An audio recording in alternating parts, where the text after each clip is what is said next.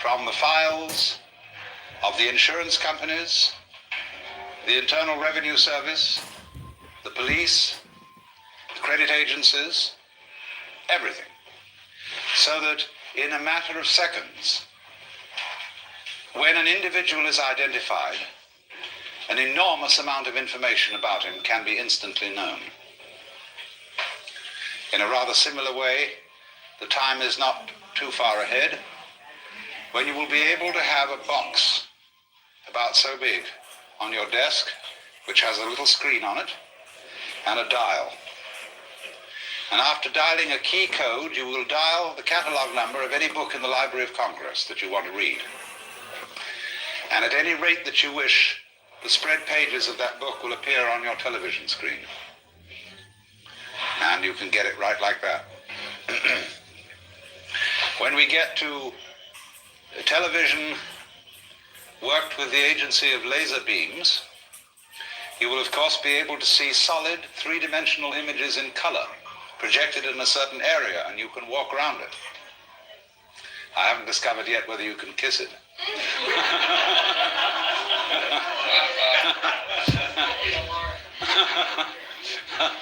But when you get a phenomenon like that, it begins raising the question of where somebody actually is.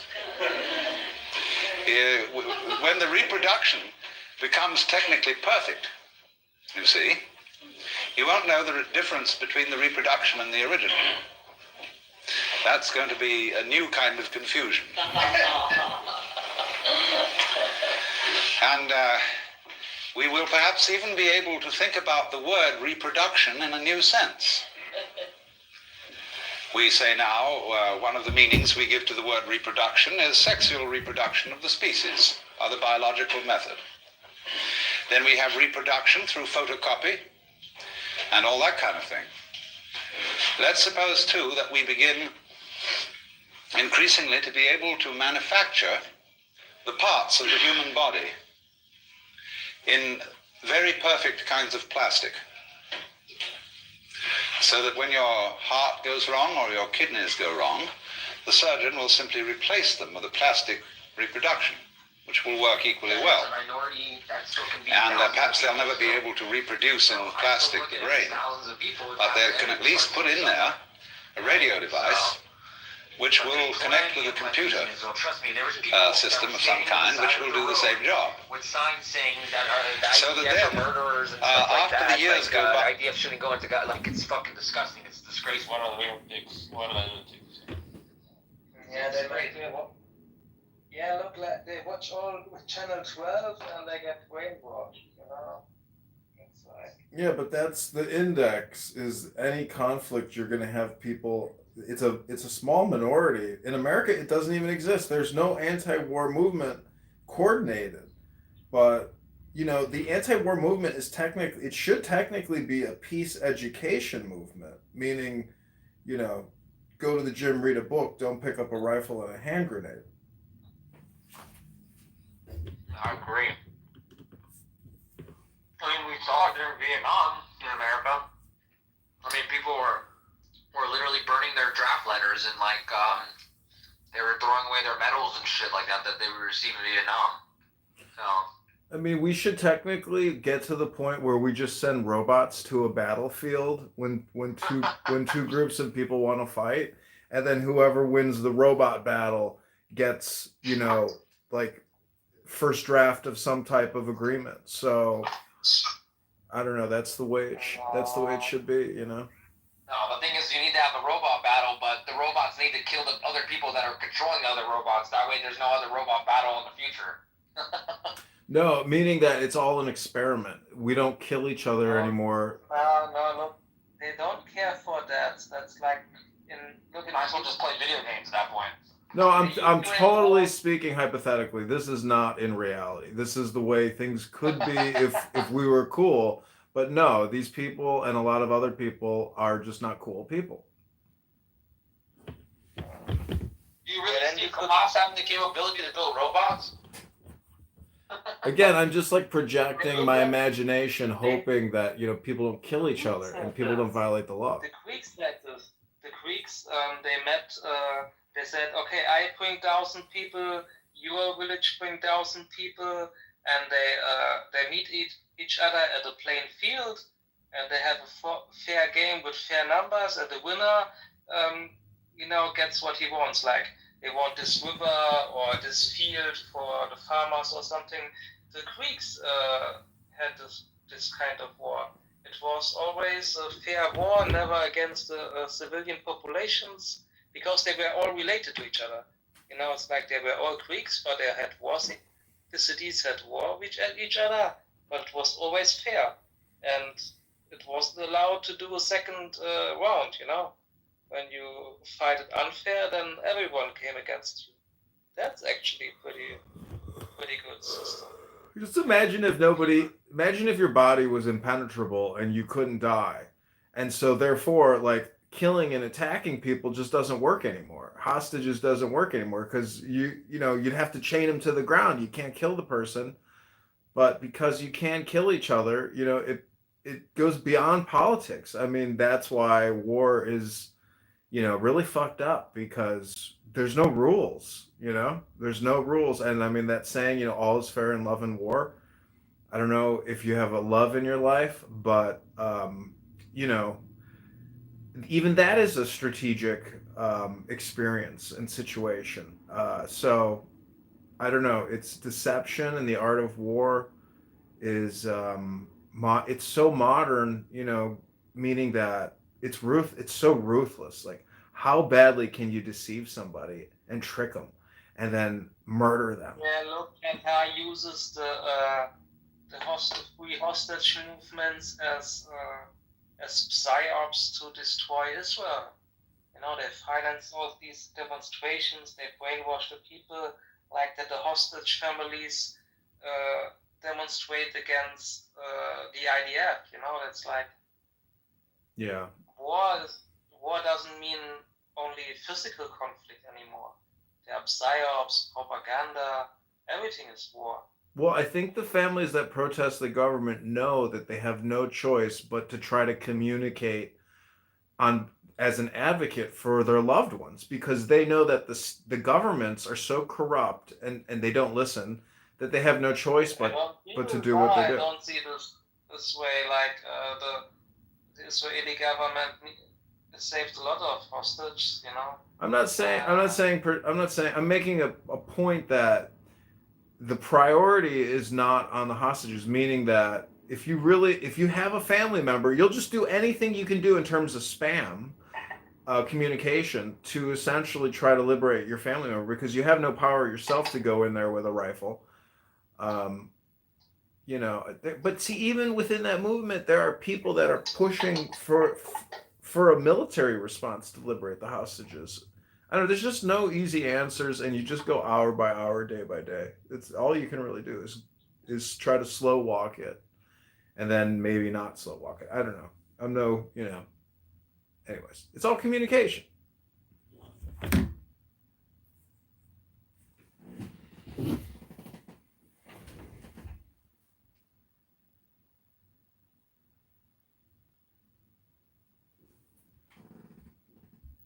And your parts have been replaced, the serious question arises as to, are you the same individual? And we would say, well, no, you've been entirely replaced. But that happens normally. Of course it does. You're being replaced all the time, though by a different method.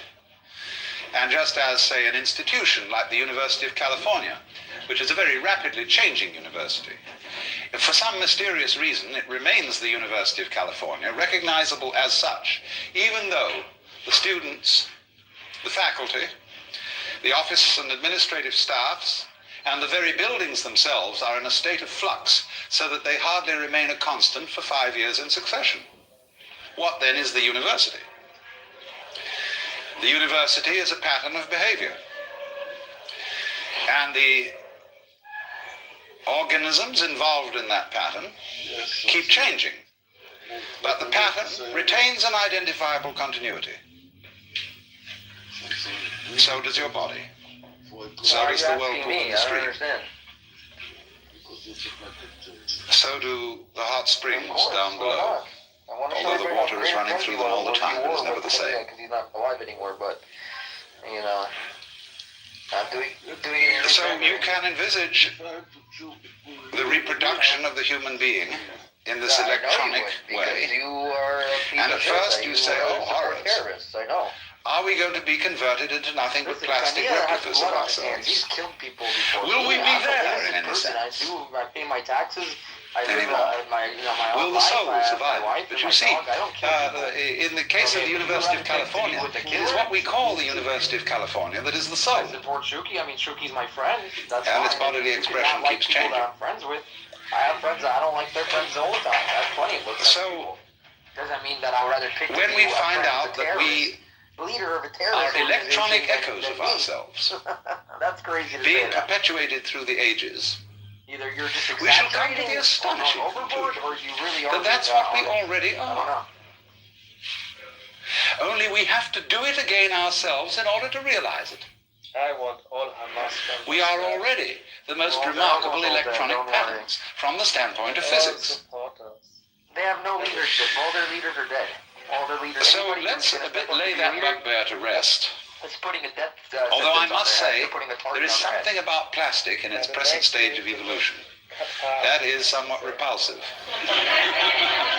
There is a state of consciousness which those who are psychedelically hip or hep call the plastic doll, All those people need to honestly get out of there. Israel gave them control. In which, the worst thing that they ever fucking everything did looks ever. as if it's They made should of never plastic. gave them back control of Gaza. as if Ever. patent leather or That enameled was tin. the stupidest thing. And That it only reflects light and has no light inside it. There is another side to the vision, whereby everything becomes living jewelry with light inside, a kind of beatific vision as distinct from a diabolic vision. I mean, it's just, And at the you present can't stage of its coexist with development, people that want you dead. plastic always suggests the diabolic vision. I hope that Trump takes Gaza and makes But it is through the diabolic vision out of it, but, that you gather the deepest insights. It's really profounder than the beatific I don't vision care. in a As long as certain there's way. no terrorists there, I think it would be fine. Because like, you can have the Arabs living there. if you whatever, can go but down you have into to have any strict, experience. regulation there, and I hope you government, understand like an actual the meaning of this fucking phrase, go down government. into. Yeah, but It's very important. when the US takes it as It means territory, and exploring somebody fucks around, the US would a certain sensation or a certain and only feeling. the peaceful Arabs would be To like. find out all its They can implications, work there, to find out what it is at root that you like about it or dislike about it. That it's very hard And to you will weed them find out. if They you can blend it explore very easily, just the like plastic Vietcong doll did vision back in the sufficiently 1960s carefully, during the Vietnam War. that They it will would go bring fight about in the end battlefield a and they far would run back greater into the village and act like a depth village of person. And bliss no one and can tell if they're a realization rice patty person than or if they're merely a fucking Vietcong. exploring And the it's things almost the that same are kind of lovely. concept that we see here with Gaza. They come, they shoot an When you think RPG of through a hot, fucking you window. might think about the They run up tragic to the time you tank, ate put too a much bomb on it. wasabi. They run back into the Or hole. about getting into They your go in the car hole, on a they summer fucking- day they don't when it even feels have to more take like off stepping their into a clothes because sauna. they use their regular clothes. Well, Whatever, heat take their would- mask off. They go back to the fucking town, village, whatever the fuck they have the tunnel to connect it to. This is what they've been doing, and this is literally. I mean, No, if everybody's comfortable. even if you say the point I'm trying to make is even if you bring the peaceful ones there. So perfectly. There's always And going to be yet that one person that's not peaceful there, and all it takes is one person to start another terrorist organization. That's all it takes. One person, and another person, then another person. And that's exactly what happened with Hamas, like, pretty much. So, and PIJ and all these other fucking terrorist organizations that formed out of Gaza. So, they're not like Al-Qaeda. Al-Qaeda was all over the fucking world. Hamas has places here and there, but, like, a majority of it's in Gaza and in Judea, Samaria. So... And, when there was no regulation, they were building fucking a network of tunnels larger than fucking the Tube in London. And fucking tunnels everywhere. I mean, when you have tunnels, you smuggle shit in like obviously you can't see it. It's the best thing that they could have done. And, I mean, literally the Viet Cong did the same exact shit, man. It's crazy, but that's, like, they when you go back to those days, it's the same exact type of shit. So, I know you love them, I know. Your ball sack? No, I don't think so. Yeah, you do. Don't lie. You want some Jewish ball sack in your life. If I want some Jewish ball sack in my life, I mean, I'm sure you do. Jews do look good. I'm not gonna lie. I'm sure you dated a Jewish guy in your past before. I actually fell in You have. love with a paternal Jew. There you go. See? Well, that doesn't really count, but yeah. It does count. It's in his fucking blood. No, technically, it's not. It's not in his blood. It is. What the fuck? It's It's not. There's no half Jews. There's no such thing as half Jews. I thought you would know this. Actually, it is something called Zeraya Israel, if you didn't know Harry Balzac. That's not a thing. That's not a thing. Yeah, look, that's not a thing since 3,000 years. Before 3,000. Then you're No, telling me that 3,000 Abraham married a Gentile woman. How the Yeah, fuck but that's true. But that's 3,000 years ago. By the way, why do you guys let the woman? You follow the woman. Hey, Galilean princess, how do you explain love? Like, what does it mean to love a patrilineal Jew? Love is when someone kidnaps me and takes me away from all the bullshit. Oh, come to Chicago. I'll kidnap you, beautiful. You probably live in America a great life. What are you talking about? No, I don't live in America. Don't you hear that I have an accent? I mean, you know how many people in America have accents? No, but don't you hear a specific accent? Like I'm from Scandinavia. No, I don't hear. I hear an Arabic accent. That's what I hear. Really? Yeah. God. I mean, maybe because I know you and I know that you speak Arabic, so maybe that's why. I don't know, but yeah. Mm-hmm. Yeah, look, they take over the north, like in Norwegia and I was Sweden. born and raised in Sweden, actually. Yeah, it's a catastrophe in Sweden. Look, Sweden has so many natural resources, and soon it will be an Arab country. We should nuke this country. Actually, I want all the immigrants who do not behave to get out from the country. So, I agree with you to an extent. Yeah, this will still be a Muslim country in 2 generations. I agree with you on that, too. I'm Christian, by the way. Mike, I can hear that. Do you practice? Like, do you go to church and stuff? No. Yeah. Last week I was at church, but I'm not. I'm gonna try. Do you go to church on Christmas and stuff like that? Yeah, I do. Do you do like Ash Wednesday? You do this stuff too, or is that for like other Christians? Okay. Okay, cool. What did That's you say, good. Mike? Are you from Germany? Yeah, ist mein Accent so viciously. Ja, ich verstehe Deutsch. Ich kann Deutsch auch. Ja, ich rede auch Deutsch. Also. I can also speak German. Yeah, now I know why you're depressed, Kelly. You probably live in like Sweden or some shit, and it's like dark at 3 o'clock there in the afternoon. It's fucking cold halfway through all the year. It's fucking cold pretty much. Yeah, I've been there before. It's not. I was like, well, how the fuck do people live here? Yeah, That's but crazy. Have you been to Sweden? I've been to Sweden and Denmark before. Yeah, and I've been to Amsterdam, and I've been to Paris. I've been to plenty of places in Europe, I guess you could say. Did you say Amsterdam? Yeah. Yeah, I flew from Israel to Amsterdam with my friends from Israel, and we went out there and we fucking smoked our asses off. That was great. Yeah. I mean, it is kind of boring here, to be honest. I mean, I do like the cold. Are you in Sweden? Yeah, I am. Yeah. Sweden was nice. It was clean, very nice, and like, I mean, I was in Gamenstan or something like this. Yeah.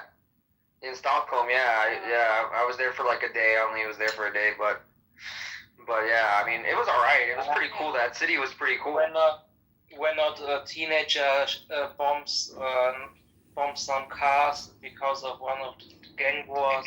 Yeah, we have a lot of gang wars. You're absolutely right about that. And they use teenagers. Yeah, they use teenagers because they can't get jailed, and they have teenage hitmans. Yeah, they do.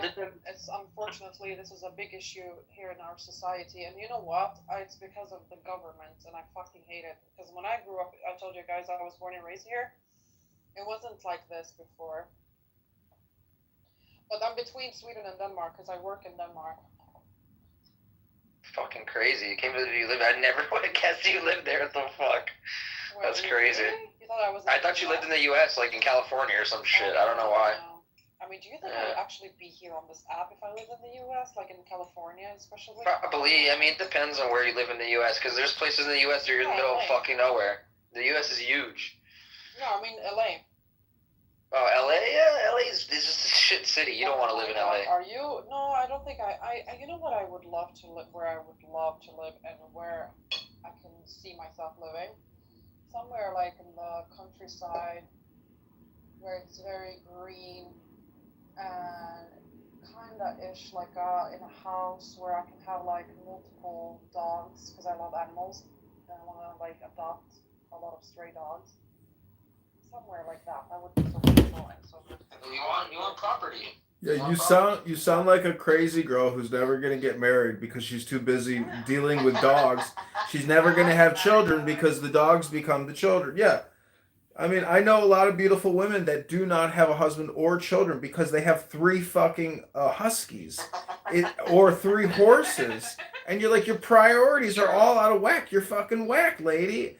And you know, it's usually dog people, horse people, cat people. It's like you're not a farmer in your house with a dog, okay? You know, like you should be striving for even more than Don't just. speak so bad about such people. I have a cat, and I'm very happy with my cat. I mean, I like pets too, but I'm just saying people whose whole life is nothing but their pets, they're crazy people.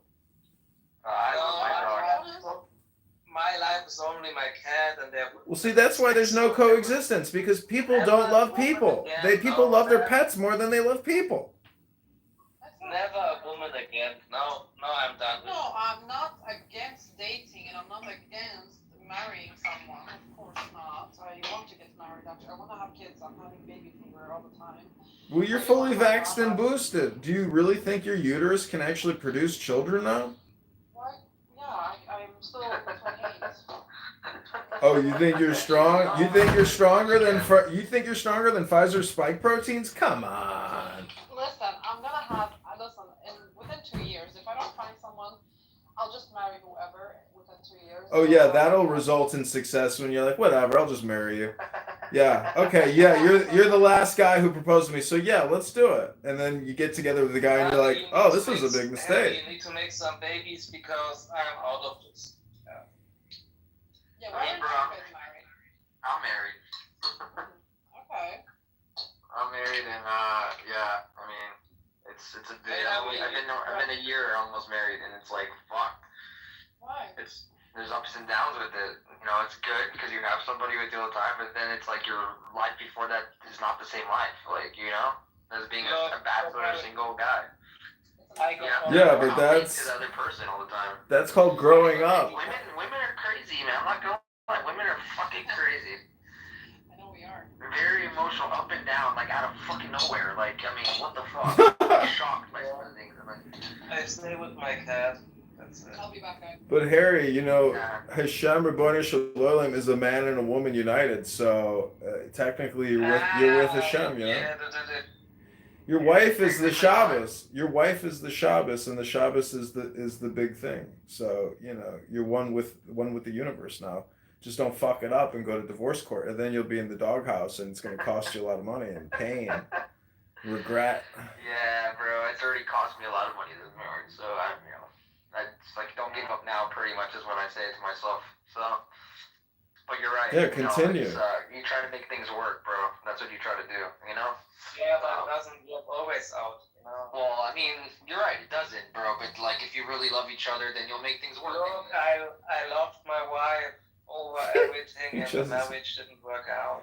And, you chose a pussy. Look what happened. You're living with a pussy. You rejected the other pussy. You were supposed to accept the other pussy and reject the pussy. What was I just telling you? These cat people, dog people, horse people, they reject what's real, and they reject humans. And then they want to just sit there and not talk with a cat.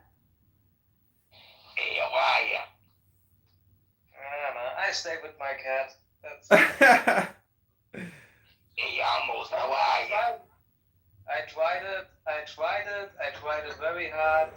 Wasn't good enough. But my cat is very happy with me. Okay.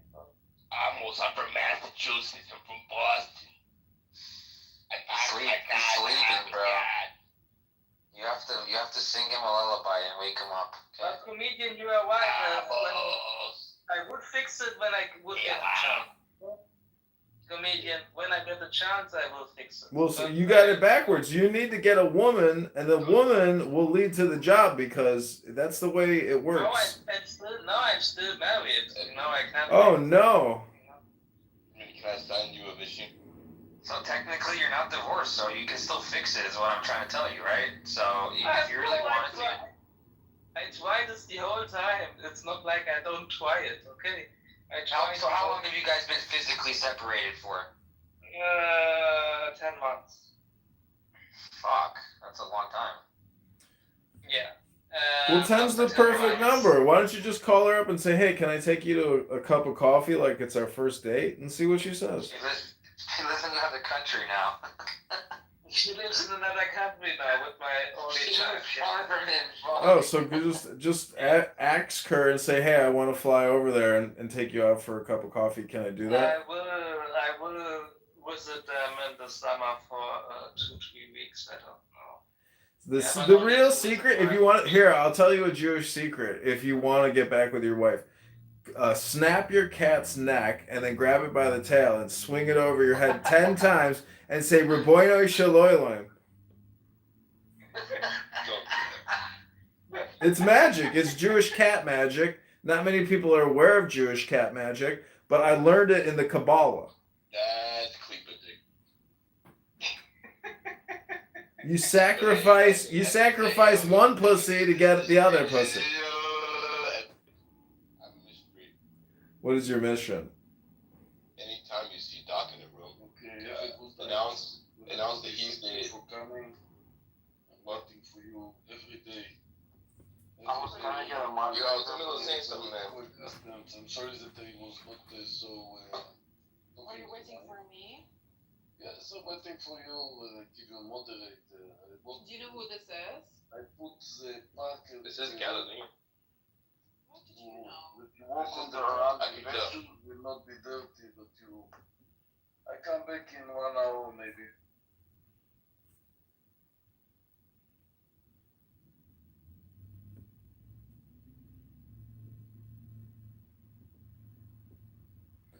I'm in a room, but there's no audio.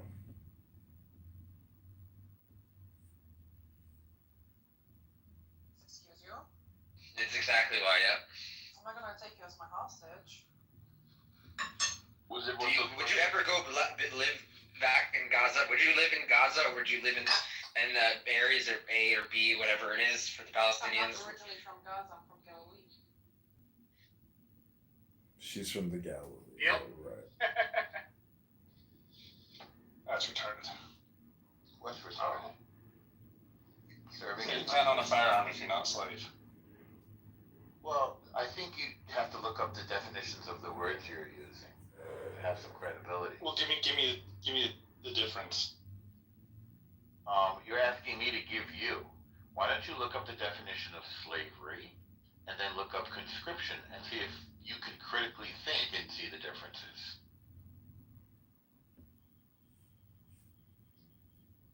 That's a challenge to your critical thinking skills.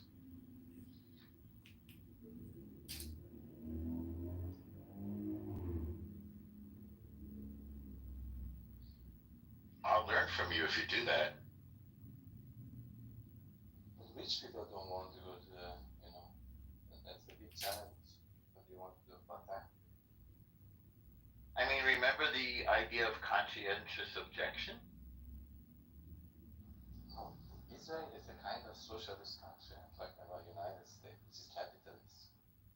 Israel began as a partially socialist country with the kibbutzim, and it has some sort of elements that have roots in socialism, but it's not a socialist country.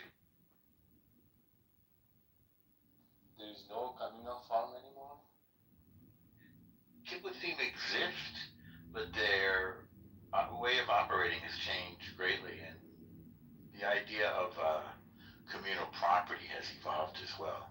I was just visiting them recently, and I don't know, I mean, we have an affection for them, but they're not any longer socialist outposts. And I think it's fair to say.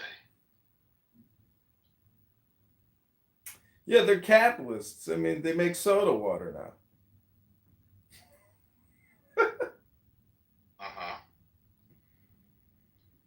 I mean, Israel's economy has skyrocketed.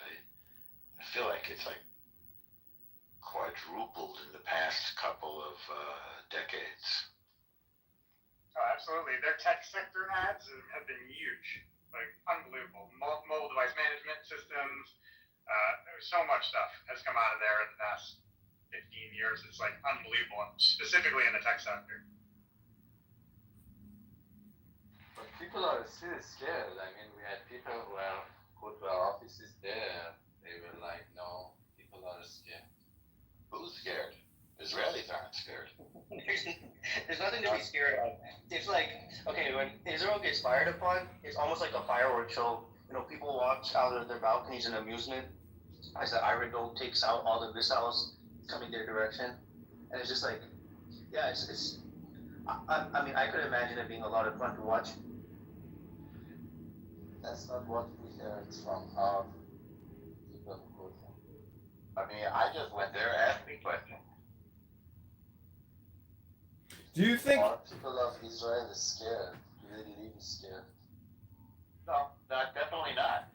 It's quite defiant and quite, I was saying, we're like dancing in the streets. Quite a lot of fun. The beaches are filled with people playing volleyball. I mean, filled. The restaurants are filled. The streets are filled. There's tremendous joy. There's jubilation. The synagogues are filled. Our holy sites are filled with people dancing with joy. It's kind of the opposite of what you're saying. Oh, Norma, I have a bunch of videos and stuff. do you think Israel is a republic? Do you think of it as a republic? No, I don't. I think of it as a parliamentary democracy. It's an interesting question. What's the definition of republic?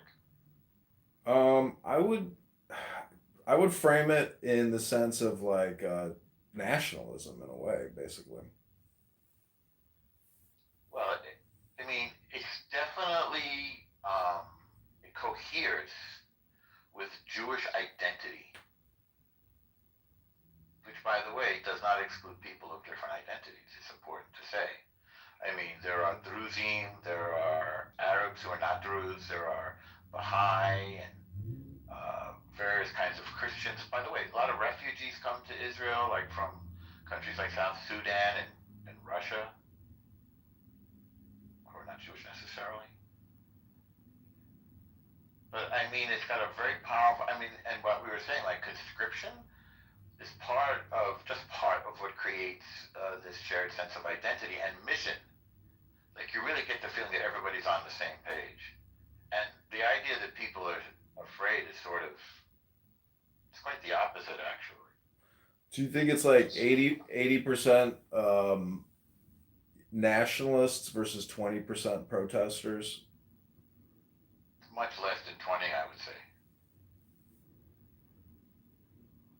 You're just allowed, the same way the protesters in this country are sort of ridiculous. Yeah. Yeah, it's probably a small person. It's probably like 1% of the population's actually responsible, but the media amplifies it to like what makes it feel like 80, the opposite 80-20.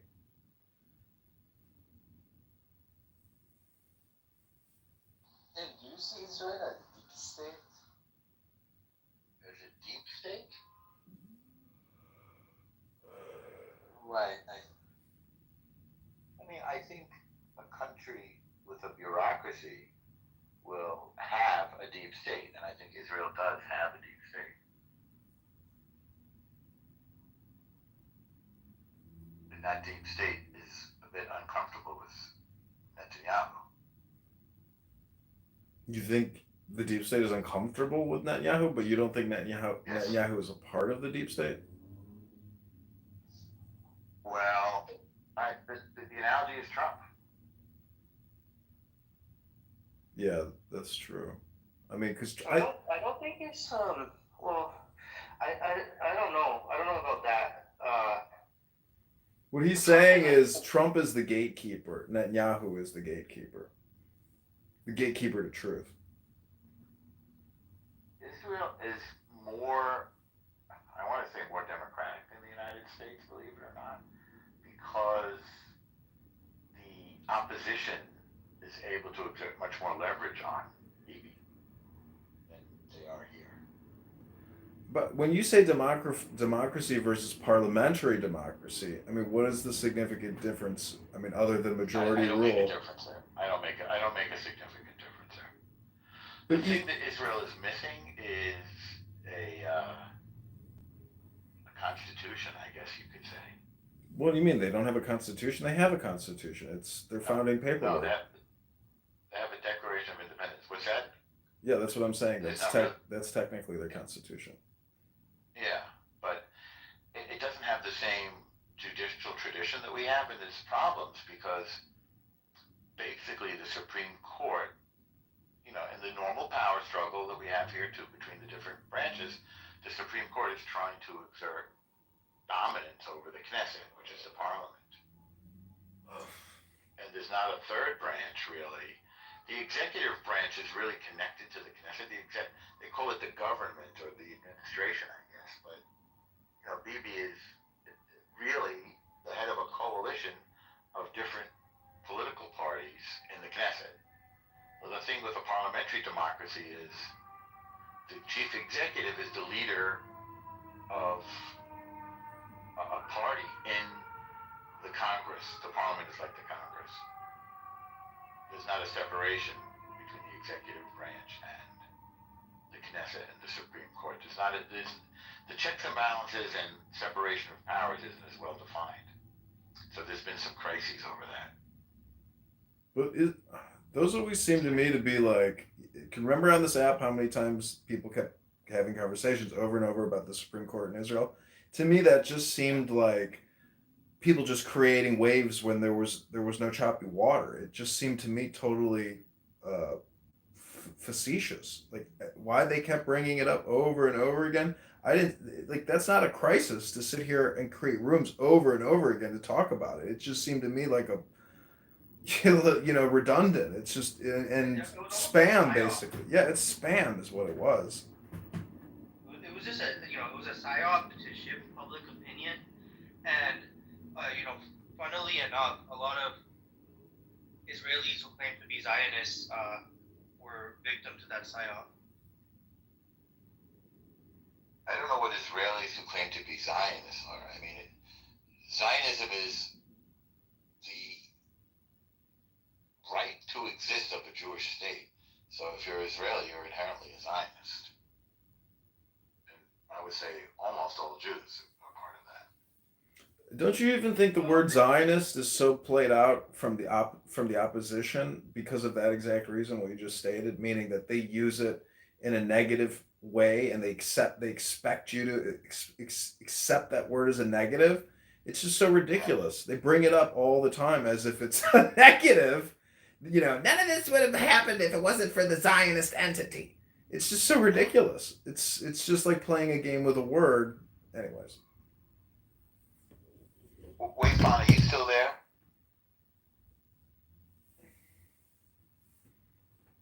Yeah.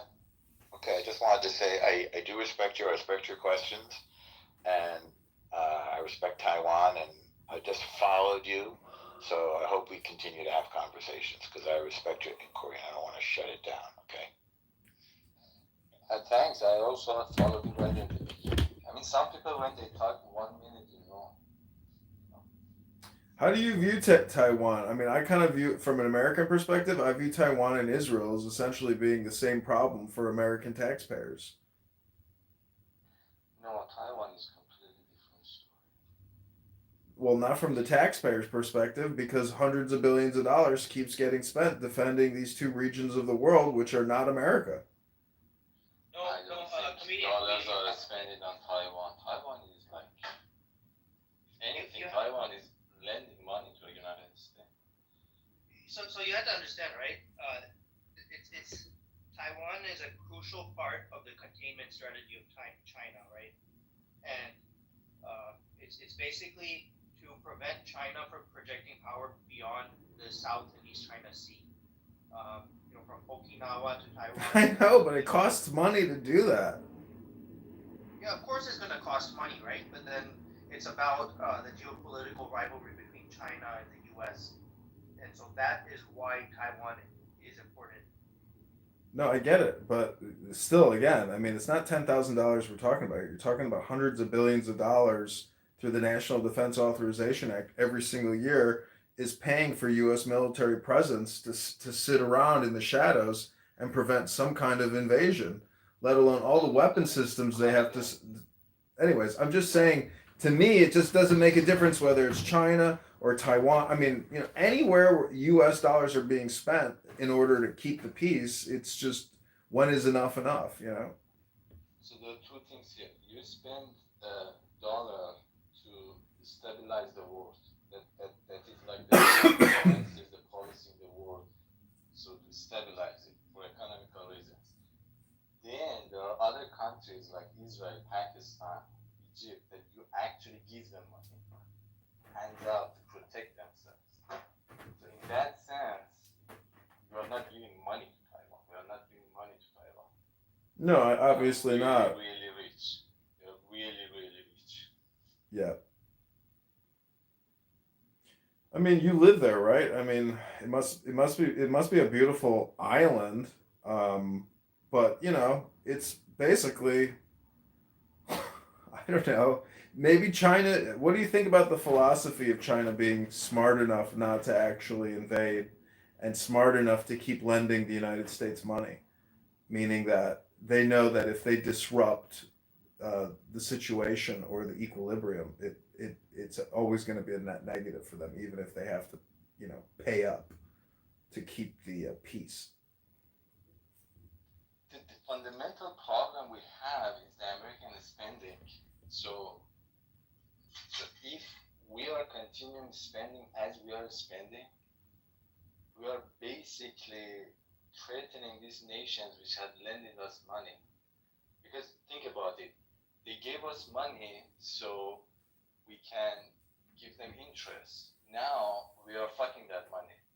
So if they feel threatened that we are really abusing this lending system, then at some point they will destabilize the system because they would say we are working, you are eating.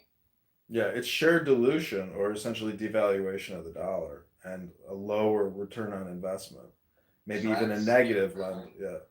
Right. At some point, if they feel that we are not going to change course and say, no, we are actually going to work too, because the ideology that we have is that we can eat a lot and you can work a lot, so let's stabilize system around that.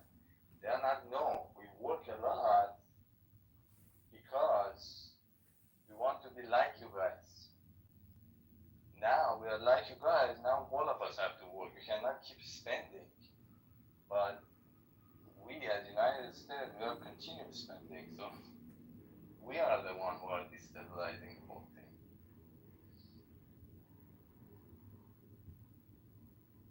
Yeah. That's the problem.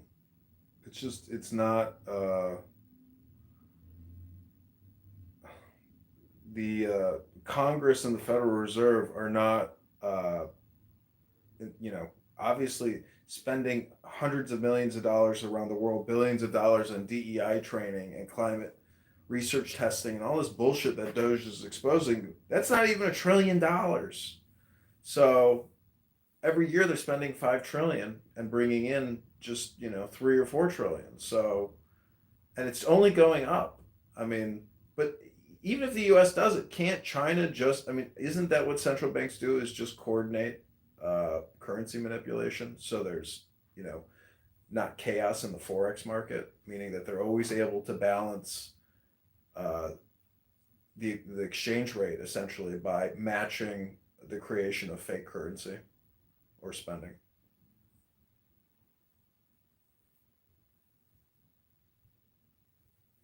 I mean, I really don't know the details of. I'm not an economist. To me, it's very simple thing. If like we have such an inflation, if the house prices has grown so much in the United States, if the education cost has gone so much in the United States, this money is coming from somewhere. Somebody is lending for this. And this money's not coming from anywhere. They're literally adding digits on a screen. No, they're borrowing. They're borrowing from China, Japan. Japan and China are main lender. You have to borrow from somebody. You cannot just print it. No, the Federal Reserve does. I mean, Congress goes to the Federal Reserve. Yeah. China's not loaning any money to the U.S. at this point. China is not loaning any money. In fact, they've been selling their treasuries. The federal. See, if the U.S. was to stop devaluing its currency at this point, the economy would collapse overnight. There's no way the U.S. is going to pay back $36 trillion of debt. And forget about payback. That money's never going to get paid back. There's no way the U.S. is going to be able to service $36 trillion of debt with the dollar being at its current valuation. The dollar has to continue to be devalued to continue servicing the debt, right? So They could pay off all the debt and hyper devalue the dollar, which is essentially declaring insolvency and bankruptcy, and then start fresh. But it would take multiple years to regain, the momentum. But that would throw the whole global system into such chaos. There's no point to do that because when you're walking around with a big stick and you have a wallet that just never ends, I mean, it's like the joke's on you, which is really third world countries who, are just like who like have no savings and are just resource depositories, like African countries. They're the ones who get hit, who are hit the hardest right now, and they'll always be hit the hardest right now because they're not part of this fiat central bank currency game that all the major global banks are, have monopolized.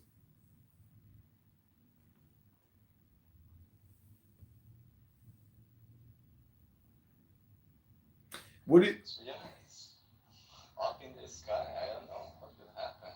But I'm sure China will not attack Taiwan for the sake of pride and Chinese nationality.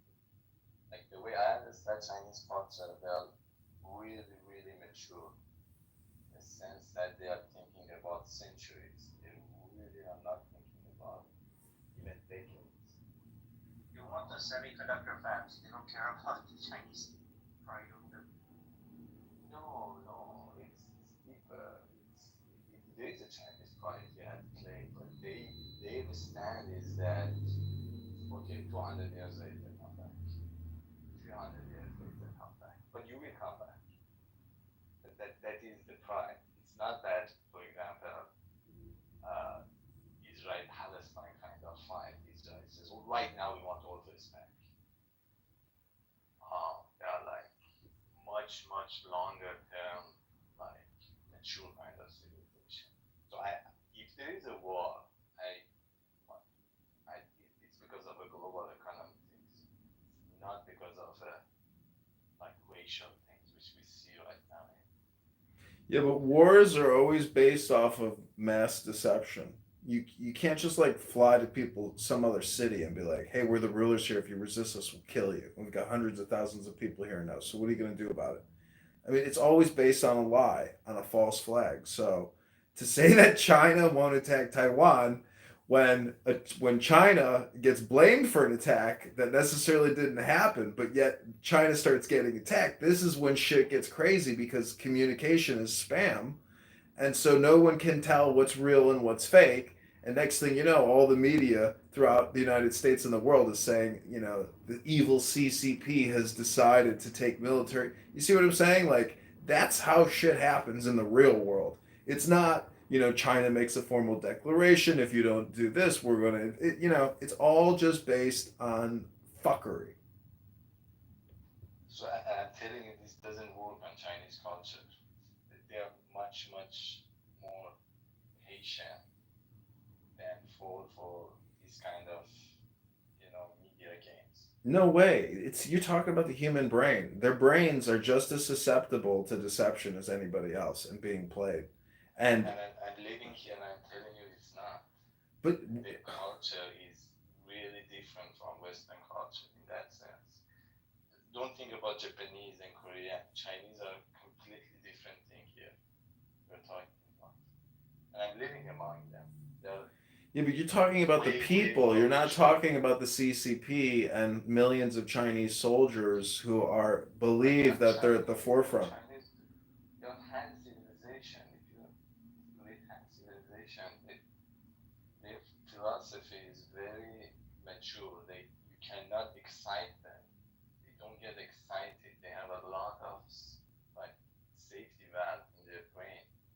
Like look at their eyes. They don't even open their eyes. Well, They can't open their eyes. what I'm saying is they might end up mirroring what the U.S. does, and thus you can toss the philosophy out of the window when they decide that they want to play that game, because they view that as being like superior to their game, which is the bullshit and lies that America and the West uses to engage in nefarious activity. Because China will say, well, it's just a theory. I'm not saying that you're wrong. I agree with your sentiment that their philosophy is peace and restraint and composure at all times. But I'm just saying that you never know when, if there's like an economic downturn, or they want to cause a false flag to distract from some type of internal scandal. It's the dog that the what is it? The dog that wags the tail type of hypothesis.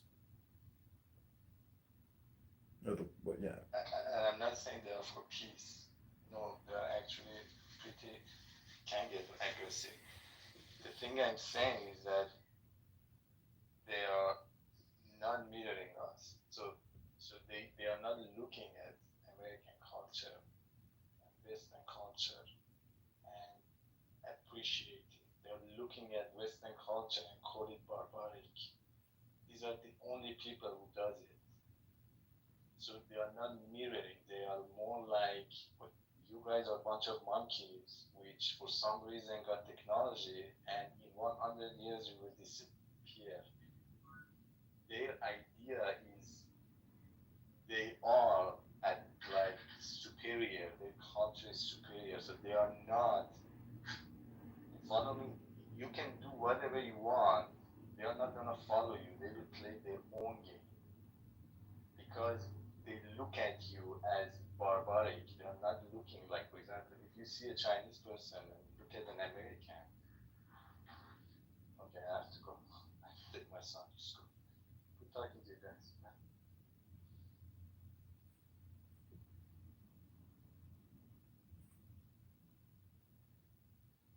Anything else, comedian? I didn't know. Was I like making a submission for you or something? Yeah, I'm just posting for my YouTube short.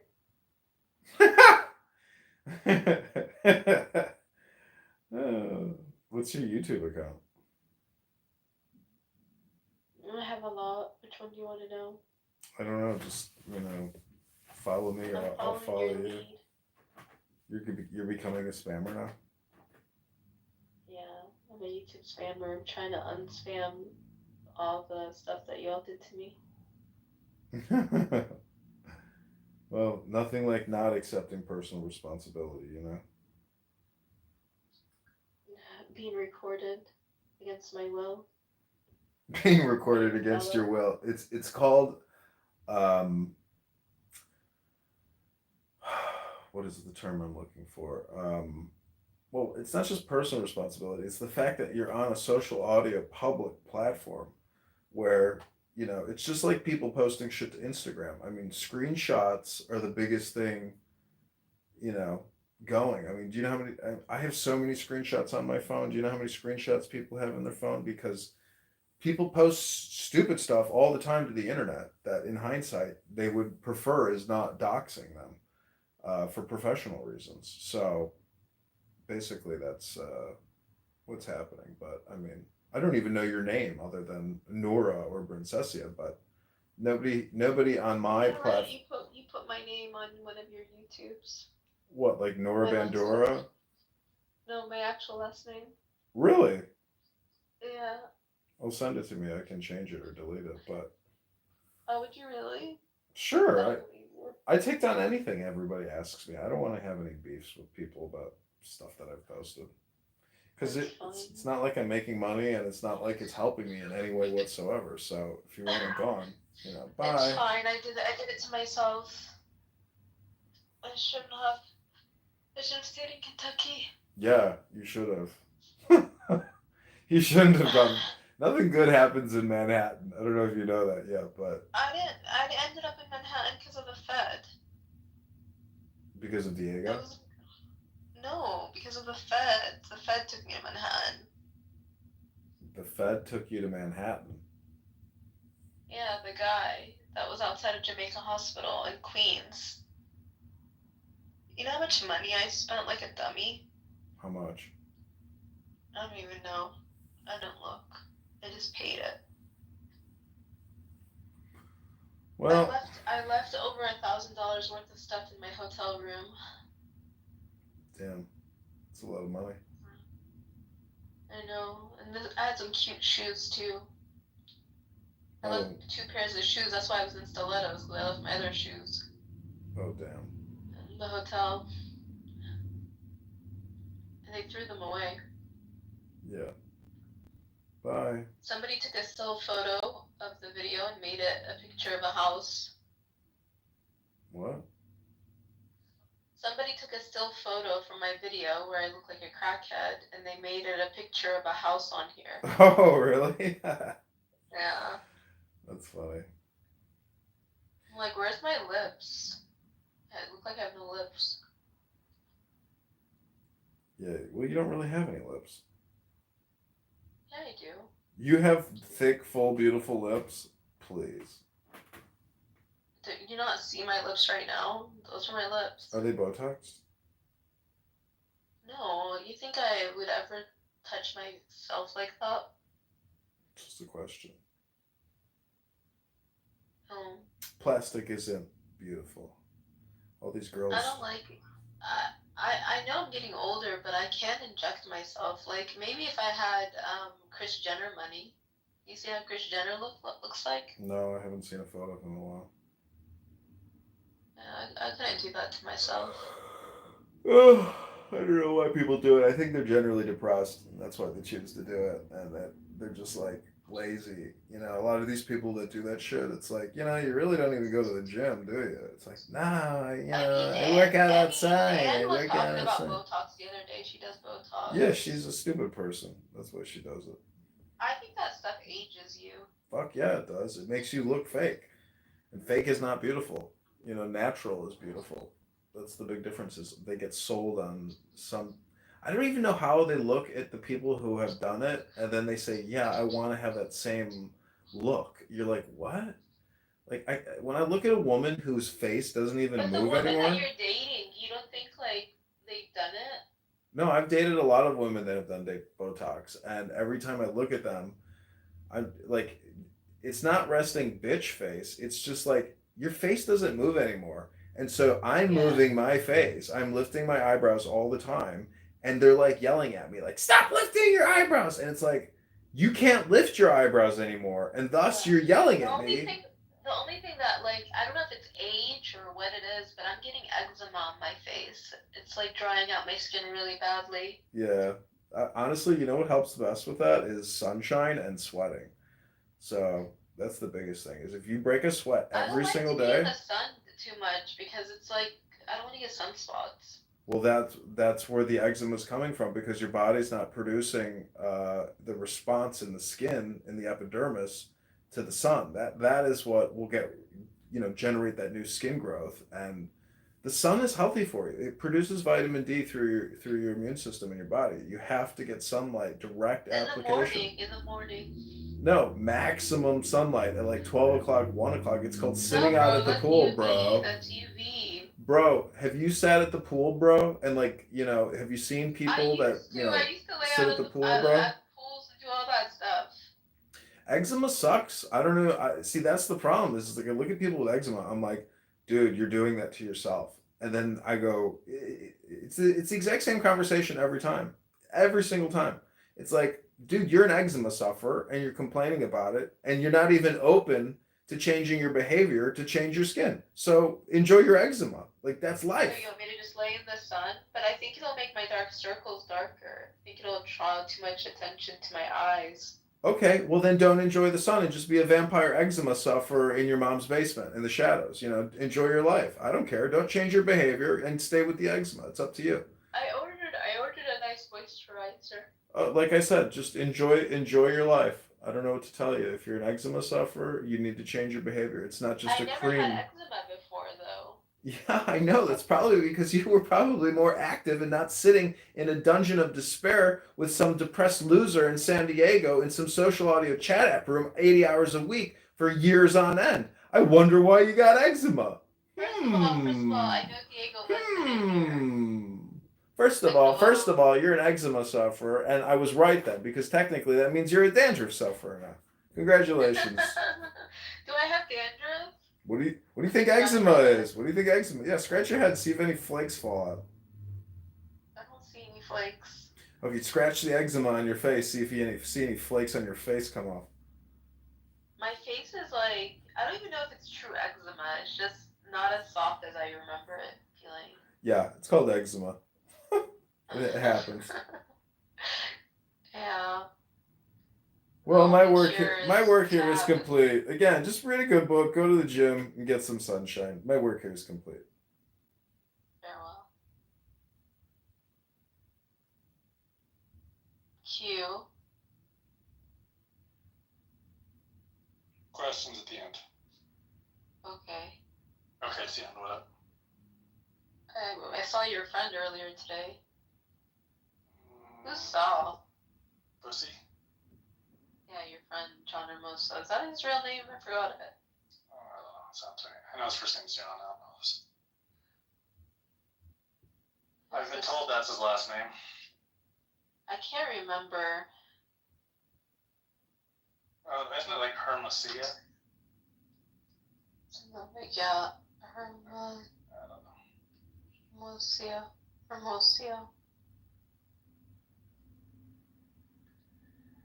I don't know. You're suspiciously quiet. Who? Pussy. Stay so marvelously different. What is he doing? That's why the Buddhists say difference is identity. Identity is difference. It sounds goofy, but it makes a great deal of sense because what it's saying is a relational thing. That you don't know what identity is unless you know what difference is, and you don't know what difference is unless you know what identity is. That relationship between so-called opposites is called in the Chinese technical Taoist vocabulary mutual arising. So they say to be and not to be arise mutually. High and low are mutually posited. Long and short are mutually delineated, and so on.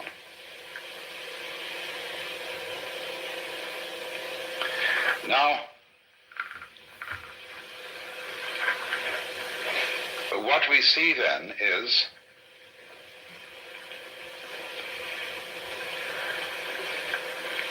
the totality of the cosmos focused at each point, you see, gives rise to the illusion of the independence of the point from the whole. Just as the human being, by virtue of having an enclosed epidermis, and to be able to walk instead of having to be rooted to the ground, presents the illusion of being separate. And so that's why I asked Vada to do these demonstrations last night, because he showed visually the interdependence of the figure and the background, and how the two play together, how you can switch from paying attention to one to paying attention to the other, and in each case it's significant. That is an art that we have lost in our day-to-day perception of life, and it leads, practically speaking, to the serious problem of ecological blindness. That is to say, to the ignorance which most human beings seem to suffer from, especially in our culture, that they are inseparably related to their physical environment. It looks as if we aren't. It looks as if we can go out with bulldozers and insecticides and every kind of a gadget and make over our physical environment as it suits our whims. But then we discover to our consternation that we've upset all sorts of balances. That the house we made such a nice flat lot for on the hillside suddenly slides down the hill when there's a rainstorm because we took away all the shrubbery that was binding the hill together. And you know, this happens in Hollywood every day. And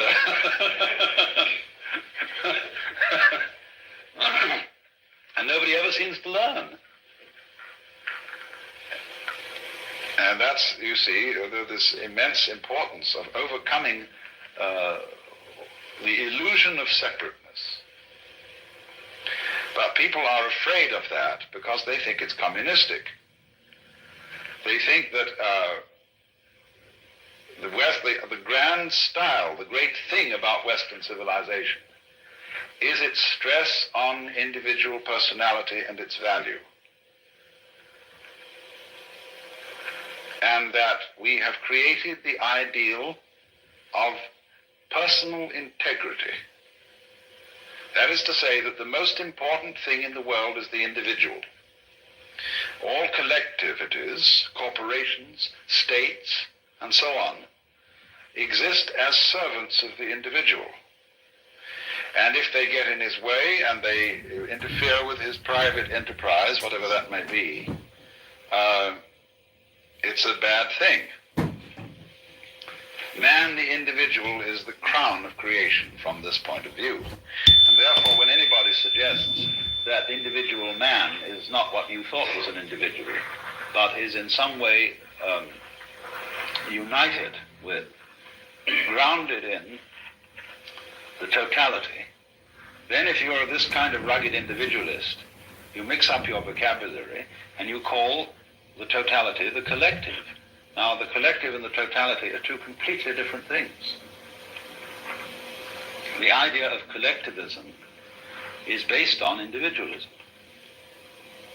It's the idea that the society of mankind and the physical environment beyond it is a collection with nothing of the kind. That's the idea of cosmic flotsam and jetsam that all floated together into a collection. And that's the obverse of individualism.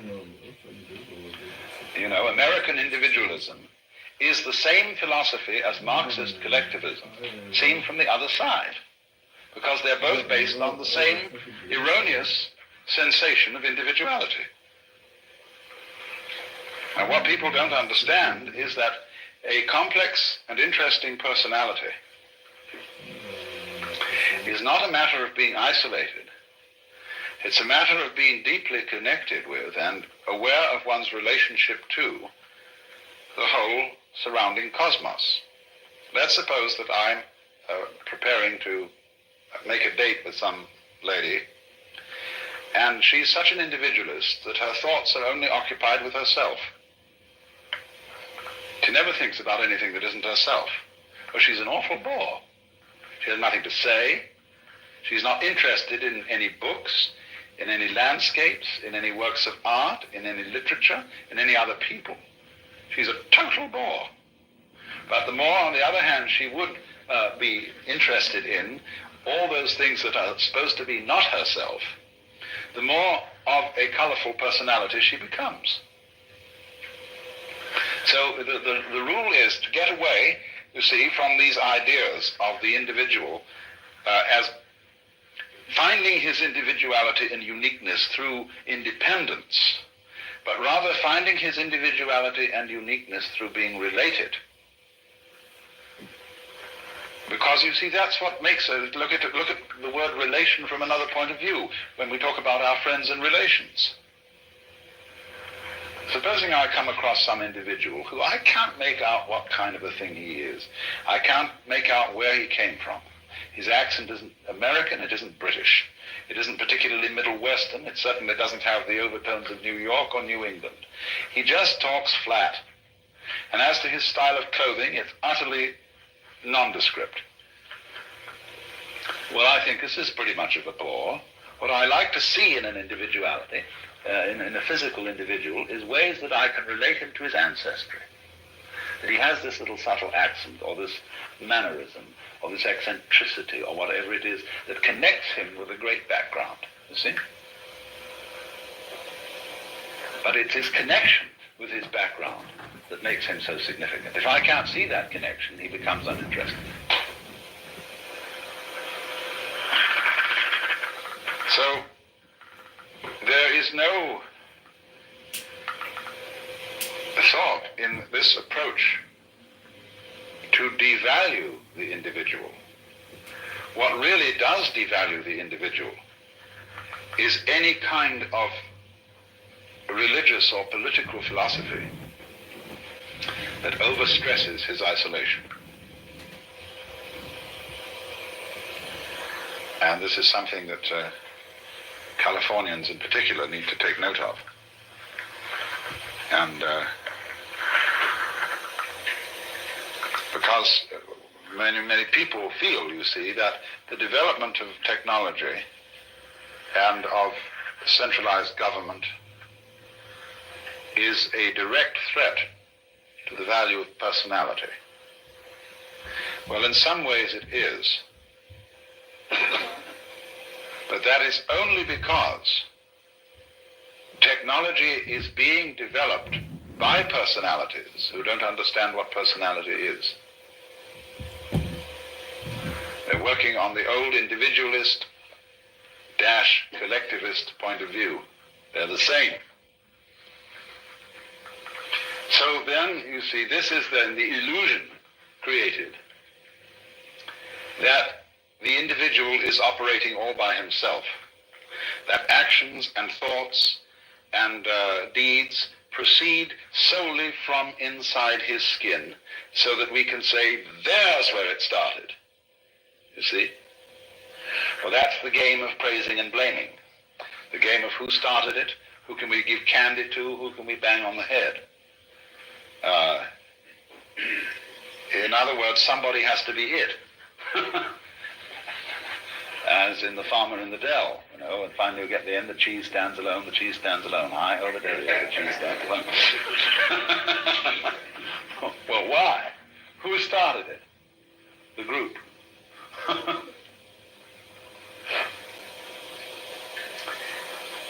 Well,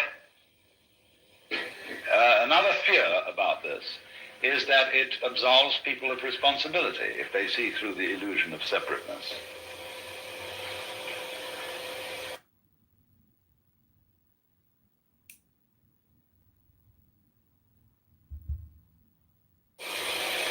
That no philosophy of history has really succeeded in making anybody more or less responsible.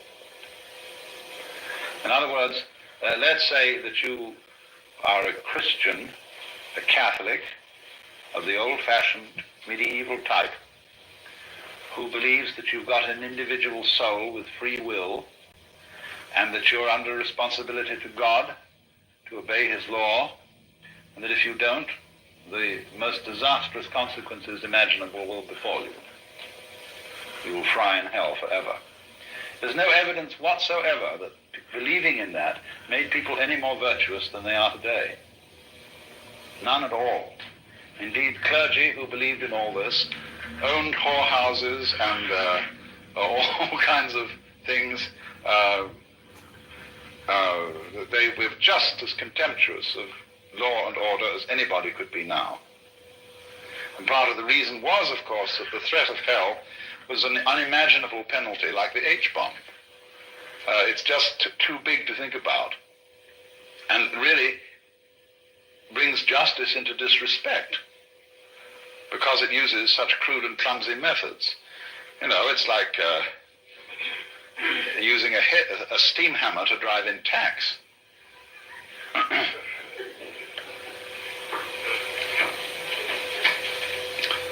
Responsibility is a thing like a nice face, which you either have or haven't. Certain backgrounds, certain interests, certain awarenesses of relationship create responsibility in some human beings. And they live that way not because they are giving themselves sermons and telling themselves all the time that they ought to be responsible. It's because they're intelligent enough to see that being responsible makes things very much easier for everybody all round. That's all there is to it. And of course that's all is a big all, but you won't, what I'm saying is, the people who are frightened that other people will abandon responsibility never did have any way of thinking that would guarantee that people would be responsible. There is no such guarantee. If there were, we should be automata.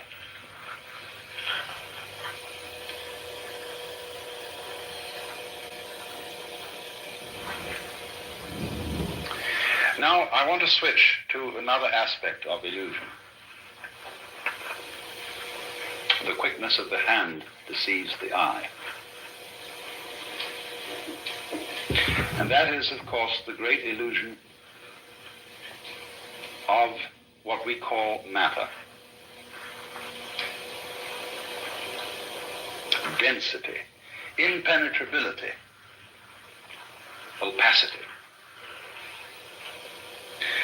I find it hard to talk about the illusion of matter because I'm a materialist. That is to say, I like material. And though I may seem to you to be quite self-contradictory. For example, a wine should have body. Pure alcohol doesn't. And it's terribly important in human character for there to be a blend of materialism and mysticism, between sensuality and spirituality.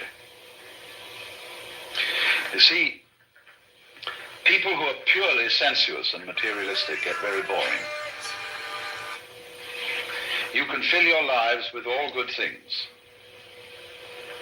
with Alfa Romeos and hi-fis and wonderful cameras and girls with beautiful bodies and Chris Crafts and dry martinis and Chanel No. 5, And after a while, if that's all you've got, it gets sickening and the bottoms begin to feel like plastic and the martinis taste like medicine.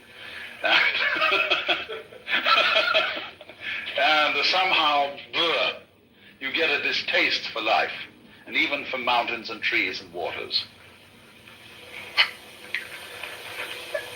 And then on the other hand, the purely spiritual approach to things is too rarefied, too earnest, too abstract, too purely Euclidean. And the people who are intensely spiritual and don't have any sensuality are always desperately serious, colorless, lacking in humor, and never are able to meet one as man to man with a kind of a friendly leer in the eye. That's terribly important. Yes, they live at a level of frantic intensity. I see these two extremes need each other.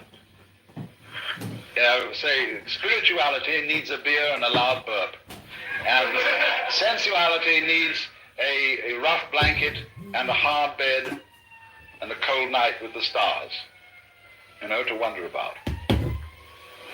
The sensualist as such, the materialist as such, has no wonder, and the mystic, the pure mystic, has no body. He's pure alcohol. Spirit.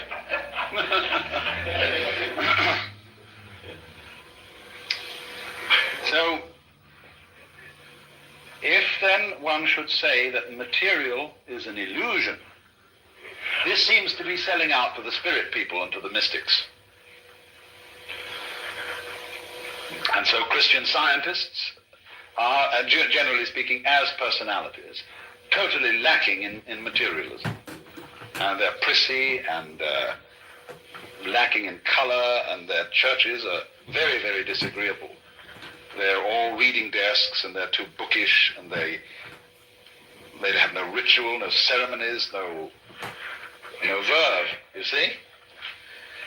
It's all cerebral. And likewise, when people get the wrong idea about Hinduism or Buddhism, they go in for this same ultra-mysticism. They start disbelieving in all material pleasures as crutches. And it's very bad to have crutches, you see. You shouldn't take aspirin when you've got a headache. You shouldn't wear glasses. You shouldn't show dependence on anything. You mustn't like your food too much, because that's becoming gluttonous.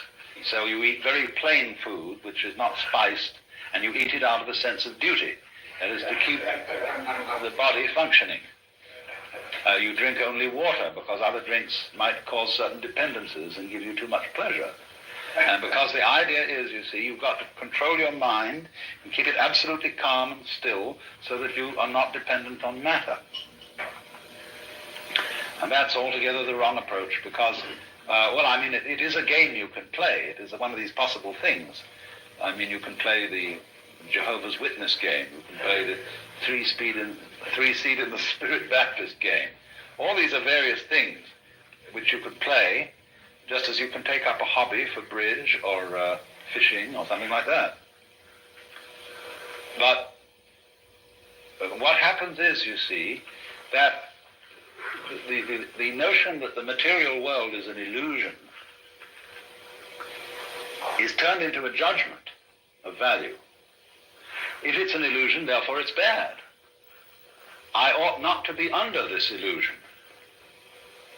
Well, the reality of the matter is that if you see that the material world is an illusion, you can enjoy it a great deal better than if you think it isn't. A true materialist, therefore, is one who knows that material is an illusion. Then he's not afraid of it. Then he can enter into the dance of material with real zest. Because you see, if you're a false and a fake materialist, what's happened? You've borrowed money to buy yourself a Cadillac, an impressive house, ranch style with a picture window and a patio and a swimming pool, and you've bought a lot of stock, and you somehow wangled the money and borrowed it, and you keep lying awake nights wondering if you're going to make the payments. Well, there's no point in that at all. Well, how can you possibly enjoy all this jazz, if that's the kind of jazz you want to enjoy, if you've got to worry about whether you pay for it or not? And you get hopelessly involved, you get commitments here, commitments there, and finally you have a nervous breakdown and shoot yourself. The only way to enjoy material is to disbelieve in it, just as one can disbelieve in money. Then you can have zest for it, you see? Otherwise, it's much better to be poor. I mean, if you have no taste for this kind of life and no real interest in it, but feel that somehow you ought to have it for status reasons, it's much better to stay poor. Not have any of that stuff at all. So, then this is the important thing I'm trying to say. Material is an illusion, but a great illusion. And the point is to swing it, and not to run away from it on the one hand, or to get stuck on it in the other. Then you can play with it. Just like a wheel going round. If the wheel is too loose on the axle, it wobbles all over the place. If it's too tight, it won't revolve. But you kind of sit loose, you see, to this thing. Not too loose, though. Now, in what way, then, is the material world an illusion? Well, we know a lot about this now from our physics. And we know that what we call solidity is force, contained force. The agitation of particles or wavicles or whatever they are at such an immense speed that they become impenetrable to other agitations. So that when I put my foot on the floor, The reason it doesn't go through the floor is that the floor is coming into existence and going out of existence so rapidly that there is no interval through which my foot can penetrate. Like an airplane propeller, you can't put your head through it without getting it chopped off. Only that if it were going far faster still, it wouldn't even cut your head off. It would just be like banging your head against a brick wall. And it has to be going fast too within an extraordinarily small and restricted space. The airplane propeller is whizzing around through a considerable space in relation to the size of the head. But if it were going much faster, through much smaller spaces, you see, then it would be like banging your head against a brick wall. So what we've got in our so-called physical objective world is a behavior of energy where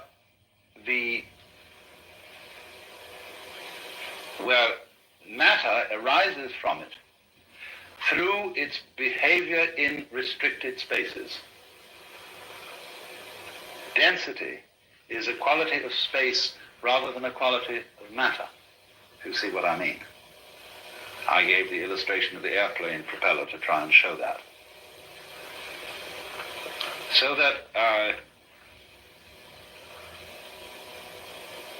all this is an electronic, diaphanous world, very similar to other creations of electronic patterns, the dance of forms on the TV screen, the rainbow,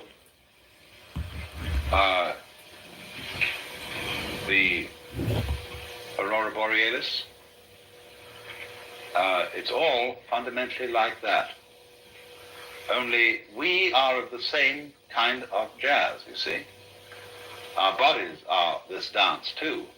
And therefore, the physical world feels real to us. In other words, it feels solid because we're something of the same kind. If we were on a different wavelength, we'd walk right through it. In the same way as radio waves come right through the house. They are of such a nature that they can penetrate the spaces, the interstices, or in some way jazz signals through. And but we are on the same wavelength, you see, as the wall, and so don't go through it. But nevertheless, the whole cosmos is therefore a function of energy, or you could say of light, something like light, and therefore we and it are all diaphanous. Now, it's easier to see that if you live in a medium where things aren't so dense. There's only one other creature as intelligent as man, and this lives in a medium that is less dense, and this is the dolphin. The dolphin is a mammal, and many millions of years ago it seems that dolphins were living on the land. But they are very clever, and they decided that the land was no place to live, because getting food was difficult, and you had to lug yourself around, and there were many, many bad shows about the land. It had very curious changes of temperature. It became unspeakably cold and unspeakably hot, and you had, in fact, to work. Well, no sensible person ever works. I never work, I get paid for playing. And everybody should do that. That's the mark of an educated man, is that eventually he gets a job where he's paid for playing. And a worker or a proletarian isn't necessarily a poor man. There are lots of poor, a poor man like, say, Selig Morgenrath or Eric Barker around here, they're not proletarians. A proletarian is a person who is fettered to the process of work. That is to say, to doing chores every day that he really doesn't like and that aren't in the least interesting in order to go on living. So the dolphins decided this is ridiculous, this land existence, and they went back to the water. And it's pretty easy to fish, you see. There are plenty of fish in the water and things to eat. As we know, the ocean is the greatest food supply in the world. And when they'd eaten a few fish or whatever they need, they decided just to have a ball. So the dolphin can get abreast of a ship, get one of the wakes coming out on the side, can set its tail at an angle of 26 degrees, and be pushed along by the ship. And it's not going anywhere. There's no reason to go along there. As if it had to get to another part of the sea's pretty much the same all through. But they're just going, boom, and they chatter and dance, and they're really highly civilized beings. And so, please don't anybody ever kill dolphins or be unkind to dolphins, because they're exemplary, high-minded creatures. And we shall soon discover this. As soon as we can set up communication with them, they will tell us all about it, and we will then invent a new style of civilization based on frolic.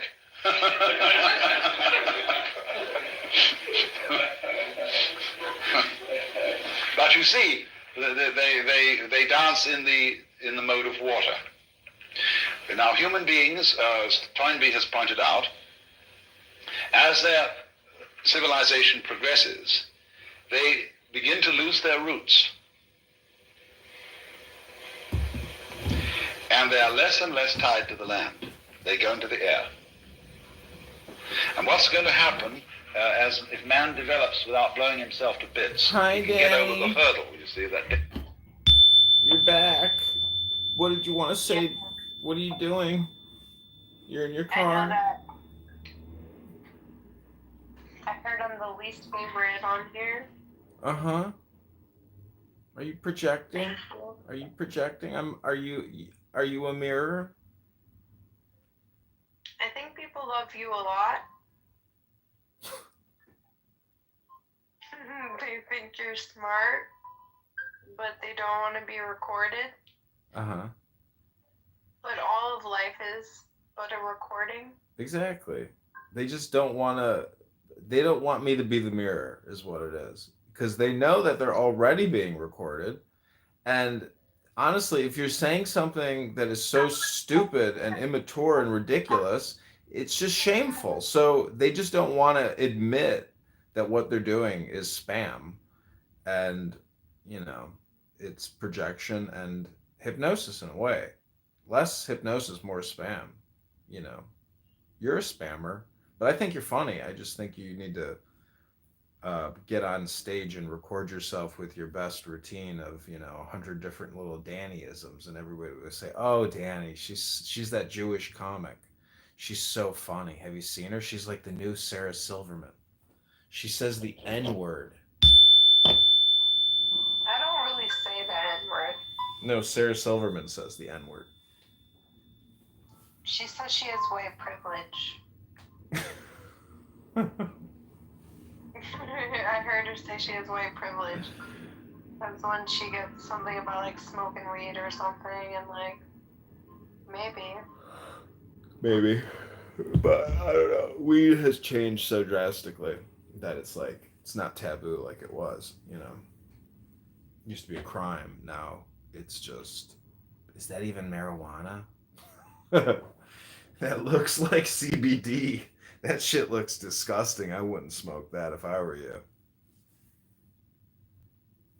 Anyways, I'm listening to Alan Watts. This is the Coexistence Communication Consultant. I changed my name on here. Here's the thing about him putting people up to the sky. Yeah. Dangerous point is that gradually all roads are going to disappear. And the earth will have centers of human habitation, you see, but no roads. They'll be as obsolete as railroad tracks, because everybody will fly. And once the medium of air is much more fluid than the medium of water, and as we fly, you see, on the land, your values are all values of permanence, solidity, firmness. They're architectonic in the sense of our great stone structures pyramids and things like that.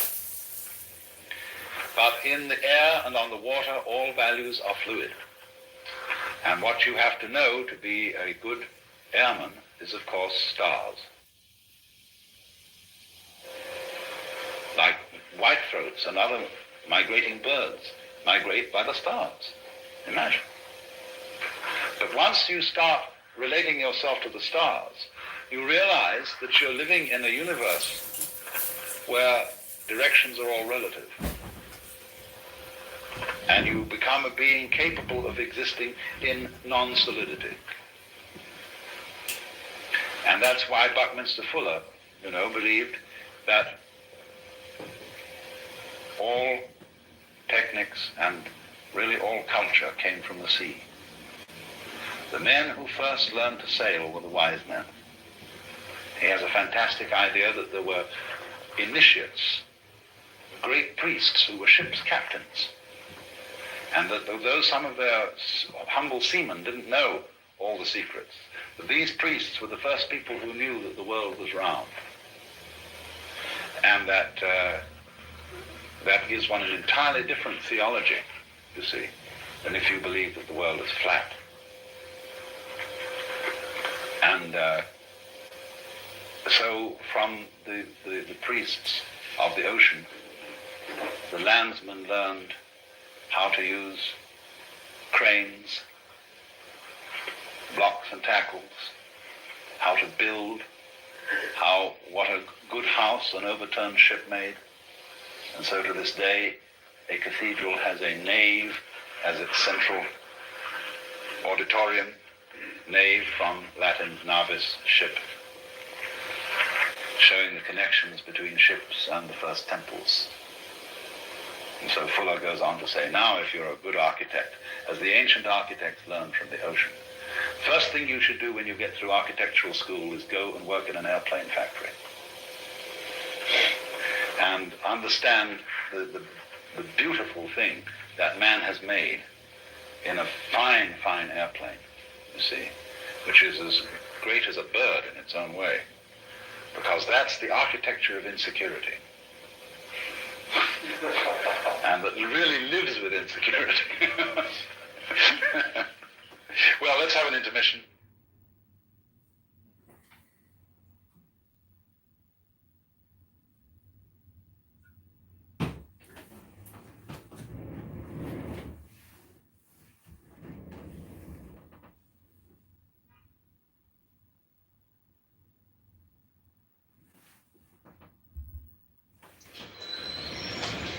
About the way in which we select vibrations, and about the basic principles of meditation as it is understood in yoga and in Buddhism and in Zen, as a process for bringing about mental quiet, which is not pure passivity,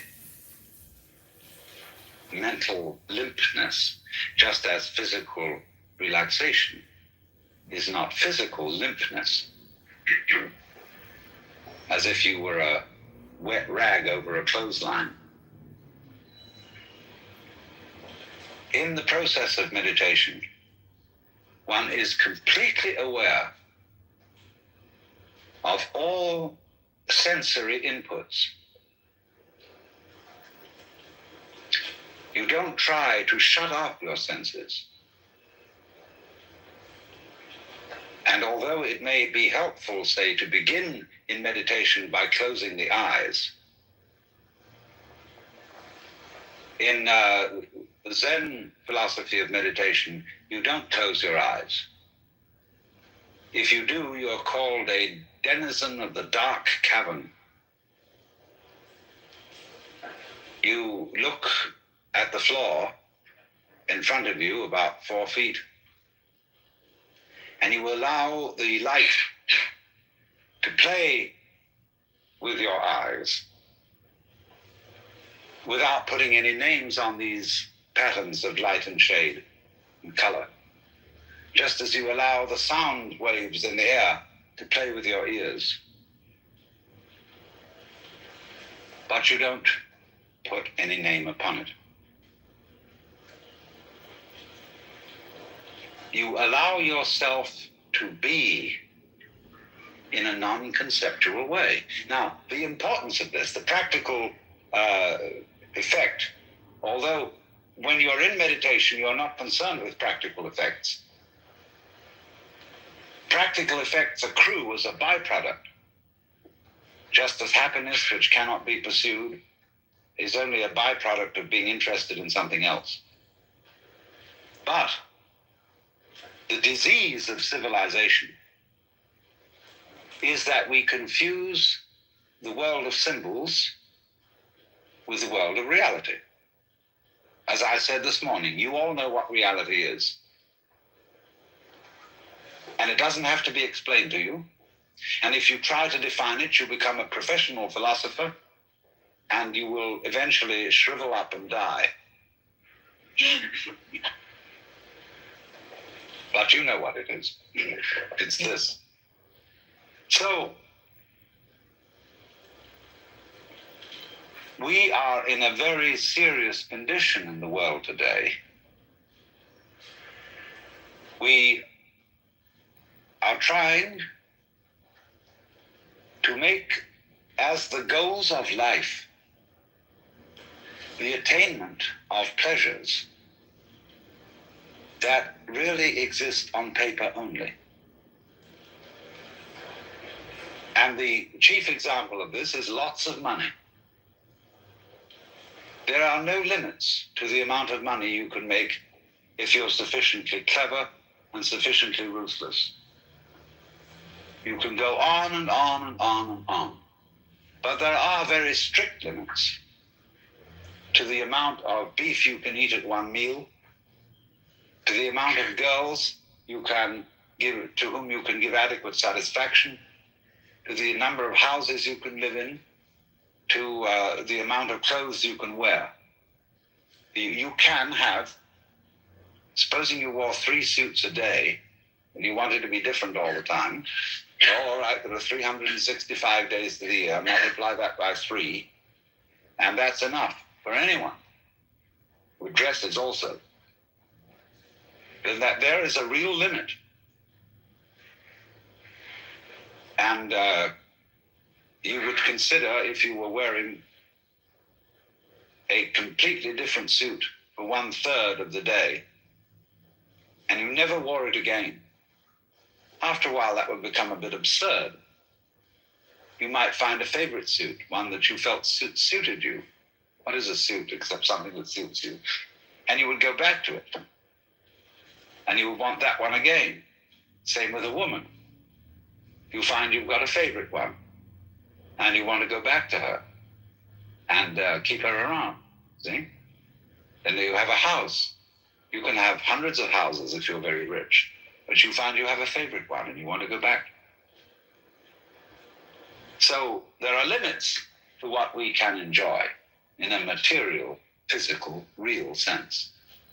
Although I must say, when I say real, and I also join with that the word physical and material, the real world is not necessarily physical or material.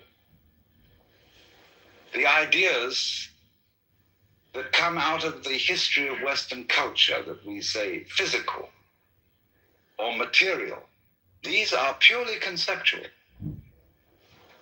You see, when somebody says, I'm a materialist, and I think there is nothing but material, see, and all the spiritual stuff is just fantasy. The idea of material is itself fantasy. These flowers are not material.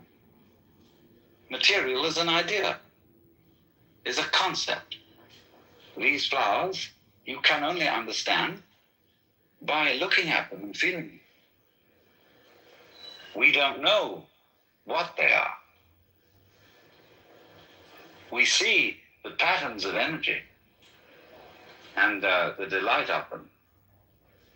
But a person who says, well, this is just material, doesn't realize that he's some kind of a fantast. He's trying to put his personality up against the spiritual people who say the real thing in life is beyond all these things that we see and hear. There is a happy land far, far away. There is some kind of a thing beyond all this. And that's a kind of one-upmanship. People in religion are the worst game players in the world. They're always trying to outface each other and say, well, you don't have quite the right conception. Even among the most orthodox confraternities, which say Orthodox Catholic theologians, they're always trying to one-up each other. Say, yes, you believe that your explanation of the doctrine of the Trinity is very correct, but there are certain subtle respects in which you haven't quite got the point. And they go round and round and round on this forever. Because it's not really religion at all. It's a form of personal contest. Because everybody in the world almost is challenging someone else to say, you're not real, are you? You're not really sincere. You don't actually mean what you say. Do you love me? Do you really love me? Prove it. I don't think you can. Everybody's going, so everybody's frightened. Everybody's guilty. And everybody else knows how to exploit everybody else's fear and guilt. And emotions, say, like guilt, are absolutely useless because they always frustrate their own objective. Guilt is supposed to make you good. But it's like alcoholism. The more terrible an alcoholic feels about his dependence on alcohol, the more he drinks. The same with jealousy. If I am jealous of the girl I love, terribly jealous, and won't allow her to have any other men, she hates me all the more for being jealous of her. I can't keep a girl by being jealous of her.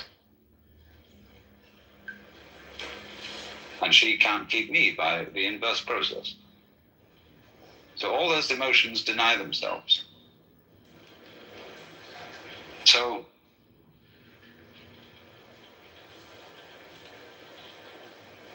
we have to see that all these games of spiritual one-upmanship, we have to see through them. Every guru, spiritual teacher, comes on like he's got something that you don't have. More insight, more relaxation, more happiness, more oneness with God, whatever it may be. And this is the bait which catches you. Now, one kind of guru really believes he's got more than you have. And he can do nothing for you except lead you into a bag. That's the ordinary minister who believes that he is a representative of the true and authentic religion, and that he is going to get you into the church, and he's going to get you hooked on the religion so that you become a religious addict. And so, of course, so long as you're a religious addict, just like an addict on heroin, will have to fork out $50 a day to get his connection. So you're going to have to tithe your income, or whatever it is, to pay off the mortgage on the church buildings and to keep the clergy alive. And that's why they want to get you hooked on it. There's another kind of guru. He makes his living in an entirely different way. He wants to get rid of you. He's got some way of liberating you so that you can function on your own without having any guru at all and without belonging to any religion. Because he treats his doctrine and his practice as medicine, not as diet. And eventually you take the medicine, you understand, and you can function on your own and you go away. But when you go away, you say, hey, to everybody else, I got this guru, he was just fabulous. And he set me free. So what happens is this kind of guru, instead of having a permanent group of followers, has a big turnover. And he gets on all right. I'm just explaining the economics of spirituality.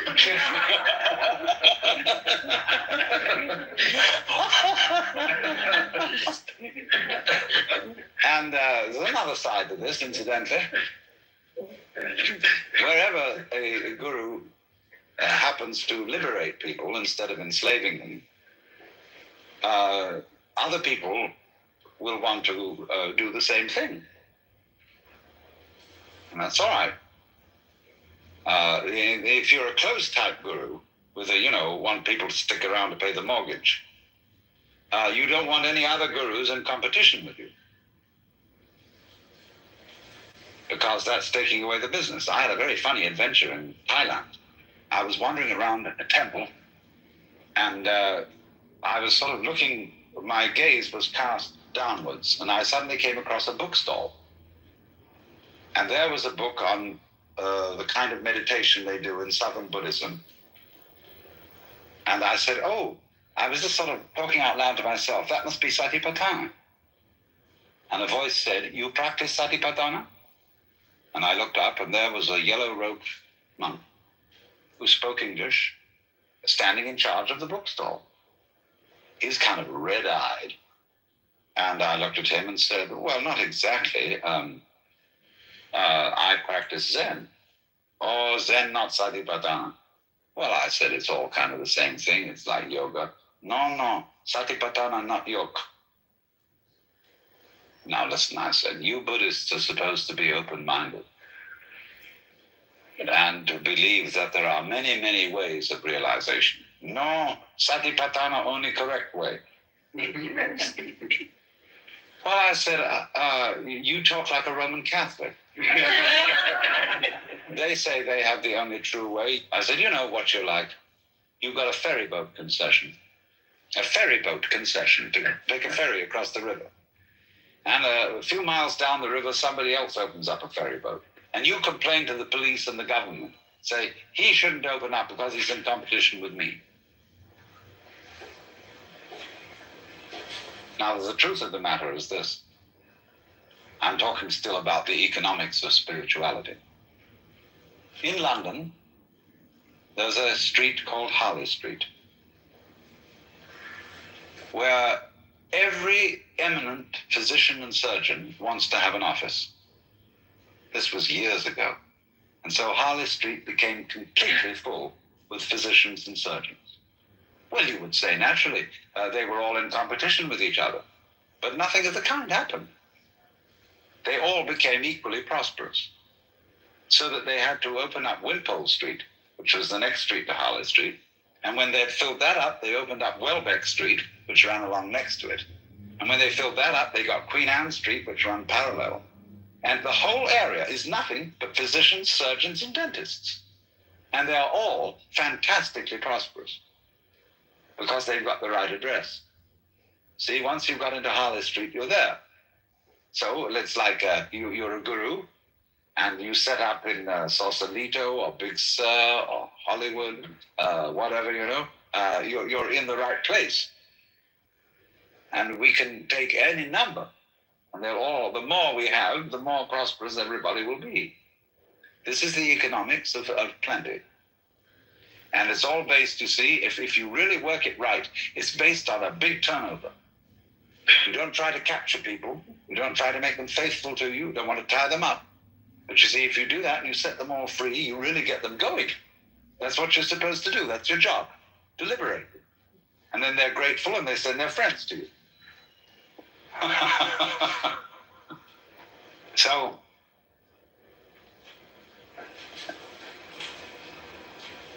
the craft of mysticism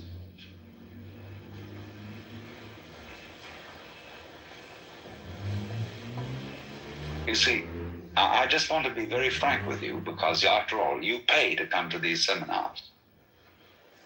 And in India,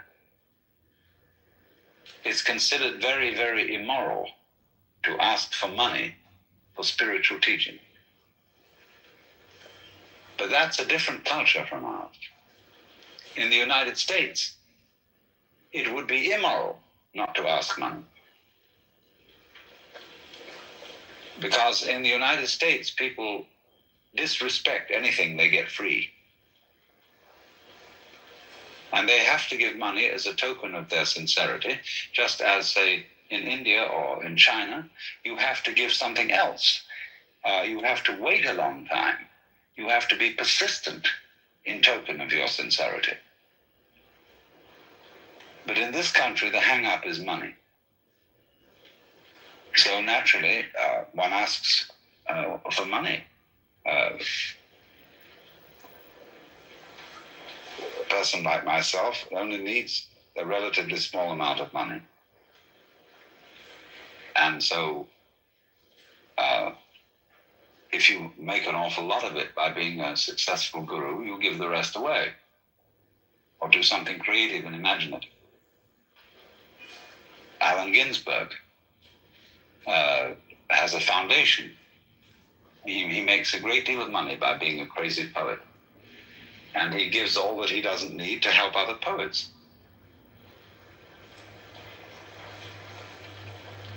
So then,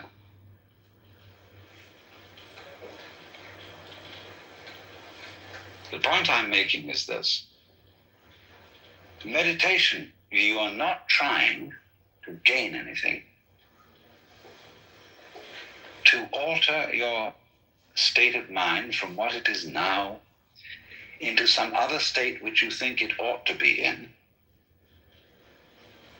you are centering in where you are.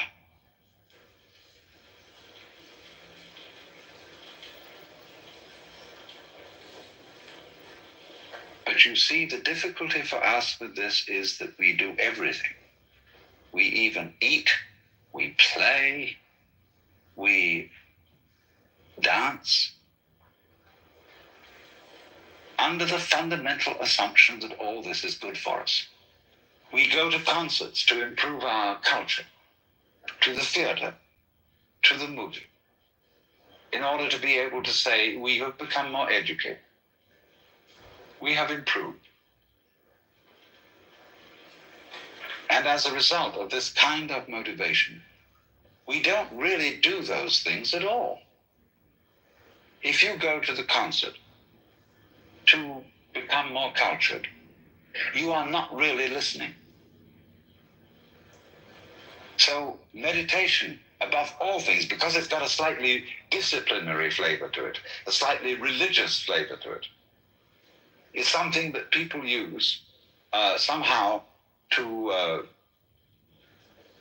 get ahead in the game of spiritual one-upmanship. And I get sick and tired of people who go and study Zen and come back and brag about the long hours of meditation they put in and how much their legs hurt and what a great ordeal it was and how good it was for them and how you who haven't gone through this discipline are a kind of underling.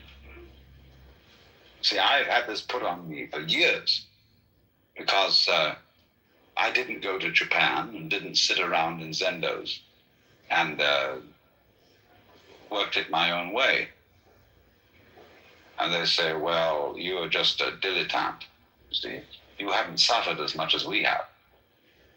And you really ought to suffer. You ought to put up with those long endurance tests.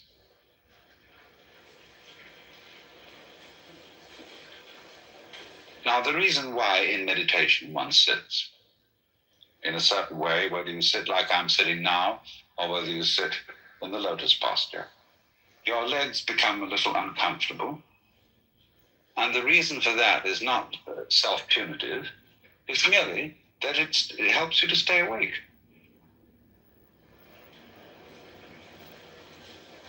That's all.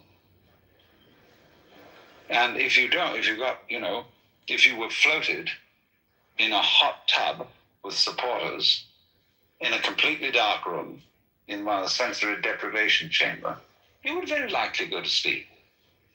But the point in meditation is to be wide awake, without, however, the intellectual chatter going on in the head. And so a posture which involves a very certain subordinate degree of discomfort keeps you awake. Actually, when you get used to sitting this way, I can sit this way without extreme discomfort for at least 40 minutes, even longer. And it becomes natural.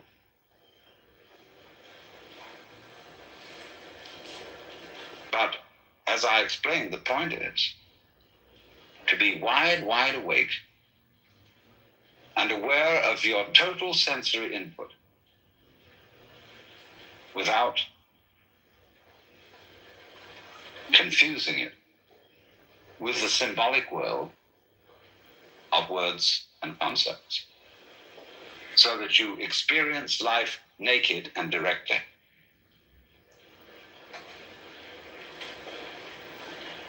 Experience you naked and directly, without having in your head the concept of who you are as a role player, as a personality, as an ego. And this becomes, in due course, a very pleasant thing to do, so that meditation becomes not something that you put in so much time at, like you might put in time in a jail, but becomes a pleasure. Of course, from the point of view of our religion in the United States, that's almost sinful. Religion isn't supposed to be a pleasure, because it's supposed to be joining with Christ in suffering on the cross. Look, there's enough inevitable suffering going on anyhow. You're going to die one of these days. Everybody encounters difficulties in their lives. You don't need to go out of your way to seek them. So now, there are two fundamental approaches to meditation.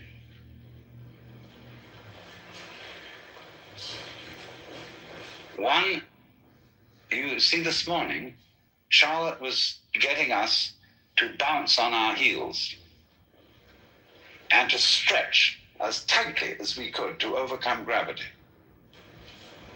And then after that, she said, see what happens when you don't do it. So one of the methods of meditation is to stretch as tightly as possible, to concentrate with your whole energy on a point, and to use the maximum amount of effort. You say in yoga there's an exercise called kumbha, which is a way of breathing, which is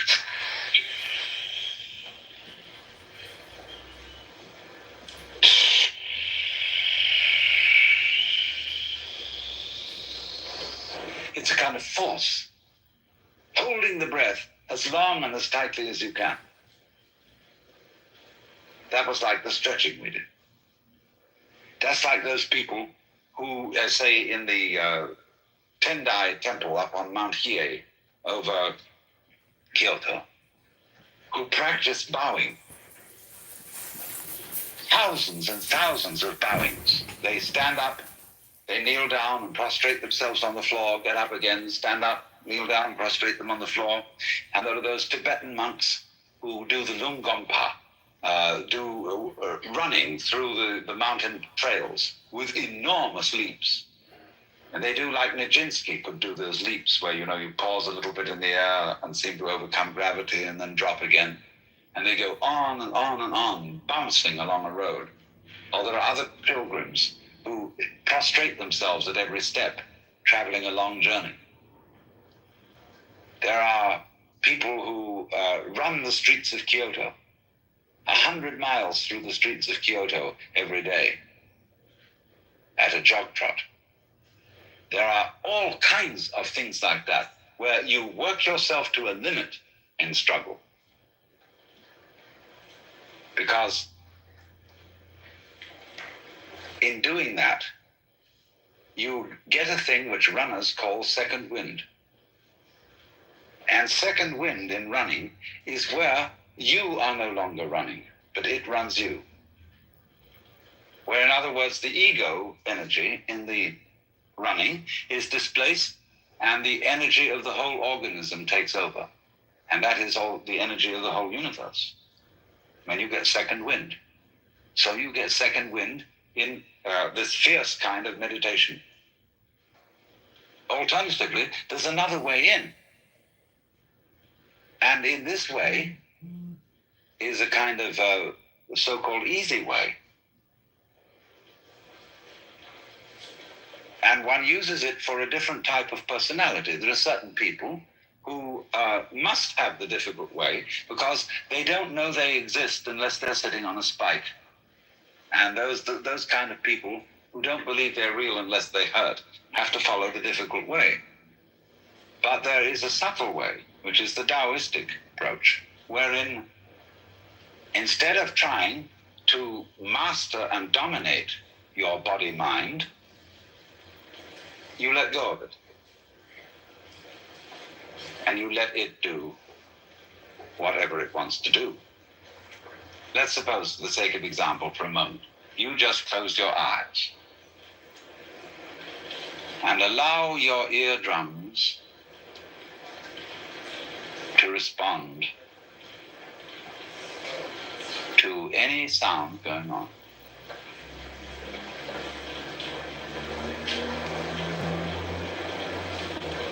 There are no proper sounds or improper sounds.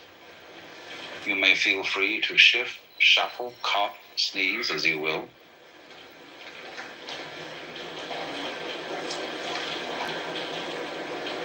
Don't try to identify, locate, or name the sounds that you hear. Just let the rippling air play with your eardrum.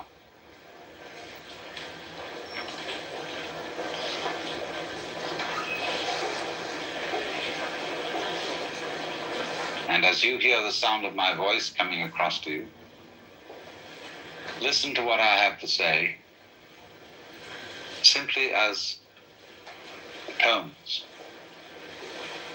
Your brain will take care of understanding it. You don't try to understand.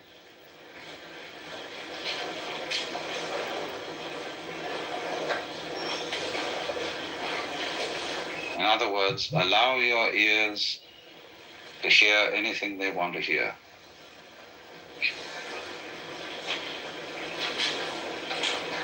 And to assist you in this, keep your tongues relaxed in the lower jaw.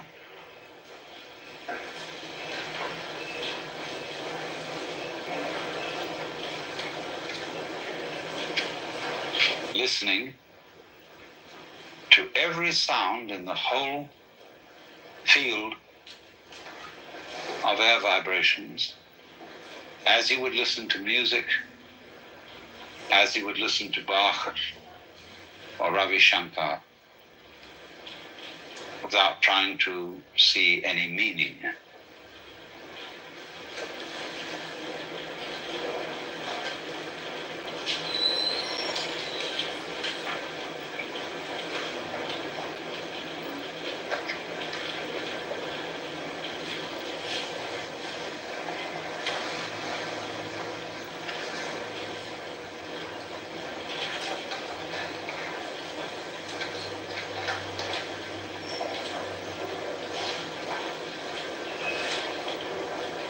There is no hurry.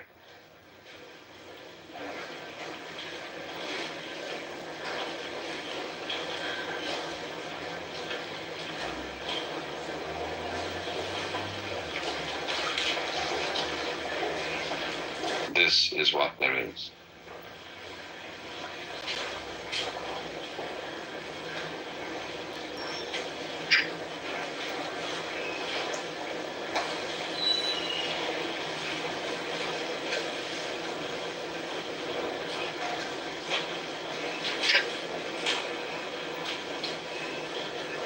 Well, now, of course, one can do that through all the senses, not just the ears, but the body feeling, skin contact, your breath, sense of smell, taste, and also, of course, the eyes. It's more difficult to do it with the eyes because our culture, as Marshall McLuhan has pointed out, is excessively visual. And because of the Gutenberg galaxy, because of making sense out of print and the enormous valuation placed on literacy, we've overbalanced one sense, which is the visual sense. When we say to somebody, you smell, that's uncomplimentary. We should say, of course, correctly, you stink, if we mean you have a bad smell. But everything connected with smell is repressed. And therefore, because we still continue to smell, it is an unconscious sense through which we relate to each other in ways that we don't know. You take an instinctive liking to someone because you like the smell, but you don't know that. You take an instinctive dislike to someone because you don't like the smell, but you don't know that.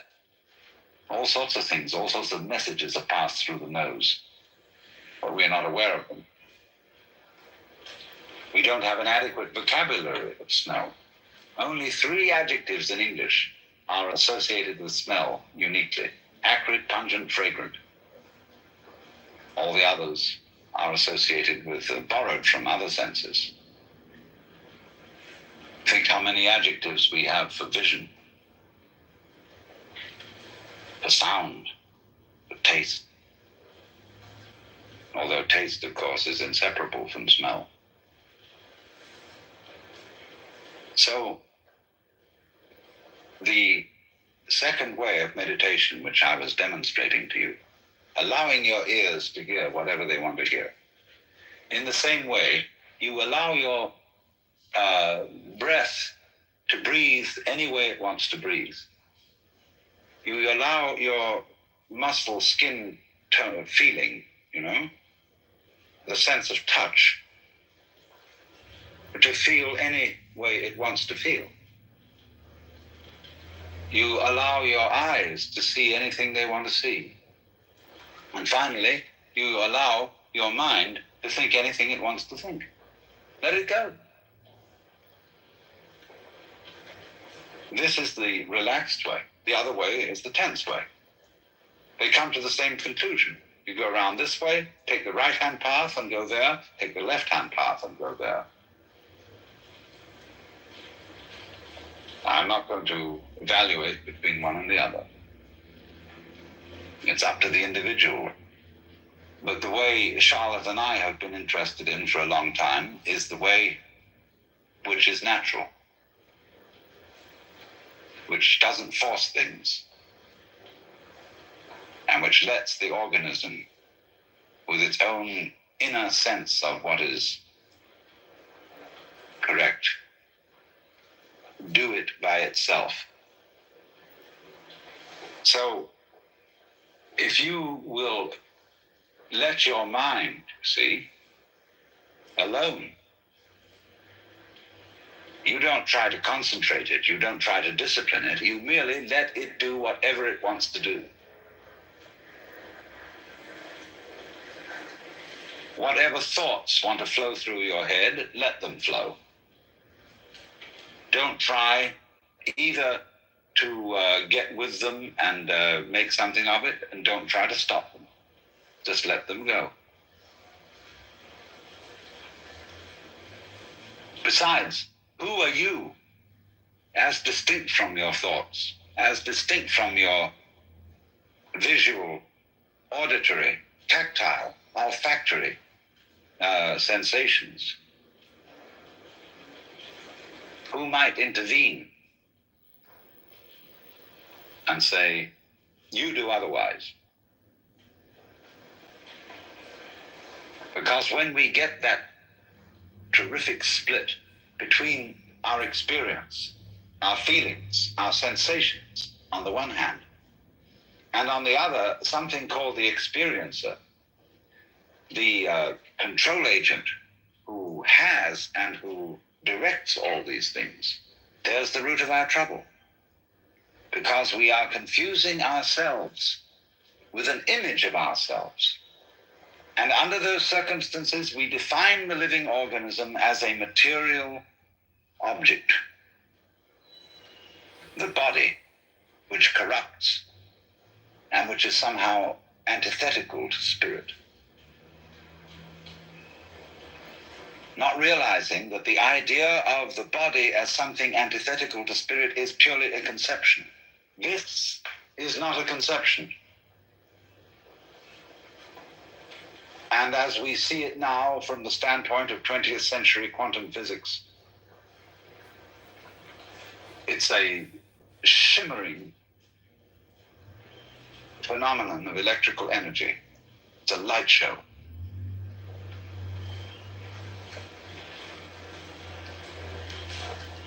This isn't what we used to think of as physical at all. You know, block, chunky stuff. It's a zizzing dance. It's like fire. That's the meaning of the Buddhist figure Fudo. This guy with a sword in one hand and a rope in the other, with a fierce face and flames all around. Fudo means immovable. He's showing you everything is fire. Just like I said this morning, a flame seems to be a flame, a thing that sticks in one position. So Fudo, this flaming god with a sword which cuts off all entanglements, and the rope. I don't know what the rope's for. Maybe just for wiggling. He cuts loose our conceptions so that we can see this all too solid flesh dissolve.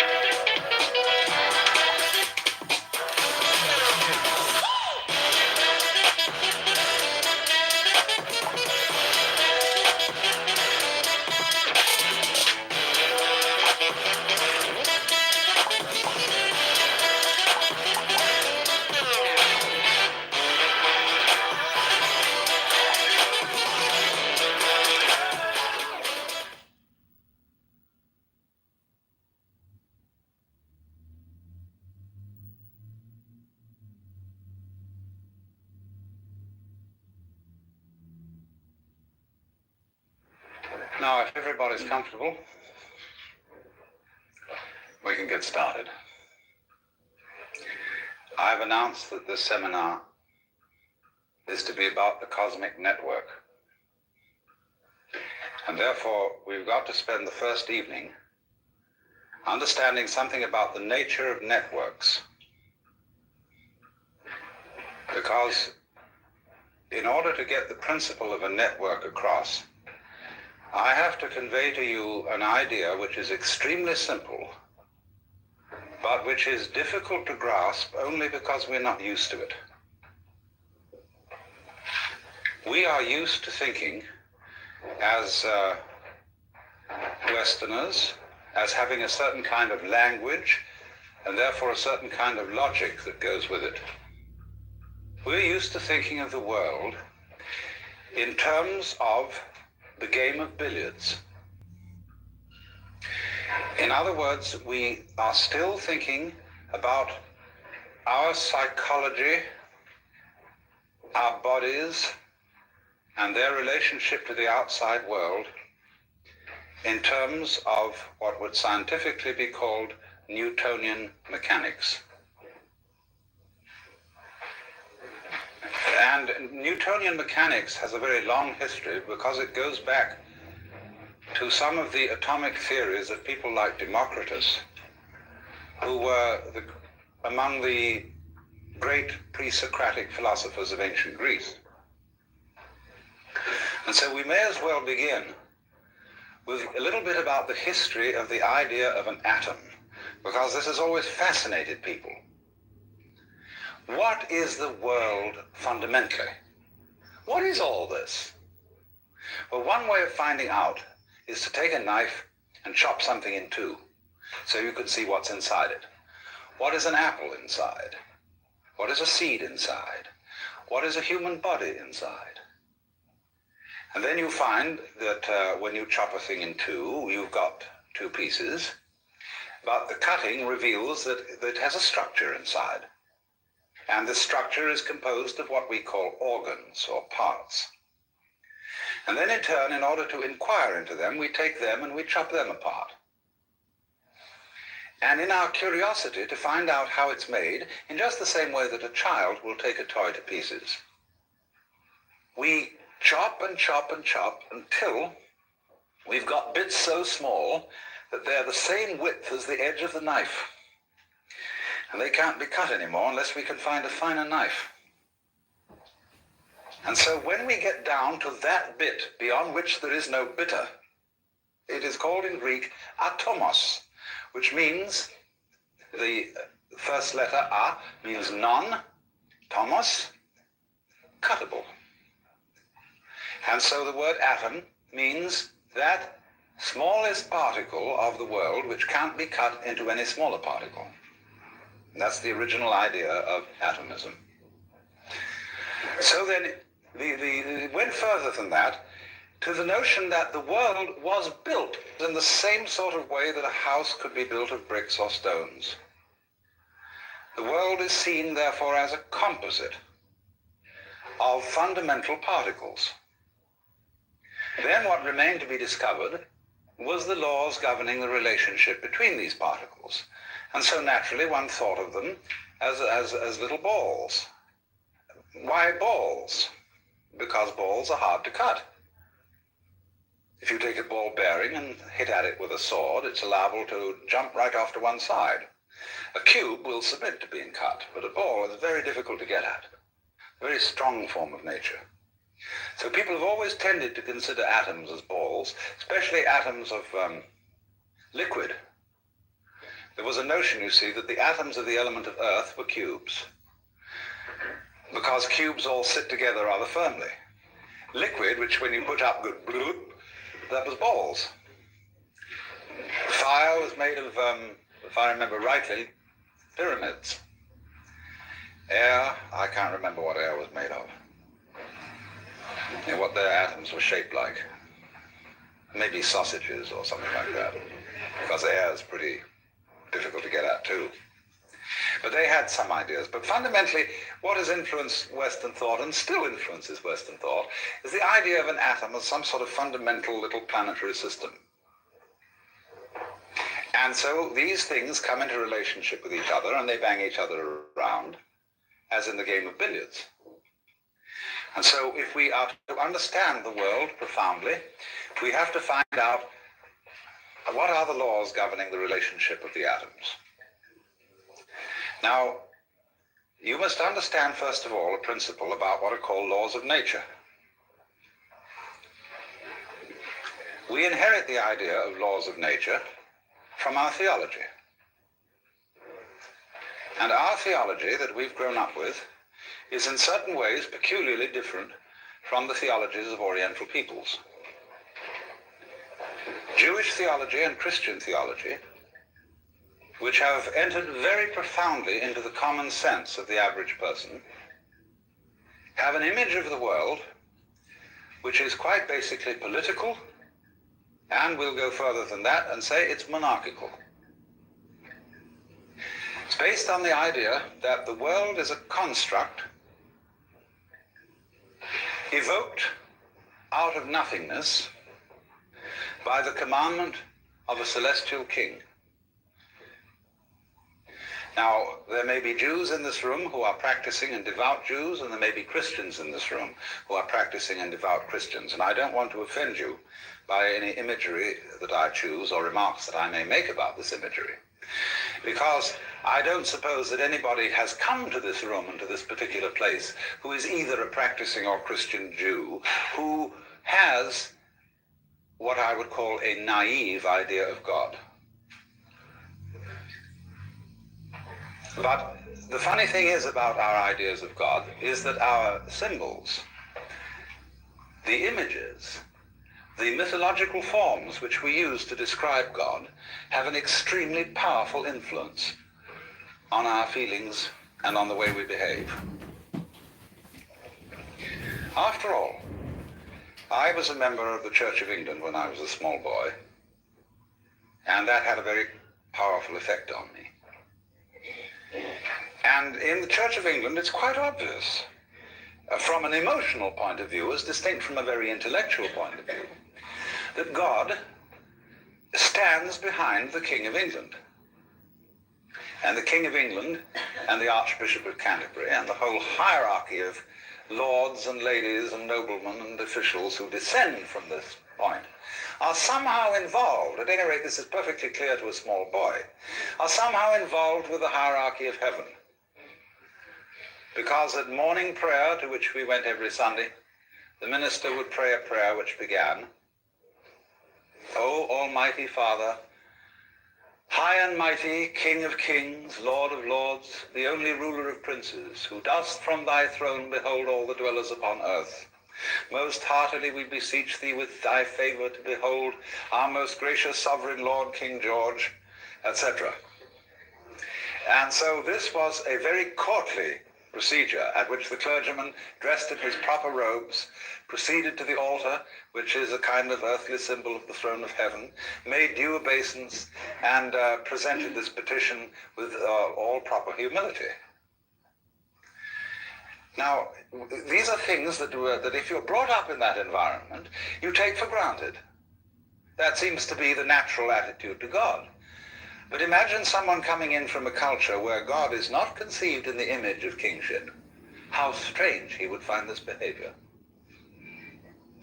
There's all this bowing and scraping, because you know very well that places where they bow and scrape and where there are thrones are places of terror.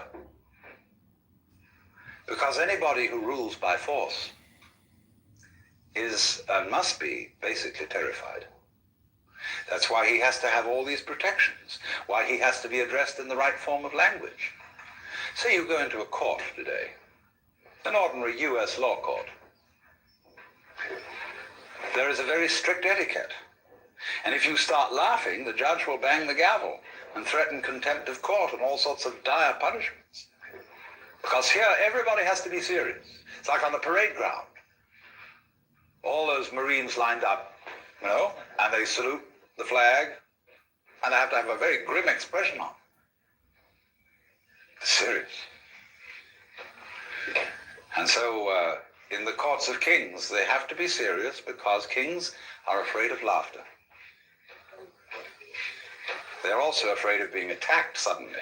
So everybody has to kneel down. Because if you kneel down or prostrate yourself, you're at a disadvantage. And the king stands or sits at his throne with his bodyguards ranged on either side. See, like that. We've already got the form of a church. The bishop at his throne, his attendant canons and clergy flanking him on either side. And so certain great Catholic cathedrals are called basilica. And basilica, from the Greek basiles or basilus, is the king. So the basilica is the court of the king. The very titles of God in the Bible, King of Kings and Lord of Lords, are of course borrowed from the Persian emperors. The Cyrus, which is the Greek word, Kyrios, meaning Lord. So the Mass begins with the invocation, Kyrie eleison, Lord have mercy upon us. The titles are borrowed from the Persian emperor. And so the rites that have become associated with Christian religion are reflections of those great autocratic monarchs of the ancient Near East, the Cyruses of Persia, the pharaohs of Egypt, and people like Hammurabi, who were the great Chaldean monarchs. The universe was conceived then as being ruled on a political pattern like that, so that Hammurabi in particular, and Moses after him, they were the wise ones who laid down the rules. They were the patriarchs who said, now this is the way everybody's got to behave. And since you can't all agree among yourselves as to what the rules are going to be, I'm going to tell you what to do. And since I'm the toughest guy around here, and I got these brothers of mine who are pretty tough too, we're going to say this is the law, see? And you got to obey. So this is how we have got historically the idea of there being a law of nature. That somebody told nature what to do. For example, a wonderful poem by Father Feeney about bees. God, to some sticky stuff, not yet alive in a hive, said, come, hum, be my bee and buzz as I bid. And sure enough, it was, and it did. See, and in the beginning, let there be light. A commandment. So commandment is the fundamental idea. So the quest of the law of nature is the quest for the true understanding of the Word of God. For by the word of the Lord were the heavens made, and all the hosts of them by the breath of his mouth. In the beginning was the Word, and the Word was with God, and the Word was God. What is that Word? If we could find out the Word of God, here is the idea, you see, we could perform incredible magic. That's why, for example, the name of God in the Bible is not to be uttered except once by the high priest in the Holy of Holies, once a year.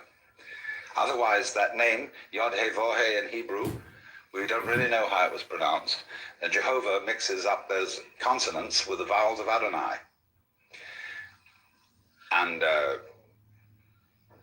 then it's all mixed up in translation. But anyway, Jehovah is a polite way of saying what can't be said. Because if you know the word, if you know the name of God, you have power. You have the power of God. And so all ancient ideas of magic were based on knowing the names of God. It is said that there are 100 names of God, and 99 are revealed to us. And the camel knows the 100th name, which is why he looks so snooty.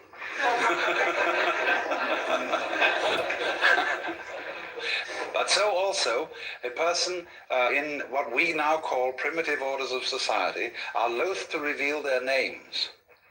Because if I know your true name, I can utter it and have power over you. Now, you say, well, that seems a very naive idea, but it is exactly through the knowledge of names that we have Western science. And that is magic. That is through trying to understand the laws of nature. So that if you could understand the word underneath all the phenomena, you could change the phenomena and create magic. Only this, that many scientists have got rather sophisticated and have realized that the word comes later than the event. That in the beginning wasn't the word. Of course, if you want to make new sense out of the phrase "in the beginning was the word," you have to go to Hinduism, where they have the idea that Vak, V-A-C in Sanskrit, or speech, is the basis of creation. But by this they fundamentally mean vibration. As sound, you see, is they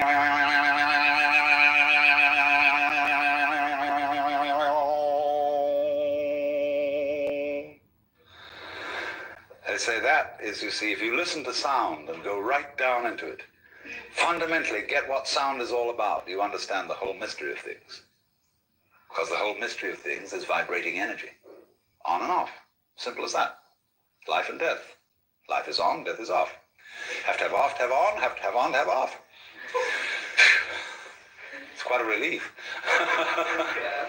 But there they say that's the beginning. Now, but they also say in another sense, on another level, that the roots of Sanskrit,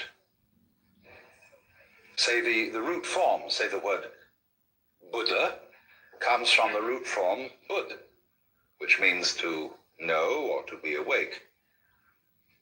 Bhava, which means becoming, comes from the root Bhu, which means to grow. So on. Karma, doing, comes from the root Kri, to act. So they say, though, that the roots of Sanskrit are not simply the roots of a language, they're the roots of life. Because in another sense, altogether, you see, you create the world by the word.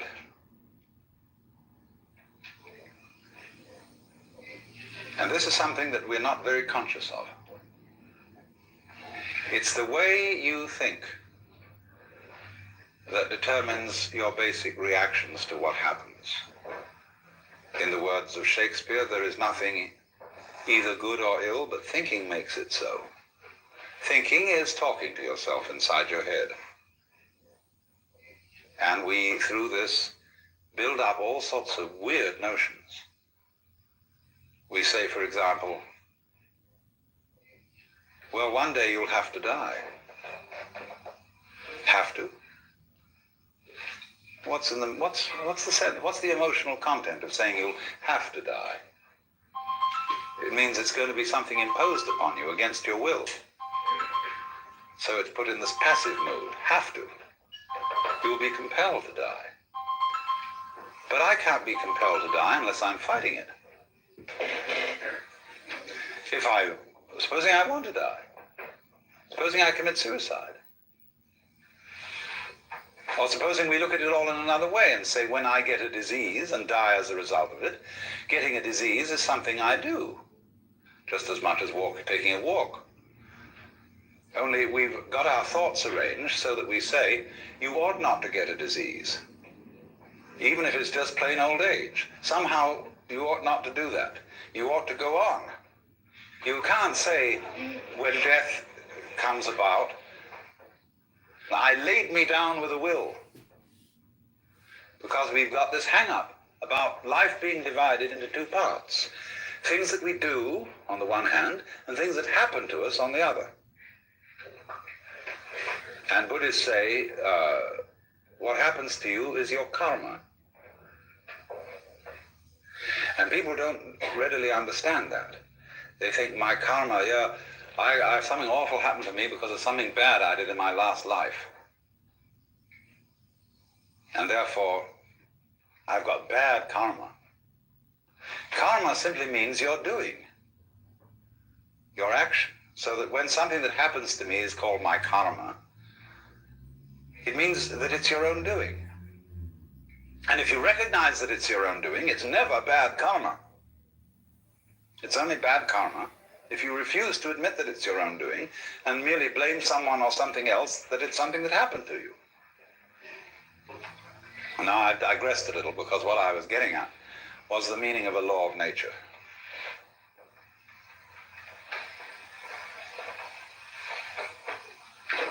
Laws of nature were taken over. The idea of the law of nature was taken over by Western science from this ancient magical notion of the Word of God, the commandment of God, being the foundation for everything that happens in the world. But now, today, in Western 20th century science, there is an entirely new idea of the law of nature. The laws of nature are not things that exist in any real sense, which phenomena like the motion of stars or the behavior of animals and rocks, they're not phenomena which these things obey. The universe is doing its stuff. But because we have a certain kind of structure and brain, we want to make sense of it. And therefore, we find various ways of understanding the world by the principle of regularity. Now what's that? Let's take a clock. A clock ticks regularly. But the world does not tick regularly.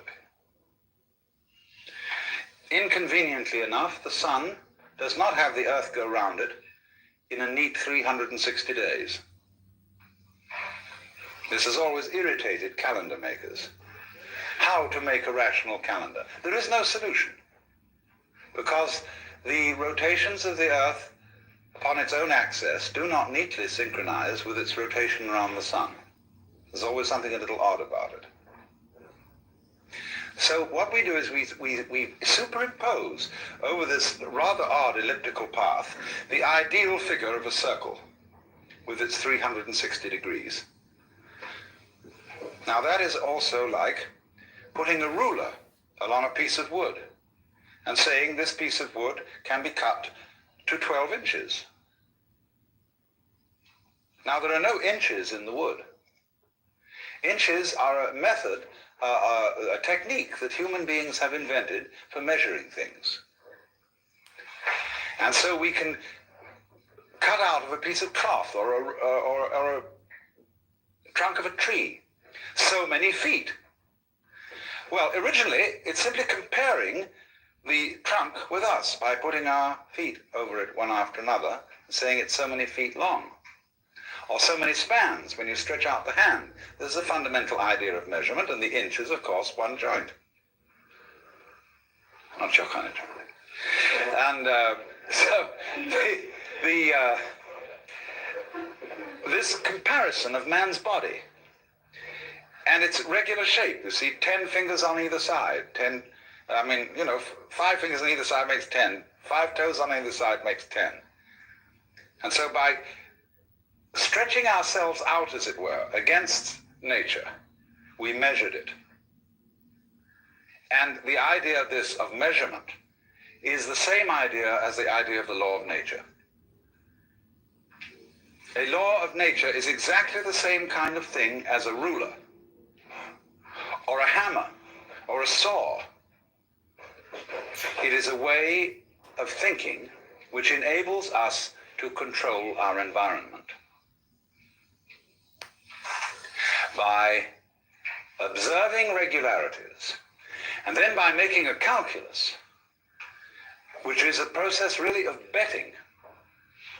Will it be regular next time? And the odds are that it may be. If it's done it once this way, it's likely to do it again that way. So in this way, you predict eclipses of the sun. You predict the phases of the moon. You measured, you counted how it went, how often it did it like this, how often it did it like that. And you say, well, it keeps on doing it. And you think, wow, this is fascinating. It seems to obey me, because now I can tell you any time it's going to come up. And if the other people around haven't figured it out, they think I'm magic, because I'm going to say to them, the moon is going to change at such and such a time. So many days from now, it's going to have a different shape. And they say, my God, he was right. And they think I'm making it happen, because I can do that. And so I get a rather privileged position, because I could predict. But that's the basic idea, you see, of the law of nature. The law of nature is a human network, like the lines of celestial latitude and longitude. They don't exist in the heavens, but we project them on the sky in order to measure the positions of the stars. Because the stars are scattered in a very confusing way. And just try and remember that mess and figure it out. So the clever ones, you see, just said, look at it through a network, a spherical network. You can number all the squares in the spherical network in accordance with the principles of the circle, the 360 degrees. You've thrown the network on the sky. It isn't really there, see? Then to help you a little further, pick out some of the big stars and see if they make a shape. You know, this is like doing a Rorschach test. And you see, oh, look, there's one over there that looks like a dipper.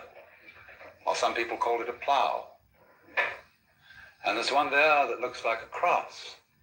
There's one there that by some extreme wangling can be made to look like a virgin. And all these lines that join the constellations together are our ways of projecting a pattern upon this great and glorious confusion so that we can remember it and chart it.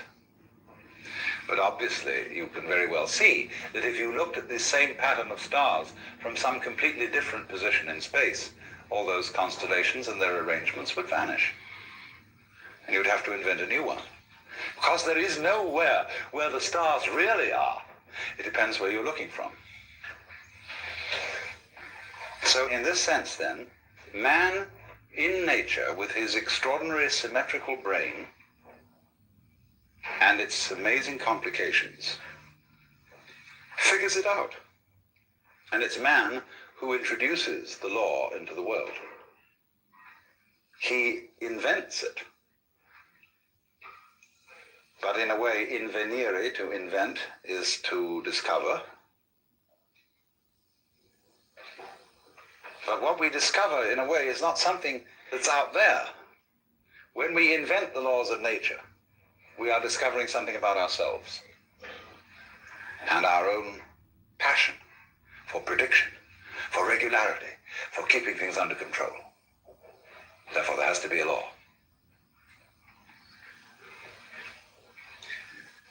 So then, going back right now to the beginning of what I started to say, the question was then, what is the law of relationship between the atoms, between the fundamental billiard balls of which the world is composed? Well, you watch the game of billiards, and there's a cue, and it hits that ball, and then it moves over, and it hits that one, and then that hits that one, and then that hits that one. And so the final ball, which moves into the pocket, has its behavior explained through its contact with the other billiard balls and the final contact with the cue. That's why it did it. And so this view of the world as something that happens by the mechanical processes of the law of cause and effect is one that is really basic to most people's common sense today, to most educated people. They would say it's very difficult to figure it all out because the whole thing is so complicated, but if you could know all the details involved in, say, the behavior or a single act of a human being, you would find that it was the ineluctable result of a series of bouncing balls against each other, fundamental atoms that predisposed the great final event to be just like that. So that theory of the relationship between the atoms is called, in technical language, catenary. C-A-T-E-N-A-R-Y, catenary.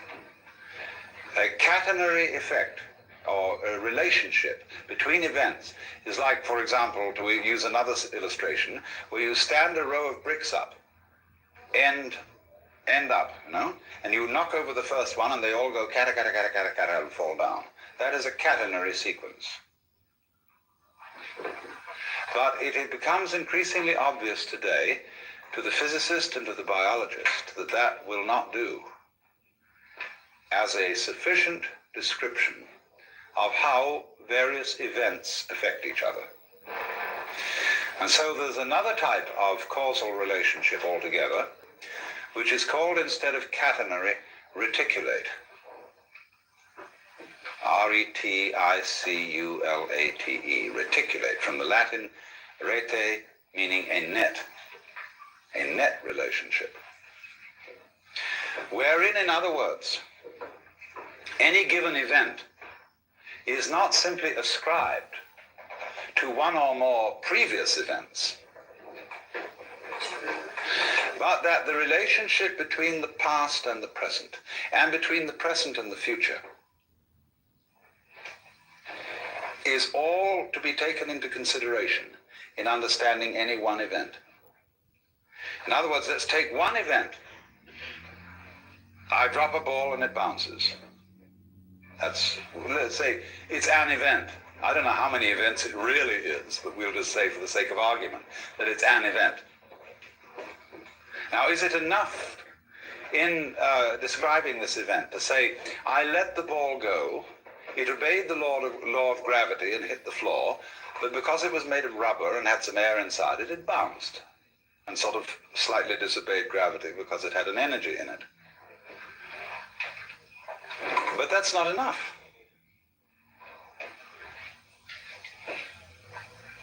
Because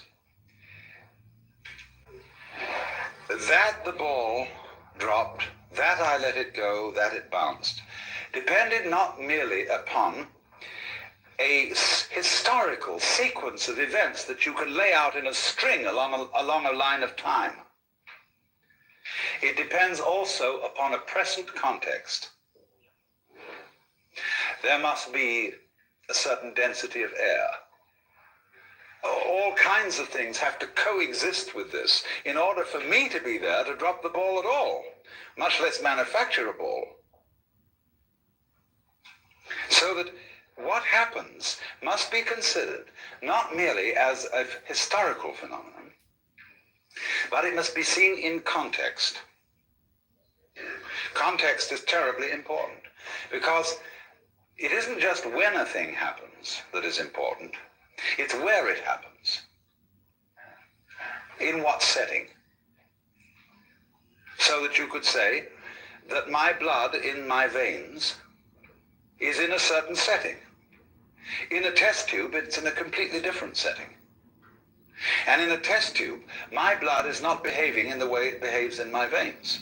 And therefore, it's not the same thing.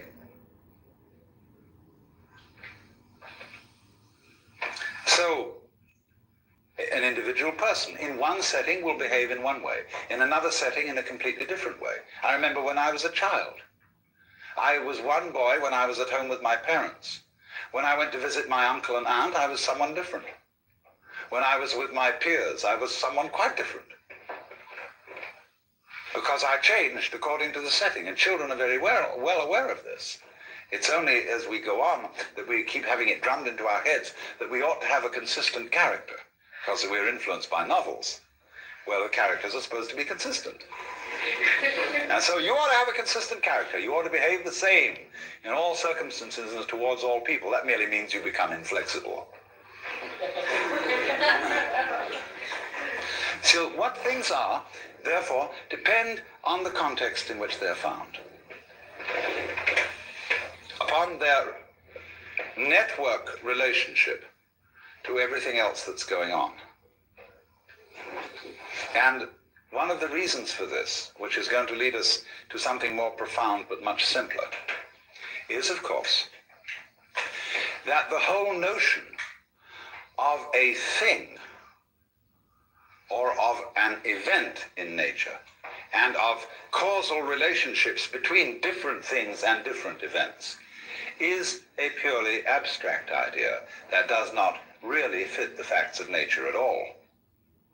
In nature, in this physical world that you feel when you hold your head, or hold somebody's hand, or just breathe, in that world, there aren't any separate events. None whatever. Sure, there are all sorts of wiggles around here, all sorts of lines, all sorts of colors, all sorts of surfaces, all sorts of forms. But they're not separate. Because you see, you can't separate an inside, what you are inside your skin, from the outside of the skin. Because you can see that at once. If there weren't anything outside your skin, there'd be no inside. It takes the outside and the inside working together to create this situation. And in the simplest way, the situation that I call my body wouldn't be operating unless there was air around here to breathe. This physical phenomenon goes with the situation of there being air. Now, true, it wiggles about inside the air in a rather complicated way. And other people watching say, something going on over there. Because the air you can't see and it remains rather constant, except when there's a gale. And So you don't pay much attention to it because it's always around. What you pay attention to is what changes rather rapidly. And you say, well, that's a that. Say, hey, you say to someone, you see this change going on, some wiggling over there, and say, psst, what's that? See? And he knows what you mean by a that. A that means something on the end of a finger point. It's different. It's peculiar. See? Now that's a that. So from that comes the idea of an event or a thing, a that. But all these that's that are happening aren't disconnected. They go with each other just as I go with the surrounding air. And just as this whole situation in which we are at this moment is a complicated going withness. Now here then we get to the fundamental idea, this idea of going with. And from this we shall be able to construct the whole notion of network. And this is the idea I said at the beginning, is extremely simple, but very difficult for people brought up to use Western languages to understand. Now, going withness, we could call it relativity, relationship. Means simply, let me first of all put it in a very extreme form. Consider yourself, sitting here at this moment, being just exactly the sort of person you are, maybe a little neurotic, maybe a little sick physically, maybe a little ashamed of yourself for some reason or other, or whatever, you know? Just the way you are anyway, just like that, sitting here.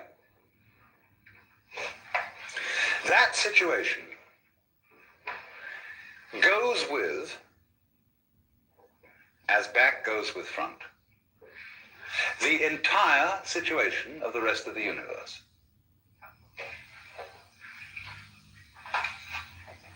In other words, you, as you are, exactly the way you are, and you really don't know what that is. You may have some opinions about it, but you really don't know. That goes with the way the whole of the rest of boundless being is arranged. Now, it isn't that the way the rest of boundless being is arranged is determining you to be the way you are. Or if it is that,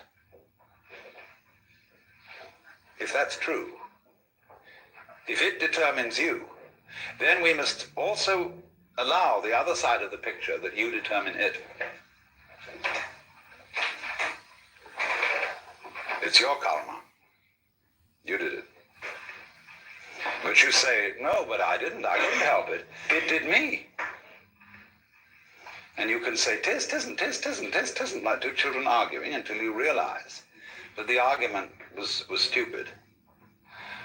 Because you and it are one event. It isn't a question of it controlling you or you controlling it. It's all one event. As Teilhard de Chardin said, the whole universe is the only true atom, the only truly indivisible whole. The human being, though, it finds this difficult to understand because we're always telling each other, now you should be different. You ought to change. Don't be like that. Now listen, you're sick, and I got a system. See, I've got a system. I've got a real school here, a thing that is very important, and you should come and study with that. It may not be mine, but it may be some big sage or pundit that I know, and you should come around and study that. And I've thought about this for a long time, because I've heard every kind of opinion of all the sorts of things that I should do in order to get myself into shape.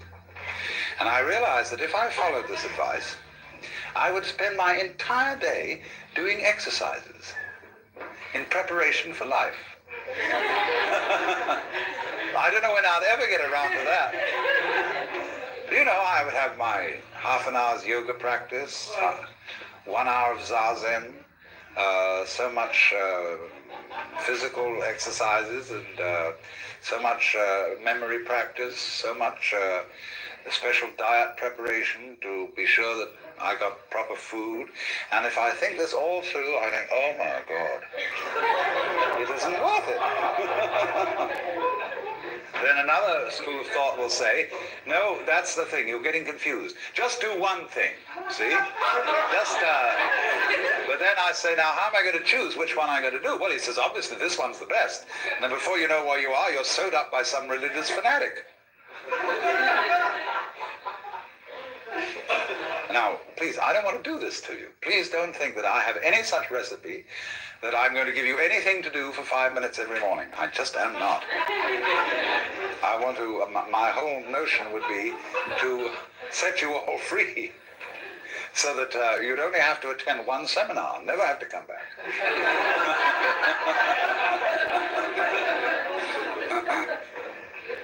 That's the idea, really. Because I know that so far as my own livelihood is concerned, that there are always more people. And if, no, I don't collect a following and just send them all away. There are plenty more people to fill the vacuum. But this is the whole idea that we're going to work on of a net. That you are like a dewdrop on a multidimensional spider's web early in the morning. And if you look at that thing carefully, you will see that in every dewdrop are the reflections of all the other dewdrops. So the way that dewdrop looks goes with the way all the other ones look. See? The particular glimmer in it and so on. Its peculiar position, and everybody has to have a peculiar position in the cosmos. The reflections in every one of them are different according to the position they're in and the other dewdrops that they reflect at such and such angles. But nevertheless, the whole network, all the dewdrops, depend on each individual dewdrop. And each individual dewdrop mutually depends on all the others. And that's the sort of a scheme we're living in. And it a little bit affronts our logic at first, because we say, I can understand that I depend on this universe, because after all I need sunlight and air and water and the help of the society and all that kind of thing. I needed a father and mother. But looking at it from the other point of view, I find it very difficult to see how the whole thing depends on me. That's because we've been brought up with a put-down theory of the individual. No, children should be seen and not heard. You are the servant and subject of God, and don't you ask impertinent questions. Or another way of putting us down is to say, well, you're just a piece of a fluke in a mindless mechanism. See? So we always managed not to find out that the relationship of the network is mutual. It runs both ways. It depends on you just as much as you depend on it. Because you see, it's you with your ingenious brain that, for example, turns vibrations of air into sound. You turn whatever the sun is doing into light. You turn whatever the air is doing into a sky called blue. There is only blue for a brain. It's just like if you hit a drum and it's got no skin, it won't make any noise. So it's the tight skin that evokes the noise out of a moving fist. No skin, no noise. So you, as the reflector, like the dewdrop reflects, you, as the so-called reflector of all that goes on, by the constitution of what kind of a reflector you are, you evoke what we call sun, moon, and stars, nebulae. Vast spaces. They're only vast in relation to you. They're not really vast. Only if you compare them with yourself, they're vast. They could be considered very tiny. Or equally, the space between two sides of a hair could be considered vast if you want to think about it that way. I mean, if you really want to go into a hair, an awful lot between one diameter of a hair, you know. And if you think about it a long time, you'll think it's what we call a vast subject. Study it. No, from microscopy, it is a vast subject. Depends on the attitude, you see. But the basic principle, the thing I really want to try and get across, is this idea of going with. The universe around you is your outside, just as much as the organs inside your skin are your inside. You go with it in the same way that the stalk goes with the root or with the flower. And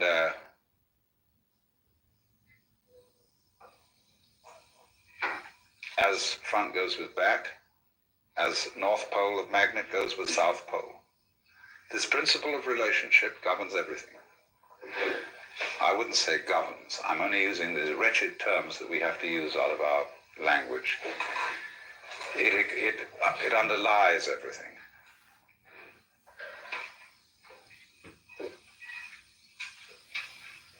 And it's important to realize, and let me repeat this, that the great universe does not control the small individual any more than the small individual actually controls the great universe. This is not a question of controlling. It is a question of more like dancing, of what happens, rather than what makes it happen. Things aren't made to happen.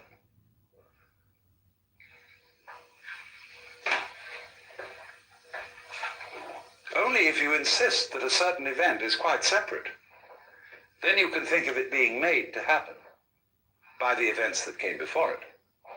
But if you realize they're all parts of one event, or different aspects, different phases of one event, then you see it happening and you don't see anything making it happen.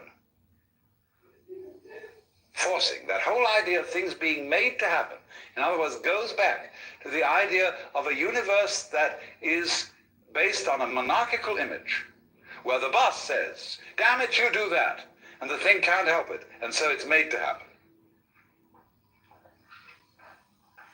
But say in Chinese Taoist philosophy, the universe is just not seen in that way. It's not seen as anything is not made to happen. It is what does happen, but it's all interrelated, and therefore there is a pattern to it. There is an order to it, the order of the net.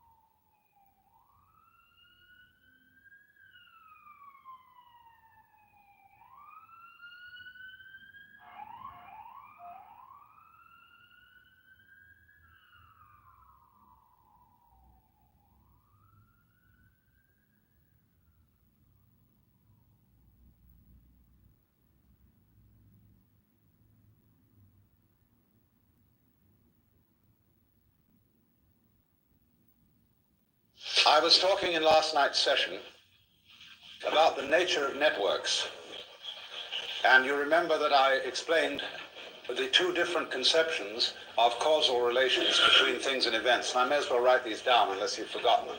There's the catenary and the reticulate. In this kind, things and events are explained as being links in a causal chain.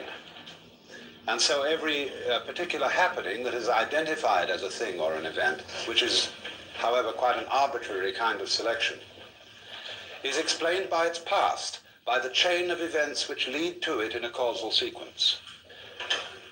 On the other hand, in thinking of the reticulate relationship, a thing is explained not simply by its relationship to past events, but by its context, that is to say, its relationship to present and future events as well as past, so that every event becomes something in a network. Now, you will very well understand that when you see the knots in a network, or better, the squares of the net, they're all held together by each other.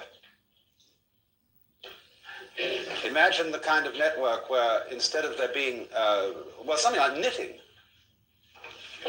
In knitting, the stitches are all held together by each other, and if something breaks at one point, the thing starts raveling. So the reticulate view, or the net view of the universe, is one in which the Buddhists say everything mutually interpenetrates everything else. So as I was trying to make the central point, the point of implication, the point of relativity, that things go together like two sticks standing on the ground in this way. See, they give each other mutual support. Or like the three rings in the Ballantine beer trademark, or the Christian symbol of the Holy Trinity. Those rings interlock. But take one of them away, and the interlocking is broken down for all of them. So in the same way, the individual, although seeming to be something that rattles around in the universe, although a given planet or a given star seems to be something that is moving on its own, for motion, the behavior of stars is a situation that arises only because of the mutual interdependence of all stars. Because, to take a very simple illustration, if there is only one star in the whole universe, no motion can be ascribed to it. It can't even be said to be still. Nobody knows what it's doing because there's nothing for it to relate to. But take two stars, and they can get nearer to each other or further away from each other. But no one knows which is moving.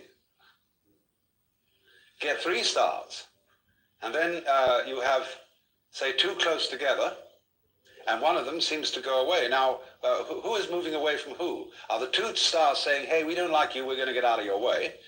Or are they saying to the other star, why don't you like us? Why do you keep going away? Well, who's right? Well, you can say on the principle of democracy that the majority must be right. But then they say, well, let's have an umpire, and we have a fourth star who can stand above us. You see, two stars can only move in a straight line with respect to each other. Three stars can move in a plane with respect to each other, but a fourth star can establish a third dimension, where we can say, I can look down on you and take an objective standpoint. But then the argument is which one of them is the fourth. But that's the basic principle on which the whole universe is constructed. It's a relativity system in which motion depends on comparison with something relatively still. And there can't be any motion at all unless there is that comparison. So, because of this relationship, every individual is so related to everything else that's going on that you imply it.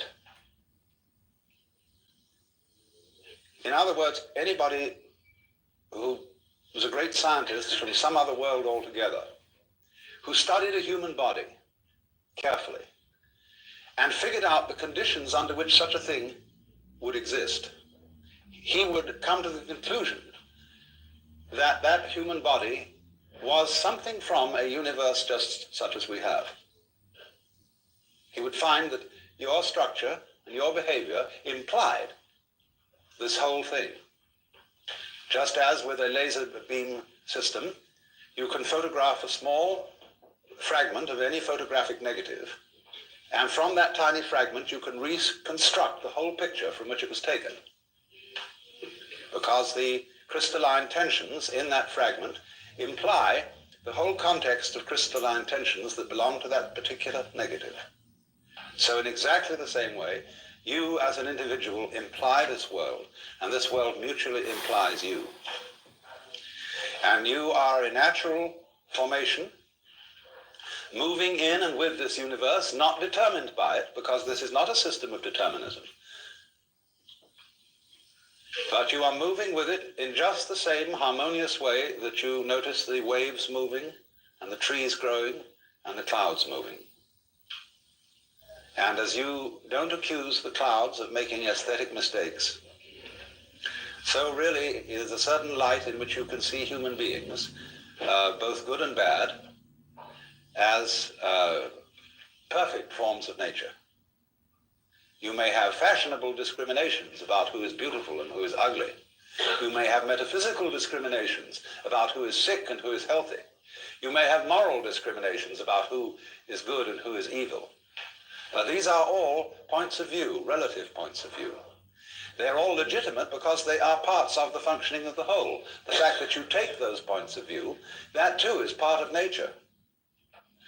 But a skillful person lives on two levels at once. You live basically on the level where you know there are no mistakes. Can't be. Everything moves in accordance with what the Chinese call the Tao, the way of nature. And if you have that basic feeling, you will always be sane. But you are able to comprehend within that feeling a more restricted point of view, whereby things are good and bad. Just as in the confines of this room and this area, it's perfectly clear that there's a difference between the up direction and the down direction. But we know that this area is situated in interstellar space, and there is no up and no down.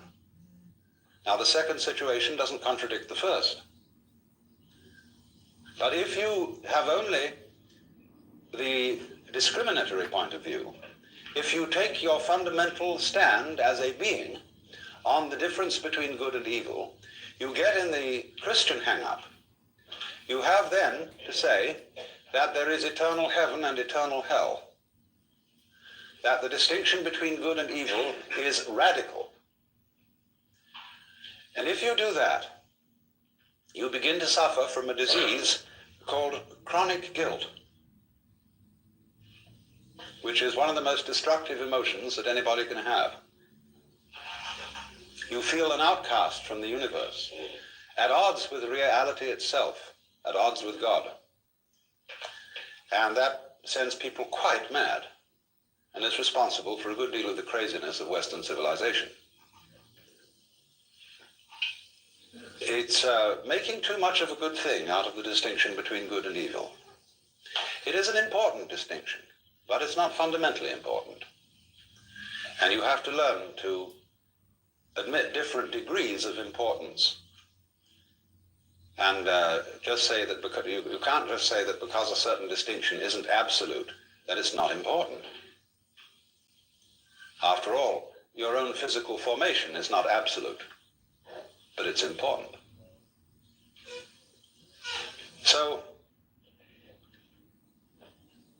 the situation of man in this network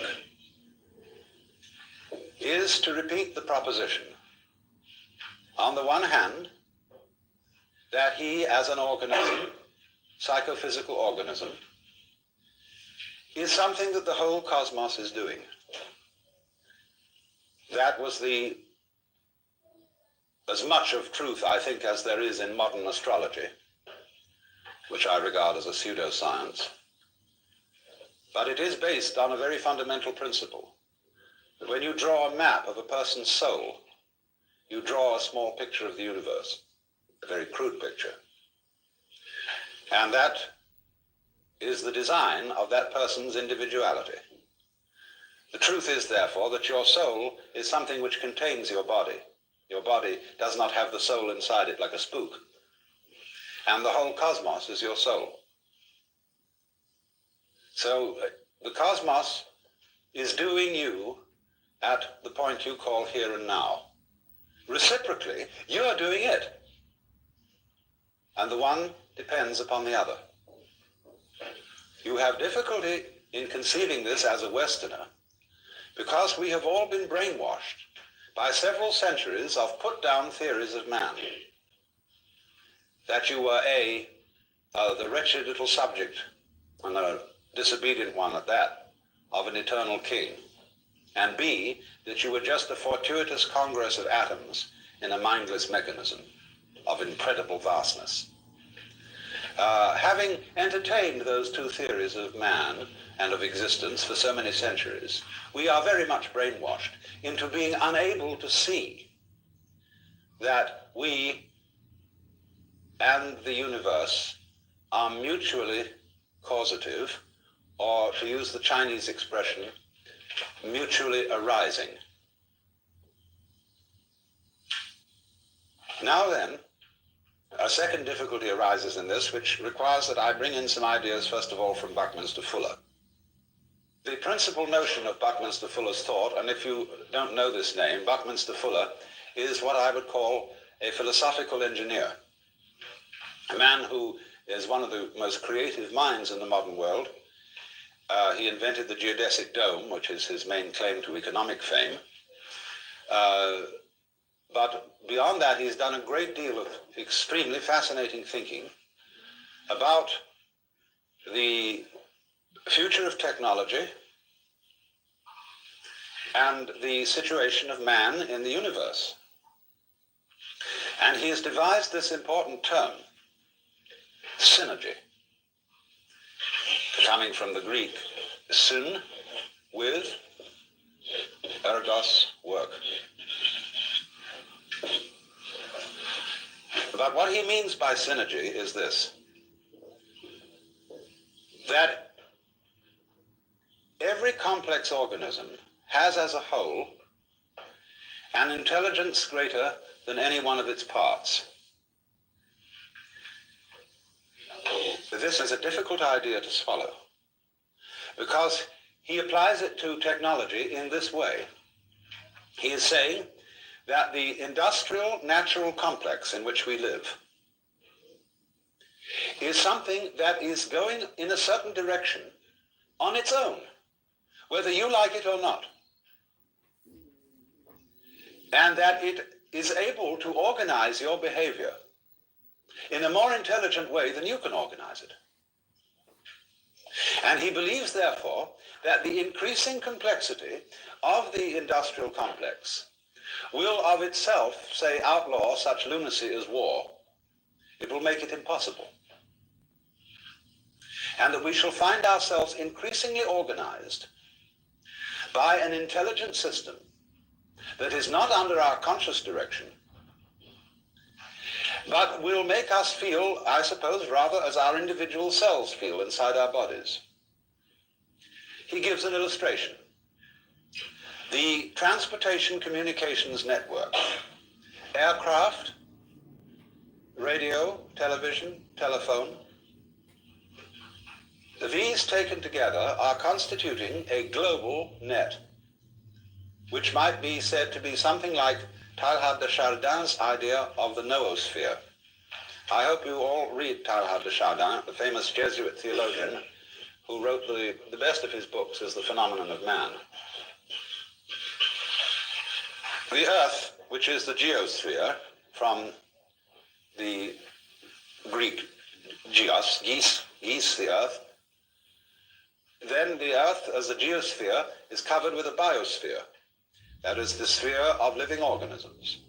The biosphere, in turn, generates the noosphere, which is the communication network that we call the mind, through literature, through speech, through radio and television communication. The noosphere is slowly realized. So Buckminster Fuller is really talking about the same thing. The noosphere is the network of communication set up by technology. And so, for example, let's just take air transportation. As a result of jet planes, all centers that are in communication with each other by jet aircraft are becoming increasingly the same place. When you wake up in Tokyo, having come from Los Angeles or San Francisco, you are slightly in doubt as to where you are, because Tokyo is an immense muddle. It's a mixture of Paris with Los Angeles, of San Francisco with Shanghai, of London, vaguely thrown in, and sort of a touch of Japan. It's a phenomenal place. But if you live in San Francisco, you realize it's becoming more like Tokyo, because we have a tremendous inrush of Japanese culture. We have superb Japanese restaurants. You can go to sushi bars, that is to say bars for rice balls and raw fish, which are beautifully served, just like in a bar in Tokyo. And increasingly, we have supermarkets which sell Oriental, African, and Japanese goods. And I call them supermarkets for the unusual. And more people are laying down tatami mats and cooking over hibachis and using chopsticks and every kind of thing like that. So the point is that how near a place is to you is simply a factor of transportation. There are places in the United States. I was just in one in a far out Indian area of South Dakota. It takes longer to reach than to get to Tokyo. So it's further away. That's all there is to it, for all practical purposes. So Fuller's idea is that by the year 1968, so soon, we have a one-town world. And it's coming fast. And as human beings have some problem adapting to this, because as you know, when you travel by jet, just as when you're in an elevator that drops too fast, you feel it left your stomach on the 14th floor and has taken the rest of you down to the first. So the jet aircraft leaves your psyche in London and brings your body to San Francisco. And it takes some time to catch up. All your time rhythms are thrown off, but we'll get used to it. And eventually, therefore, we must add to this, planes are very expensive. All governments have immense investments in aircraft. And to work, they must be kept flying. Otherwise, they get out of order. So they must be kept moving. That means there's also a huge tourist business, constantly interested in shuffling people all around the earth. And as a result of that, it's going to be increasingly a vested interest. And politicians will find it harder and harder to stop it in the interest of having a war. So what we are in effect reduced to at the moment, so far as wars are concerned, are experimental wars. Wars in small areas against people who allegedly don't matter very much, in order to test out our military materials and techniques. Because nobody can afford to keep a large standing army in which there are no veterans. So they must have practice. And so practice wars are carefully arranged. But increasingly, you see, they find that these practice wars rouse passions and disturb everybody in all directions, because there is no such thing as an unimportant people. And so they become increasingly difficult to carry on. So Fuller is extraordinarily hopeful about the future of mankind, because he feels that the synergy, the quality of intelligence in the total system, will overcome the folly of individuals, or of parts who are unable to act with full understanding of what's going on. And you see, this is a serious problem, so far as the individual is concerned, because today, not only is there a population bomb, but there's also an information bomb. The proliferation of information about everything is so great that no individual can possibly grasp it.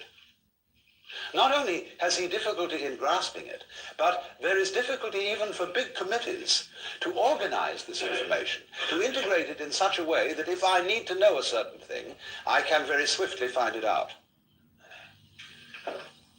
For an individual untrained in physics, it's very difficult to find out quickly about physics, because physics is expressed in a mathematical language which he probably has never learned to read. So the time lag in scanning, you see, all consciousness is a matter of scanning. And it takes in the totality of events in the world by a sweeping motion, like the glance of our eyes round a room. Well, it takes time to glance your eyes round the room and register what's there, if you want to remember it consciously. So what we are saying is that the intelligence of the system, the synergy, is more intelligent than any individual consciousness can be. But, of course, as a living organism, you are much more than consciousness in this scanning sense, because you certainly don't arrange the complexities of your own brain by conscious decision. That's something that you grow. Or we could put it this way, that the intelligence of the universe grows as it grows you. But here again is another hurdle for the average Westerner, whose common sense is derived from the philosophy of science current in the 19th century, of thinking that the organization of the universe is intelligent. That seems to us to echo of theism, of God ideas where God is based on an anthropomorphic or man-like image, the old gentleman with whiskers in the sky. And of course that God is dead, beyond recall. But that's not the only kind of God. To think of the universe itself, its vast and complex organization, as being intelligent, what on earth does that mean? What do you mean by the word intelligent? Well, when you come to think of it, it's the most difficult word to define. Everybody knows what it is, but very few can say. It's like you know what love is, but just try and define it. You know what time is, but try and define that. Space, everybody knows what space is, but it's the most difficult thing to pin down, and that's equally true of intelligence. We can see certain elements in intelligence. We can see complexity as an element of it. We can see complexity as what we call an orderly arrangement of different clusters of complexity. But again, we're using words, all of which are imprecise. What do you mean orderly? That's practically to say it's all in order. It was almost like saying it's intelligently arranged. We recognize these things, but we are not quite sure what we mean by them. But we recognize them at once. And for example, if we begin with the pure hypothesis that we ourselves are intelligent, and let it go at that. If we're not, then nothing is. But let's, for the sake of argument, say that we human beings are intelligent. Now, if that is so, then the environment in which we live must also be intelligent. Because we are symptoms of that environment, and I don't for the life of me see how you can have intelligent symptoms of an unintelligent organization. We belong in this world. We didn't arrive here from somewhere else. We're not tourists in the universe. We're expressions of it. Like branches express the tree, or fruit express the tree. And so you will not find an intelligent organism living in an unintelligent environment. That is to say, the environment in which you live will be a system of mutual cooperation between a vast complexity of different kinds of organism. And the total balance of that makes your life possible. In other words, human life goes with, as front goes with back, an extremely complex bacteriological world, which sometimes diseases us, but most of the time assists us by its colonies, its societies, its methods of reproduction. All these complex interrelations are the which, without which not, the sine qua non of there being blood and veins and bones and intestines and all that kind of thing. That's only the bacteriological world. In addition to that, there's a world of insects, which is tremendously important to us. But the insects are extremely clever. And if you talk to a good entomologist, he will scare the wits out of you, because he will show you the most conclusive reasons why insects should ultimately take the whole planet over. Fortunately, we are not absolutely abominated by flies because we have lots of spiders. And we have birds. And so birds and insects are mutually necessary to each other. And especially flowers and insects have an arrangement with each other whereby one could say of flowers and bees that although they look very different, they are one and the same organism. Flowers perfume and color. Bees buzz and fly around. But you can't have the flowers without the bees, and you can't have the bees without the flowers. And so you can think through relationships between every conceivable kind of organism, into which you must add things like atmosphere qualities, gas content of atmosphere, on and on and on, until you suddenly realize that what you call your mind and intelligence and your very brain and body is utterly involved with this network of other kinds of organisms, existing at a special temperature in certain gases, which could only be found in certain kinds of solar system. Now then, seeing that should give every technologist pause. Because you can't go running into that situation with penicillin and DDT unless you know very well when to stop.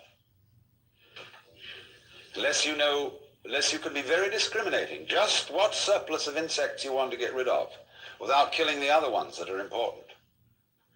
How to give penicillin without destroying all the stomach flora, and having to build them up again with acidophilus and stuff. So this is why in the Taoist Chinese view of nature and the relation of nature to human politics, they set as fundamental the principle called Wu Wei,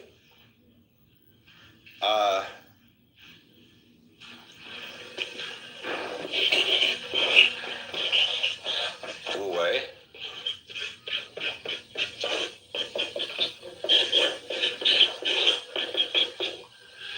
means non-interference. Not quite what we mean by laissez-faire, but rather close to it. That is to say, when you act upon nature, and you can't help but interfere. There is no way of isolating yourself from the world. Every time you breathe, you interfere with something, see? But the art of Wu Wei is that when you interfere, endeavor to do so by going with the grain of things. In other words, if you want to split wood, split it with the grain. Don't try to split it across the grain. And likewise, when you want to pick a fight, don't use violence, but use the other person's violence to bring about his downfall. That's judo. And that judo is applied Wu Wei. Sailing is Wu Wei. As distinct from rowing, which isn't. So then, the Taoists, you see, recognized that there is this universal organism. And they thought of the cosmos as a great organism without a boss. There is no one in Chinese philosophy making the world happening or ordering it. There is no, as it were, central principle in the middle which sends out commands to all the subordinate parts. But rather, that the thing organizes itself. Their word for nature being ziran, meaning what is so of itself. So they saw the whole cosmos as a self-regulating organism, and they further saw that the individual is not merely a part of that organism. He is an expression of the whole thing. And the whole depends upon this expression, just as much as the expression depends upon it. And that was the principle of mutual interpenetration, which is called in, it's more familiarly known by its Japanese name, Jiji Muge. The principle of the network. Between thing event and thing event, there is no obstruction.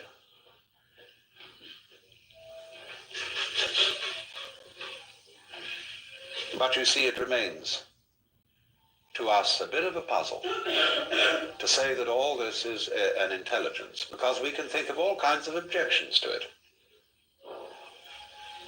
We can think, if by some conscious science we were able to construct the universe, we would do it a little differently. We would have improvements to suggest upon mosquitoes. We would, perhaps a great surgeon might suggest that the human body be organized a little differently. We can think of dozens of things. But you find the curious thing is this. When you try to think out carefully how to improve the world, and then you realize is what the consequences of your suggestion would be, you wouldn't like all of the consequences. Hence the saying, be careful of what you desire, you may get it.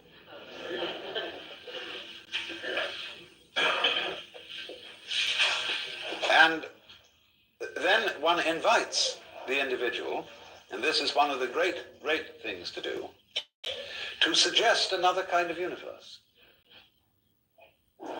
What kind of universe would you design if you were God? And I recommend, I'm not going to go into this because it's a long story, but I thoroughly recommend it as an exercise in thought. Model your own universe and see what comes out of it. Because I can only tell you that you will eventually discover that you will model this one.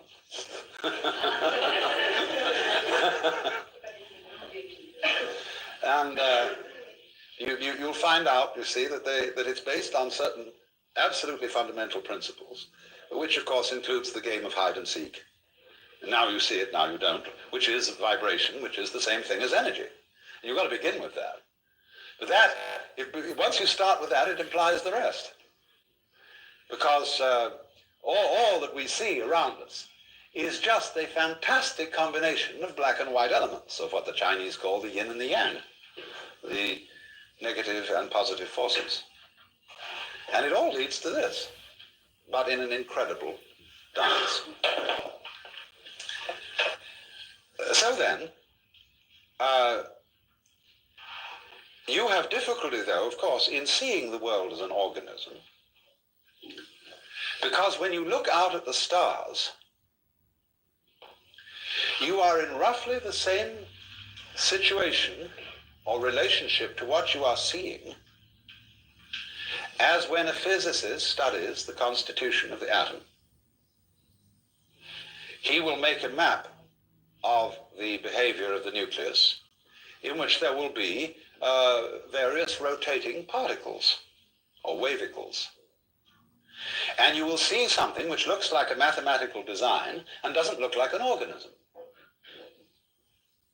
Because we expect an organism to be a kind of gooey thing with blood and flesh and wriggles and so on. So if you looked only through the microscope, you wouldn't see the organism. But when we look out at the rest of the universe, we are, as it were, sitting down on one of those electrons, looking through a microscope at the rest of it. And therefore we don't see the sort of total design it makes up. That's much too far away from our conscious inspection. And this is one of the reasons, then, why it's difficult for us to formulate the idea that there is an intelligence operating here. Because all we see is a firework display, this tremendous display of radioactive mud and gas. And one would say, well, it's just a kind of a contraption that happened to arrive there, and that's all there is to it.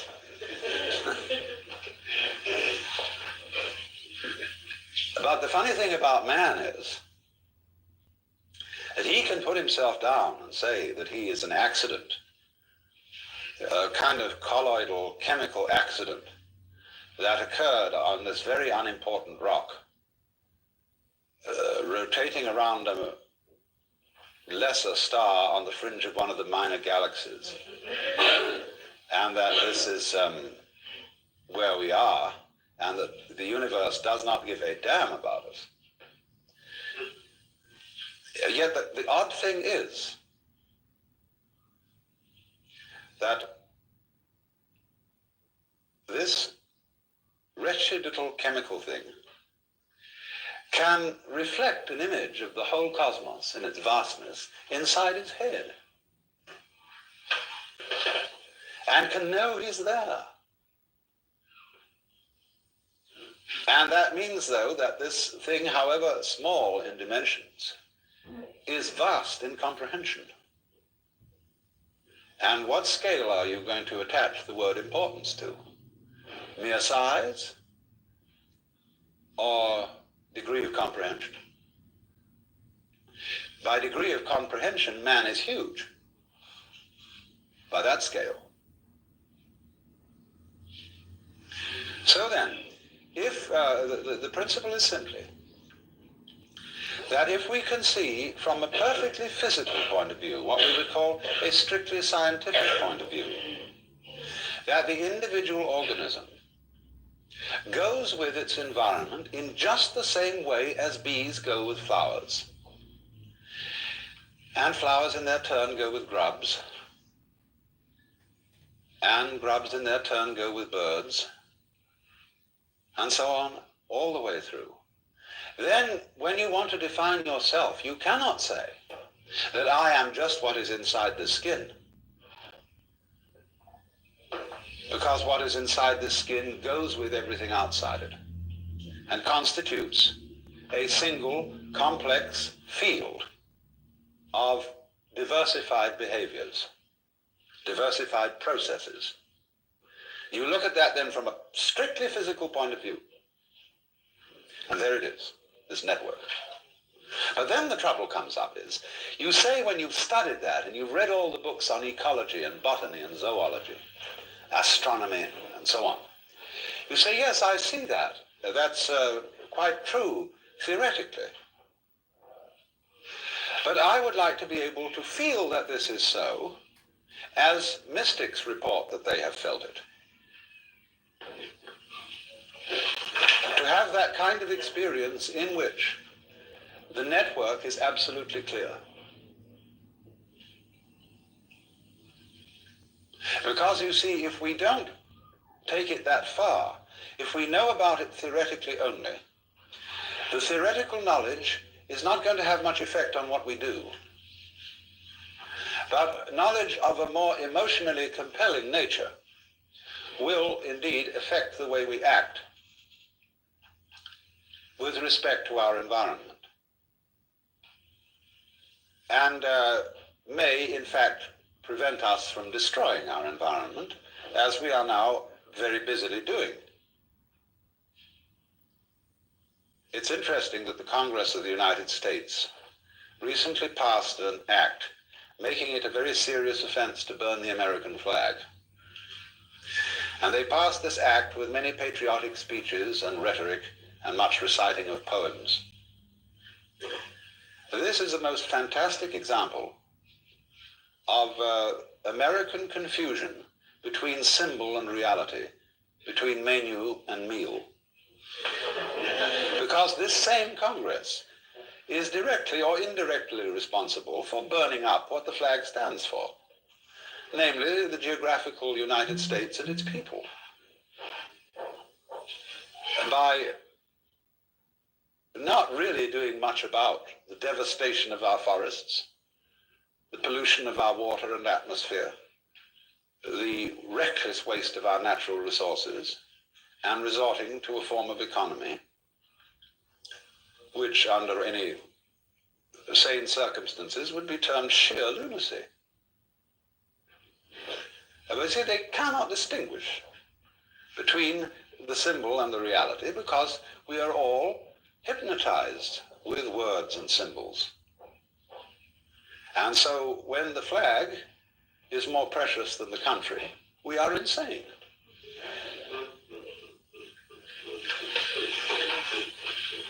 When you say, I love my country, and what you mean by that is you feel certain emotions when you salute a flag, you don't love your country at all. Because to love the country means to participate in its life in a loving way. in a considerate way. And after all, our animals are, in a certain sense, members of the United States. Birds, bears, all these lovely creatures. And what we're doing is we are getting rid of birds at a fast rate. We've reduced certain populations of birds by as much as 75% in the last few years, because they eat our poisonous insecticides and so on. And eventually they get into us. That's love of country. So, as a result of this confusion, you see, and failure to see that the outside world is not a kind of chunk of mineral resources and cows to be exploited and to be just eaten up. If we do that, we turn ourselves into a swarm of locusts on the planet. The price for eating beef is that you must farm beef. You must conduct husbandry. You must help cattle to multiply, and you must care for them properly.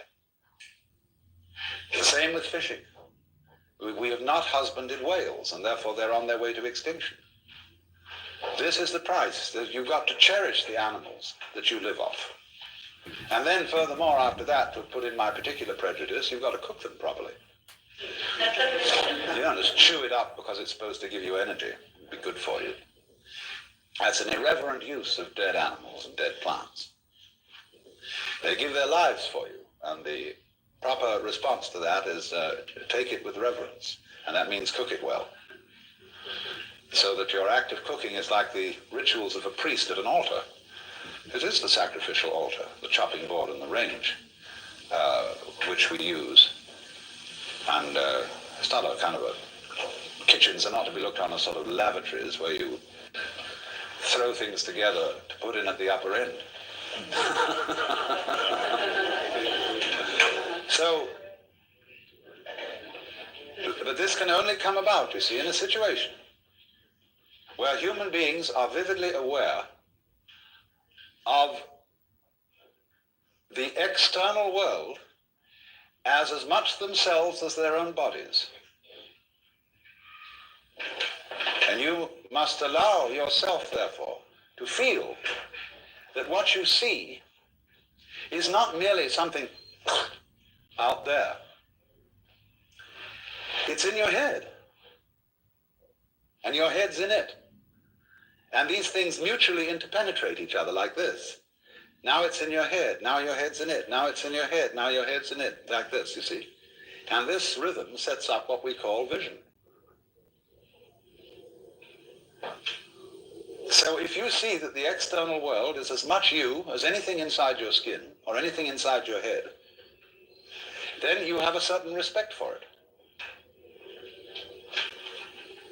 And no longer consider matter, for example. Take a piece of wood.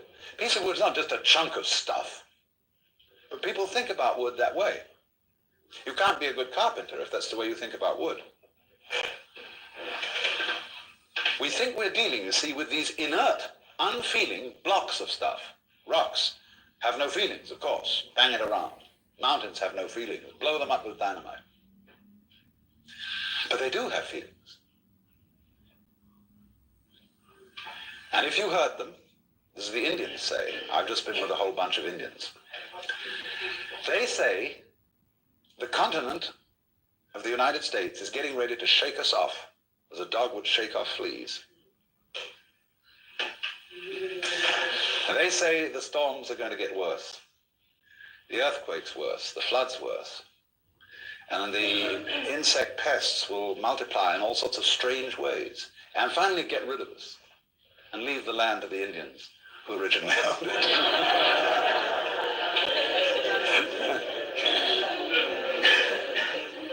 Let's have a brief intermission.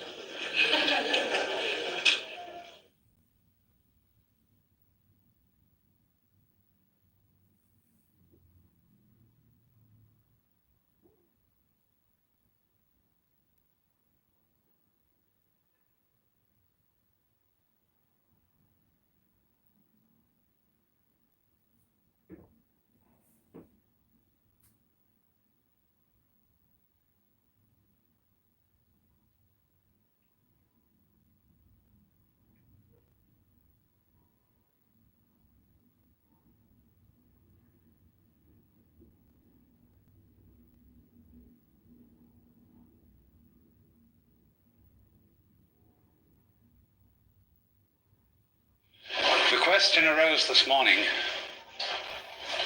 about the problem of whether the extension of the network, especially by electronics,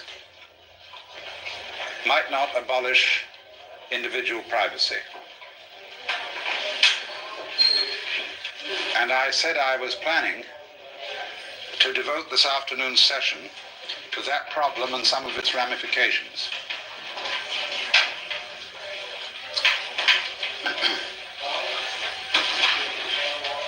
This, of course, is the area of the problem with which Marshall McLuhan is very largely concerned. For he has pointed out that just as the wheel is an extension of the feet, and as beyond the wheel naturally comes the horse and carriage, the automobile, and the airplane, all these technological creations are extensions of the human organism. And finally, the electronic network of telephone, telegraph, radio, and television is an extension of the nervous system. And into that we must throw, as an additional extension of the nervous system, the computer. The computer into which data can be fed from the files of the insurance companies, the Internal Revenue Service, the police, the credit agencies, everything. So that in a matter of seconds, when an individual is identified, an enormous amount of information about him can be instantly known. In a rather similar way, the time is not too far ahead when you will be able to have a box about so big on your desk, which has a little screen on it and a dial. And after dialing a key code, you will dial the catalog number of any book in the Library of Congress that you want to read. And at any rate that you wish, the spread pages of that book will appear on your television screen. And you can get it right like that. When we get to television worked with the agency of laser beams, you will of course be able to see solid three-dimensional images in color projected in a certain area, and you can walk around it. I haven't discovered yet whether you can kiss it.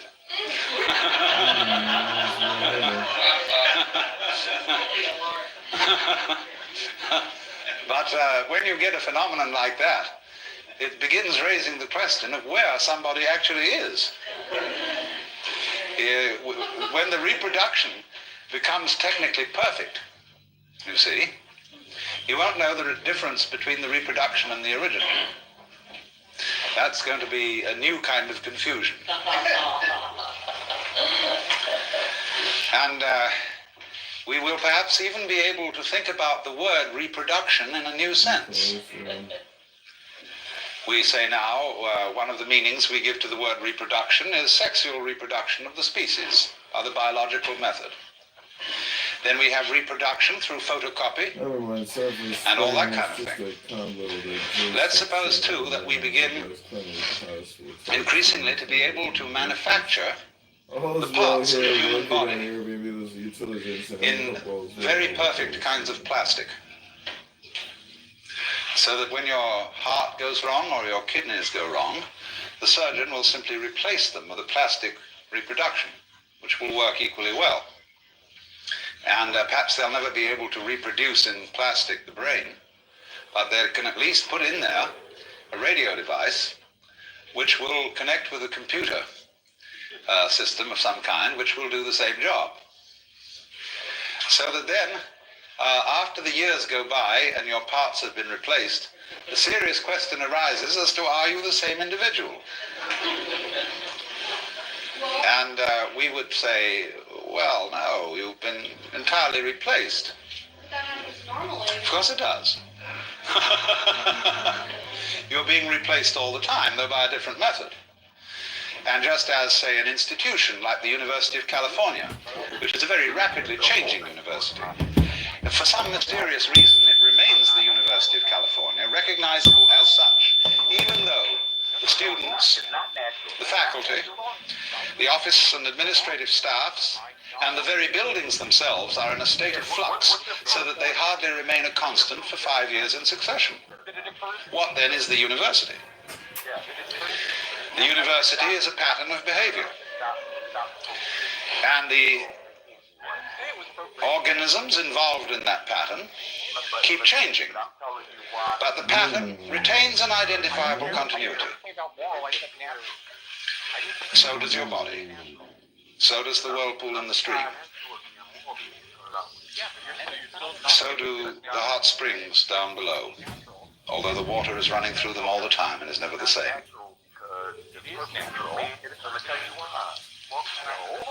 So you can envisage the reproduction of the human being in this electronic way, and at first you say, oh, horrors. Are we going to be converted into nothing but plastic replicas of ourselves? Will we be there in any sense anymore? Will the soul survive it? But you see, in the case of the University of California, it is what we call the University of California that is the soul. And its bodily expression keeps changing. So, when we find out that we are electronic echoes of ourselves, being perpetuated through the ages, we shall come to the astonishing conclusion that that's what we already are. Only we have to do it again ourselves in order to realize it. We are already the most remarkable electronic patterns from the standpoint of physics. So let's a bit lay that bugbear to rest. Although I must say, there is something about plastic in its present stage of evolution that is somewhat repulsive. There is a state of consciousness which those who are psychedelically hip or hep call the plastic doll, in which everything looks as if it's made of plastic, as if a patent leather or enameled tin, that it only reflects light and has no light inside it. There is another side to the vision, whereby everything becomes living jewelry with light inside, a kind of beatific vision as distinct from a diabolic vision. And at the present stage of its development, plastic always suggests the diabolic vision. But it is through the diabolic vision that you gather the deepest insights. It's really profounder than the beatific vision in a certain way. Because if you can go down into any experience, I hope you understand the meaning of this phrase, go down into. It's very important. It means exploring a certain sensation or a certain feeling,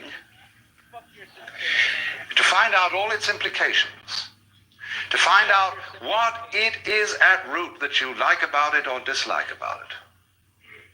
And you will find, if you explore the plastic doll vision sufficiently carefully, that it will bring about in the end a far greater depth of bliss and realization than merely exploring the things that are lovely at first sight, obviously so.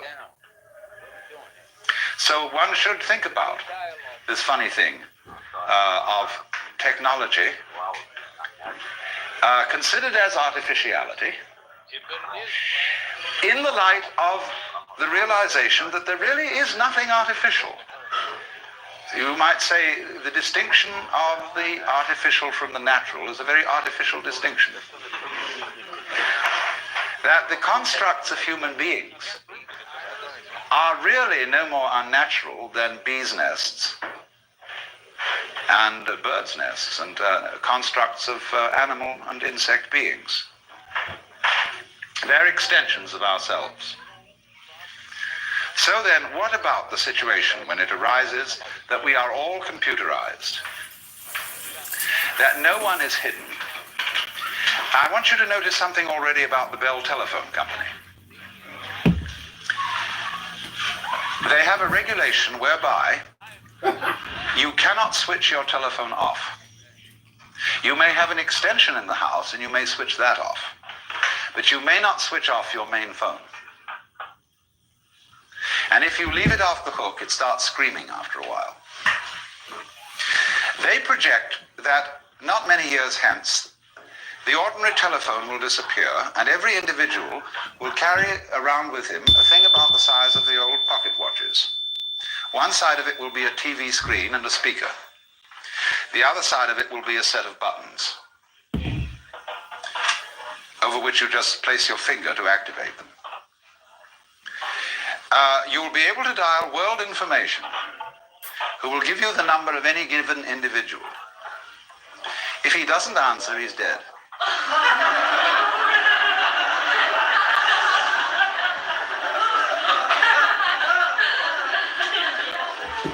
So under such circumstances, absolutely no one can get lost.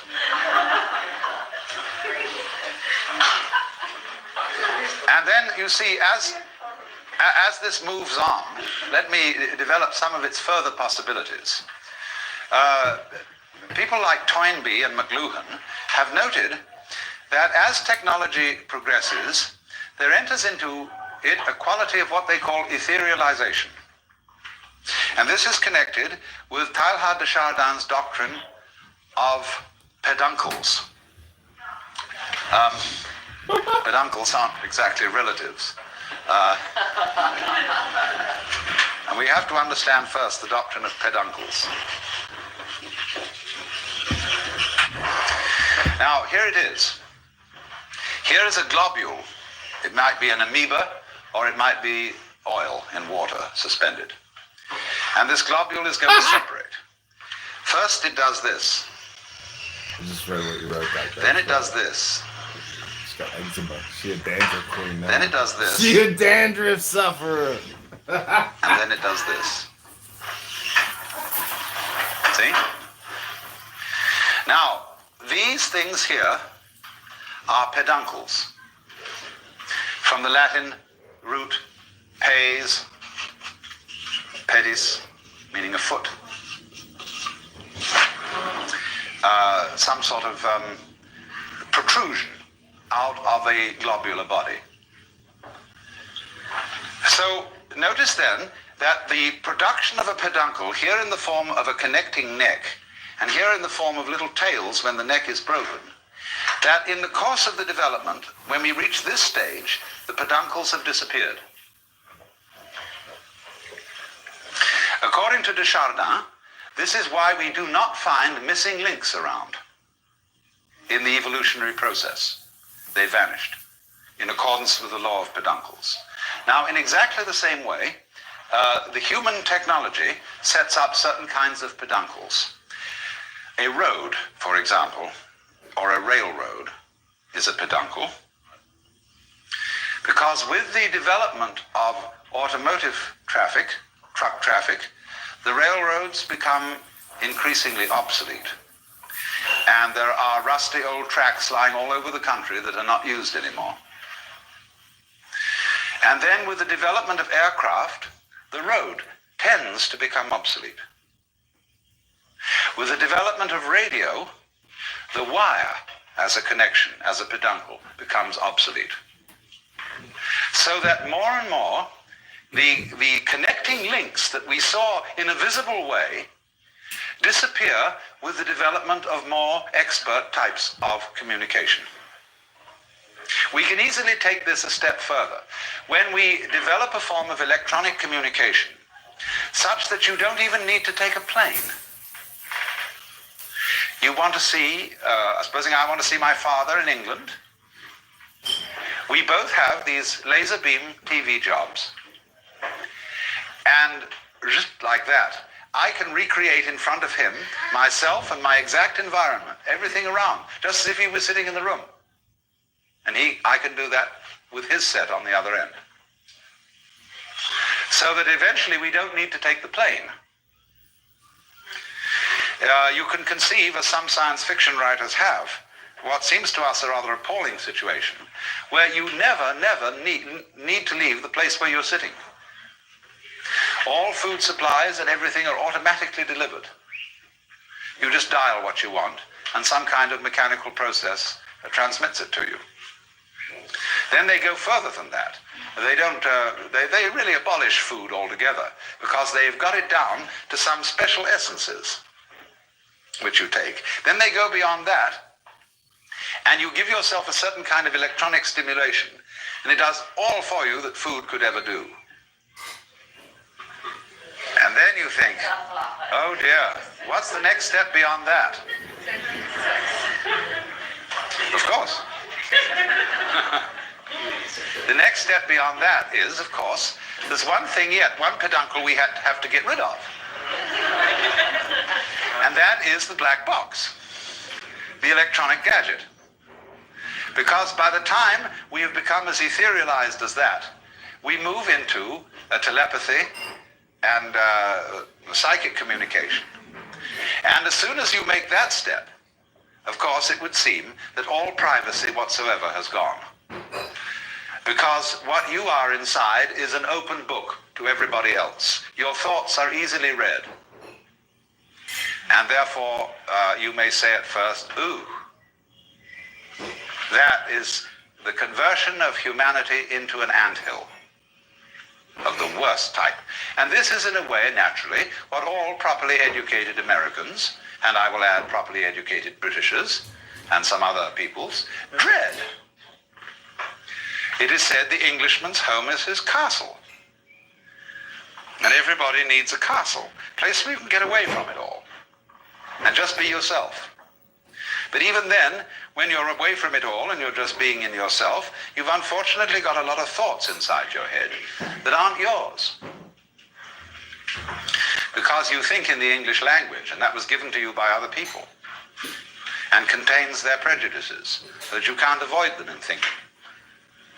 Japanese people will say that when they think in Japanese, they can have certain feelings that are characteristically Japanese. But when they start thinking in English, they can't have those feelings.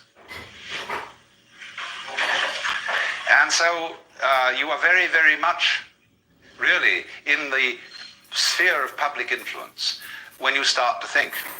And if you listen carefully to your thoughts, insofar as they are uttered in words, and they very often are, try and discover the tone of voice in which certain of your thoughts are being said, and you will listen and hear your mother, or you will hear an aunt, or you will hear a school teacher, or you will hear certain friends expressing their opinions and telling you who you are and how you ought to behave. And you think those are your thoughts, and they're nothing of the kind. An inner pandemonium under the dome of the skull is going on all the time. Myriads of voices, myriads of influences from outside working upon you, even when you are physically quite alone. So this means that you are not nearly as much of a private individual as you think. You are also, of course, exercising these influences upon other people. You're telling them who they are, what you think about them, what you think of their behavior. And even if they don't believe you, they nevertheless pay very serious attention to it. They can't help it. You can take the experiment, for example, that B.F. Skinner used to try, which is very terrifying. He would send two members of the class selected arbitrarily outside of the room. Then he would arrange two chairs, chair A and chair B. He would say to the class, now look, when these people come back, we're going to engage them in a conversation. Whatever A says, agree with him. Whatever B says, disagree with him. So they come back into the room and they take their seats and a conversation begins. Now B may be a very strong-headed, articulate person, and A really rather feeble. But what happens is this, that by group agreement with anything A says, he is encouraged, he is built up, he becomes more articulate, he finds himself sprouting. But B, by being disagreed with on every point, begins to get baffled and confused and feel very uncomfortable indeed. Unless he is onto the game and he challenges the whole group, I see now what you're playing. you have made up your minds to disagree with everything I say. Therefore, of course, you don't count.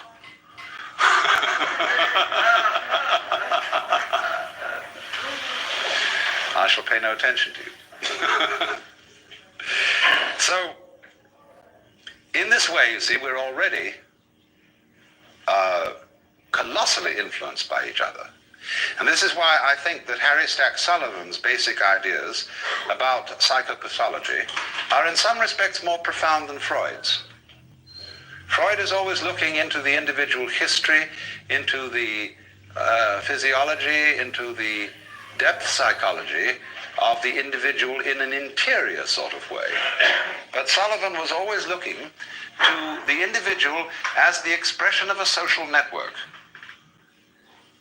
And the same in the psychology of George Herbert Mead, where he called the conceptions that we have of ourselves the interiorized other. In other words, the sum total of all the things that people have told us we are. Because you do not know yourself as a self except in a society. Just as you do not exist biologically without a father and a mother, you do not carry on an existence without a society, and the reactions of other people to you provide you with the mirror in which you attain a realization of yourself. You know who you are in terms of your relationships with others. So then now, when we contemplate this disappearance of privacy and a completely integrated human society, we can look at this from two different points of view, pro and con. Let us first look at the pro point of view. How great to have nothing to hide. How great to give up all worries about ownership. Because you can say, if somebody says they would like something you have, and you say, please, have it. Because you know very well you can go to someone else and say, could I have that? And they'll give it to you. And so all the way around, there is no propriety, in the sense not of prudish propriety, but propriety in the sense of possession. Also, of course, in the sense of prudish propriety. Nobody has any dirty little secrets, because if I have any dirty secrets, I know very well that you have too, and so let's drop the whole pretense and let go.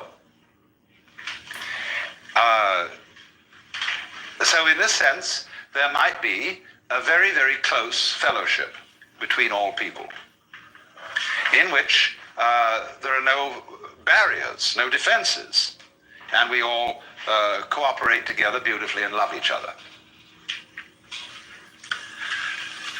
Now, let's look at the con point of view. Con point of view would say, yes, but surely, the more we communicate with each other in that way and have no property, and there are no boundaries, and there are no fences or defenses, then, just in the same way that jet aircraft makes all cities the same city, so this would make all people the same individual. Would that be what the Hindus mean by saying you are all one, you are all the Godhead in disguise? Would it mean that? Now, part of our difficulty in approaching this is that we begin from the standpoint of a certain conception of the individual person. And this is, of course, the Christian ego, which is the soul as a center of action and something alive with consciousness and intelligence that lies hidden in the bag of skin.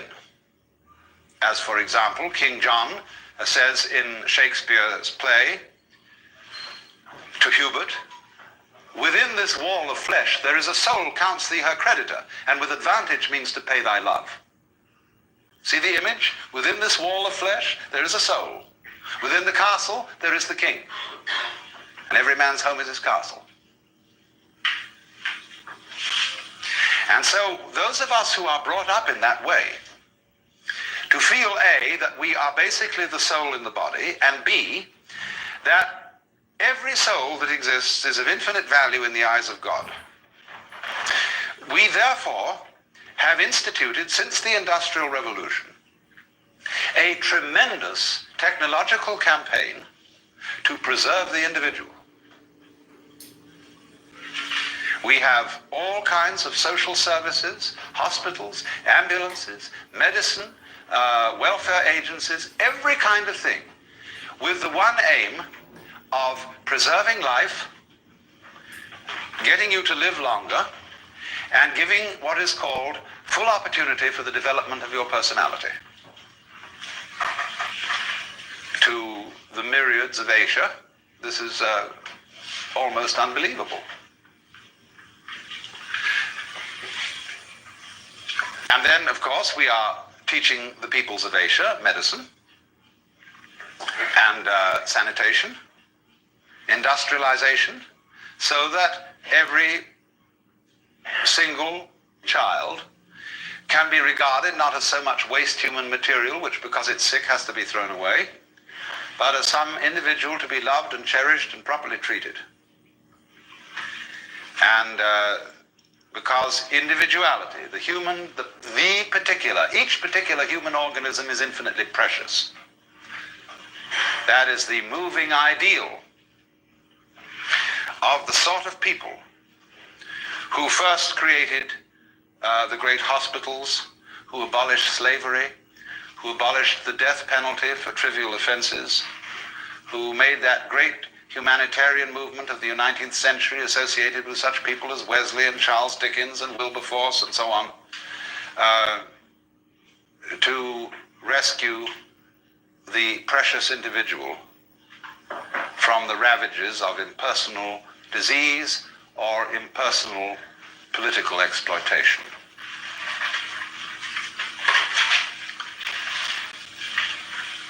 Then when a kind of American capitalist liberalism achieved to some extent this sort of ideal, we look then at political forms which are socialistic or communistic and are leery of them because they seem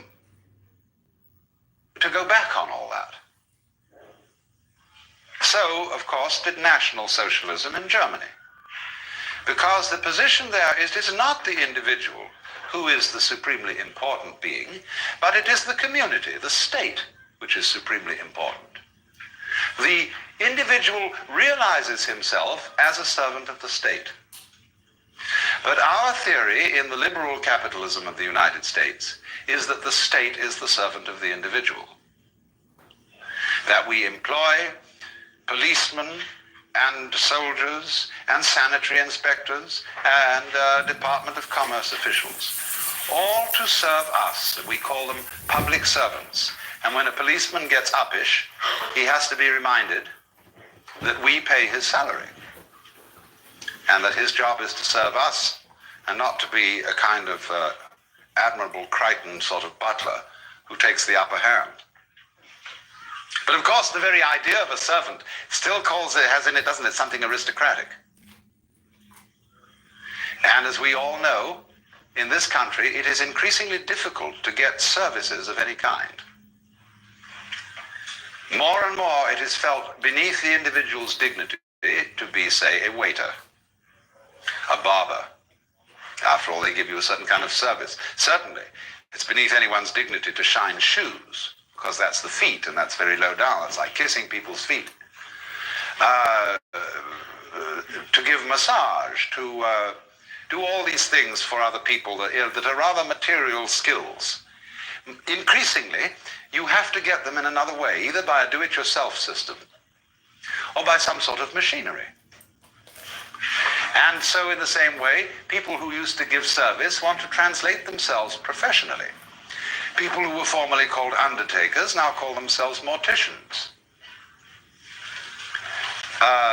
Janitors call themselves maintenance services.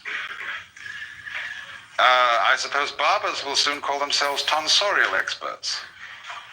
All sorts of things like that are happening right now in order to give the sense of equality all round.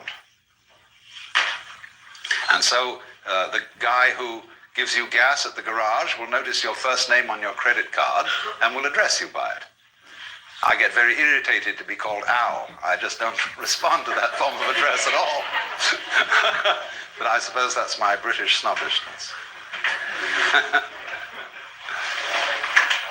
But here it is, you know, everybody slaps everybody's back. Now, I was very puzzled by this when I first came to live in California, because here the use of first names and this kind of familiarity is extraordinarily common. And when I found myself on first name terms with a man who was in a certain sense my boss, who was the president of the University of the Pacific, I felt distinctly uncomfortable. And the reason I felt uncomfortable was that I felt the whole thing was insincere.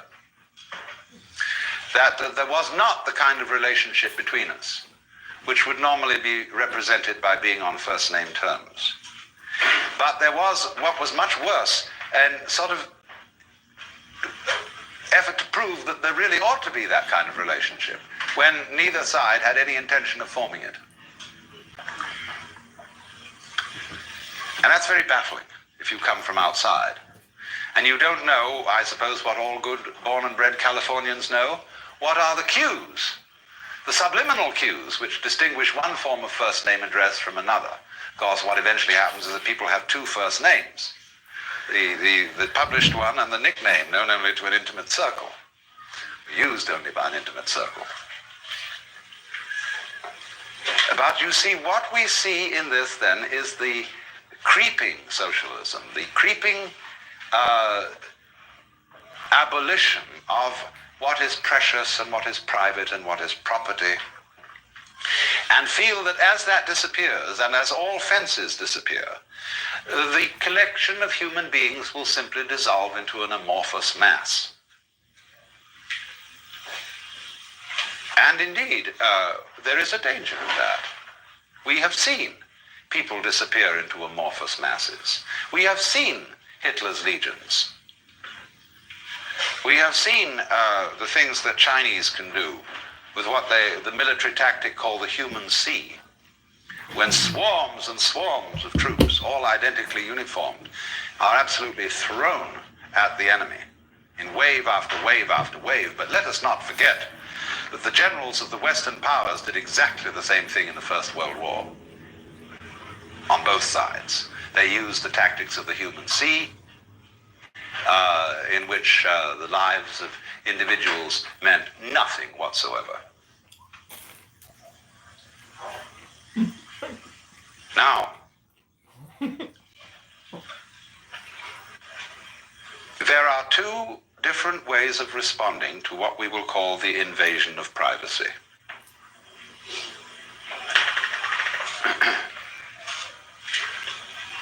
Very often you will encounter someone who attacks your privacy in a psychological way. It may be a drunk sitting next to you in a bar. Or it may be someone who fancies himself as an expert psychological guru. And when you express an opinion, or say, you know, you walk up to such an individual and say, "Good morning. How are you feeling?" He says, "Why do you ask me?"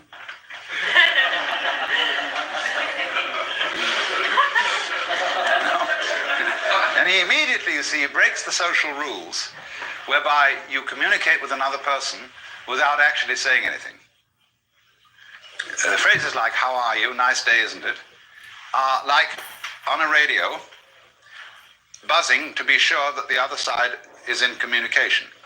And so you make various noises, testing, is that so-and-so, give a call letter, etc., etc., etc., and you know you're in touch. So in the same way, we, in our general daily converse, we feel each other out by saying these little social platitudes, and then we test the person as to whether they, by the sound of the voice, by the smell, which we don't think about, but which we absorb unconsciously, unless they smell very strong, then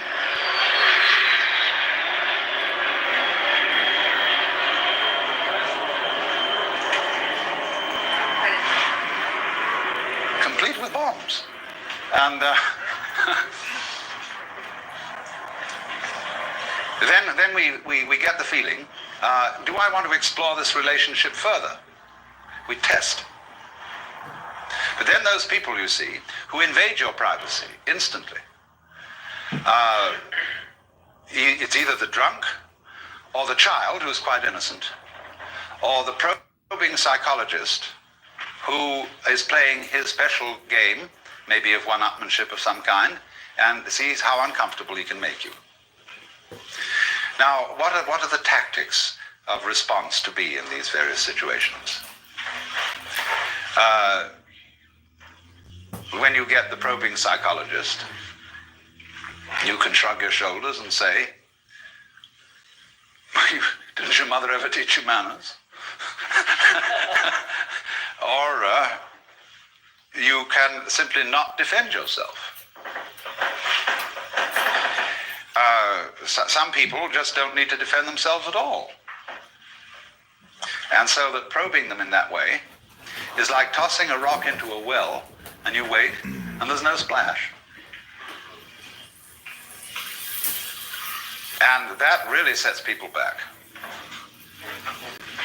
Krishnamurti does that.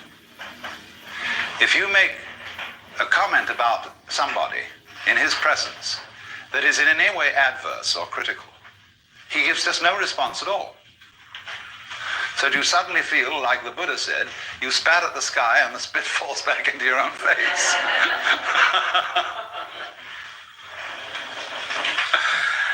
And I was once present where a certain person of that nature was using as his ploy silence. And the silence implied the conversation of everyone else around this table is trivial. Now, it was one of those tangible silences. And suddenly someone at the table turned to him and said, you know, I can't stand people who use silence as a weapon.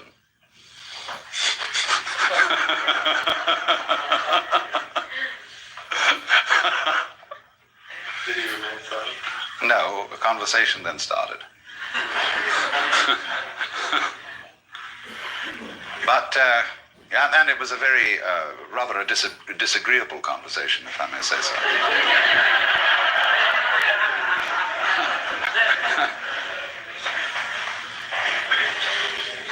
So, there is, you see, always the response to psychological attack and invasion of privacy, as Allen Ginsberg does it. If anybody presses on him too hard, he'll strip naked. And if anybody challenges him to fight, he said, all right, you challenge me, I choose the weapons. Who's going to undress first?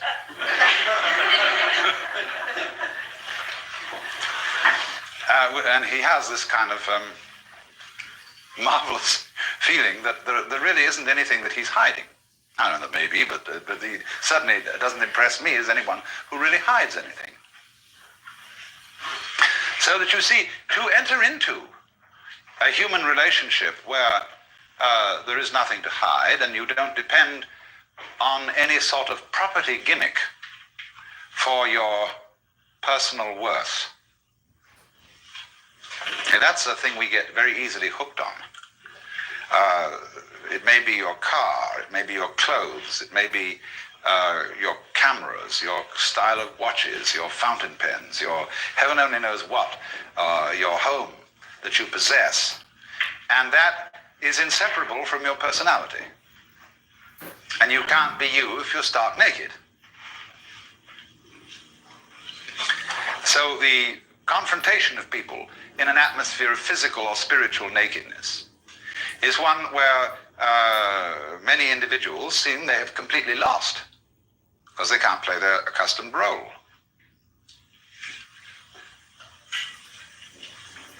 Because I have a certain advantage that even if I'm stark naked, I can still talk. But now, supposing they say now, you shut up.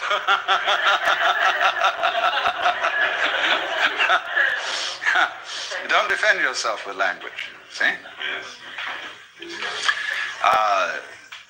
That's like taking off an extra set of clothes. But as I say, there's a certain kind of individual whom this doesn't faze at all. Because he knew from the beginning that he was nothing. And nobody. And of course that's a very important thing to know, because you have nothing to lose. He who sleeps on the floor will not fall out of bed, and he who has nothing to lose has really no fear, either of the loss of his property, his propriety, or his privacy. But there are other people who, in this situation of the loss of privacy, are completely degraded. The way, for example, we systematically deprive privacy from the intimate inmates of prisons and mental hospitals. You go into a mental hospital, all the Johns are completely exposed. Everything is smooth walls. There are no corners, there are no secrets. Everybody's sort of herded around, and they all look the same, put in the same uniform, have the same haircut, and also in the army, in the Marine boot camps. The first thing is to degrade the individual ritually so that he has no privacy. And to see what happens to him if you do that. Now the result of this is that you may brainwash him completely and make him nothing more than an obedient tool of the system. And in this case, you see what you've got. You're back again to monarchical politics. And so in a system where the design of the politics is that the community of human beings is ruled, whether by an individual monarch or by a totalitarian state, makes no difference. But the dynamics of that situation is that this community is not a group, it is a crowd. Now we therefore have to understand the difference between a group and a crowd.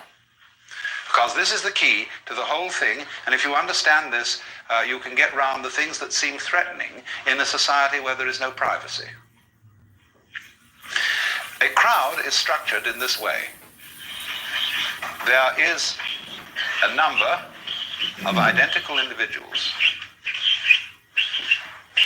suitably brainwashed, and there is a leader. Whether this is an individual again, or a bureaucratic entity of some kind. The relationship between them is this. In other words, the line of communication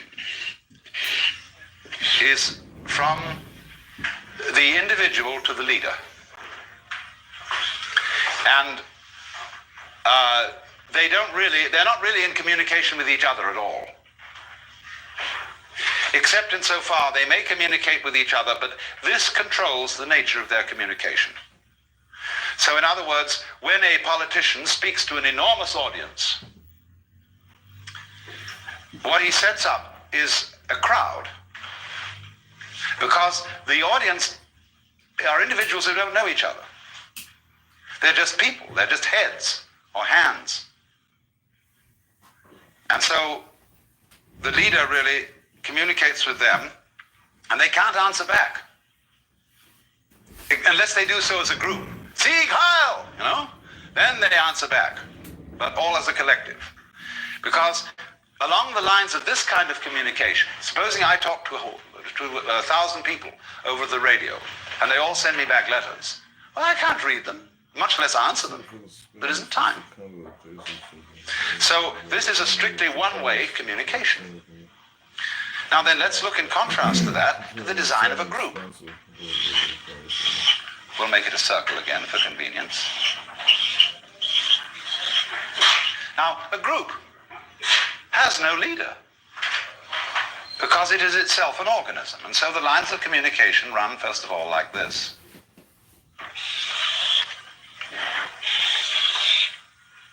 Wait a minute, this isn't very well drawn because I've got an odd number in it, but that's all right.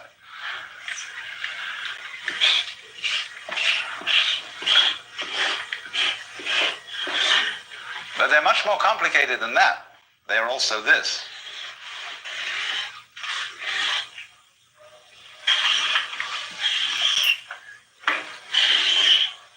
Now you see what's going on.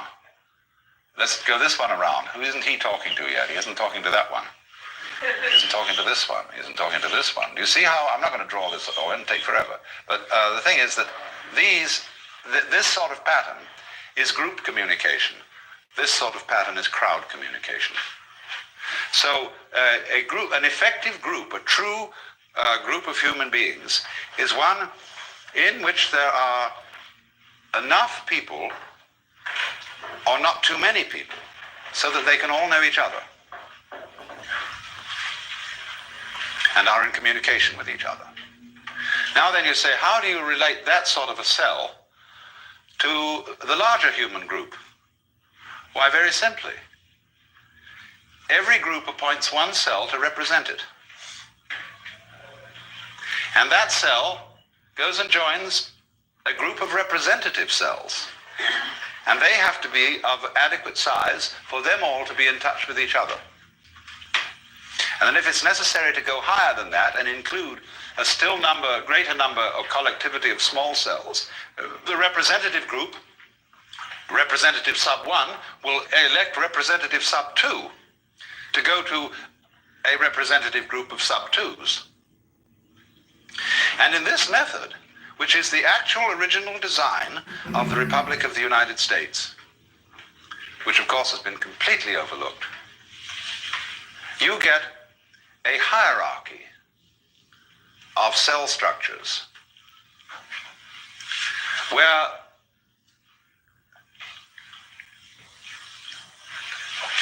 because I am in communication with you here, and I'm fully occupied in this system of communication, the chances are that I don't know a great deal about what other cell groups are doing, because it's too complicated for me to scan. But therefore, we will delegate one particular individual and say, you make a specialty of scanning these other groups around here, so that you have a wider knowledge. And so it goes, so that you have a hierarchical system of communication. You can call it government if you want to, because what we are simply talking about is an information system. So that, for example, one of these will not ever individually elect the President of the United States, but his representative at a certain level will, because his representative at a certain level knows far more about who to select than he does, because he's made it his business to do so. Every individual can't do that. And so you will find that this is the system of direct representation used by all dictators. All dictators vote themselves into office by referendum. They take it to the people. They say, you are the people, you elect me. Well, it's the easiest thing in the world to bamboozle an enormous number of people by mass persuasion to do practically anything you want. But you can't bamboozle that kind of structure. It's too strong. Here, with the mass communication, you see everybody getting the same thing. Now, oddly enough, you see, McLuhan, in his thought about the future of communications, says that with the development of the electronic circuits, we tend towards tribalism. And this precisely is tribalism. This is the monolithic state. This is the tribal community. This is utterly paternalistic. But this is different. This gives everybody a chance to have his say-so. And have his say-so not only in terms of a yes or no vote, but the unit, the tribe, is small enough for there to be a discussion. And that's why we can't understand about Indians, Amerindians, why they don't like the idea of voting. They have a powwow. They're like Quakers. The Quakers don't vote. They get what they call a sense of the meeting. Because they all know each other, and they consider putting a thing to a vote as a kind of unreasonable procedure. We should all get together and feel it out and establish through discussion a consensus. So this, as I say, is a very strong human cluster, very difficult to be pushed around by this. Now, as we have developed electronic communications thus far, we have things like great national hookups. So everybody in the United States is watching whatever it is that comes over ABC or NBC at the major hours.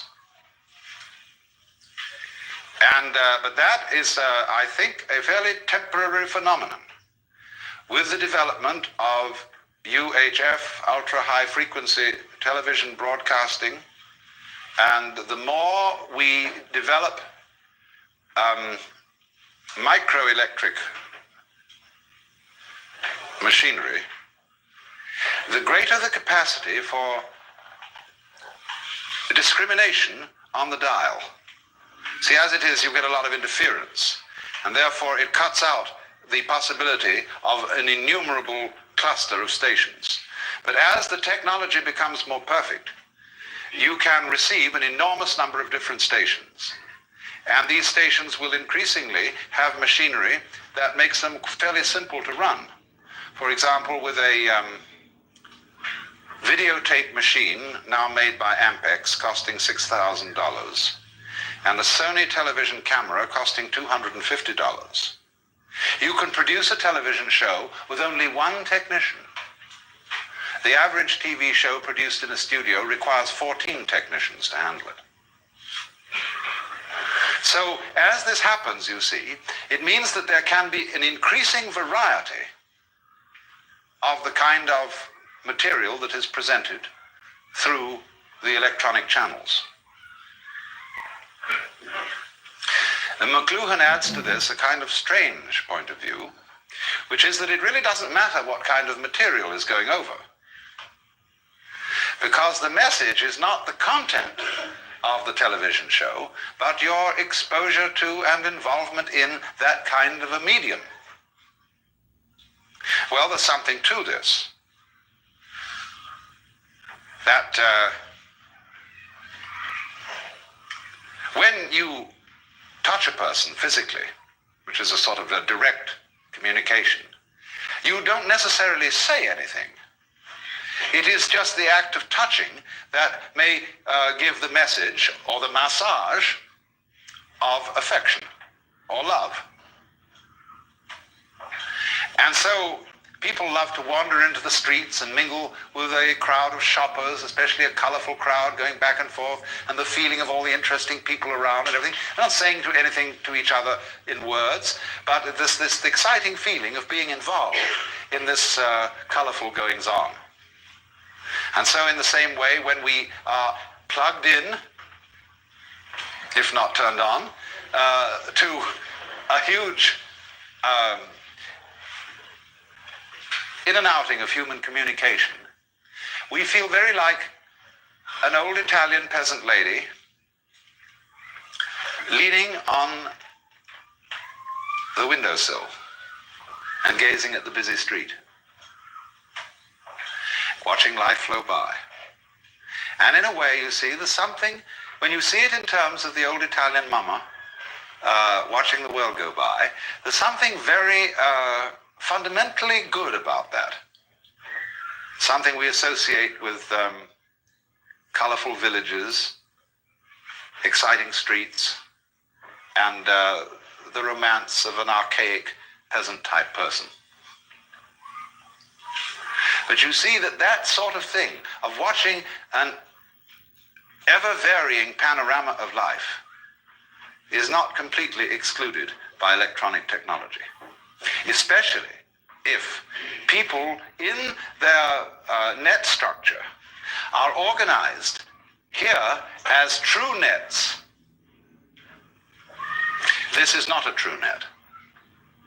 This is just a trap. Well, let's take an intermission.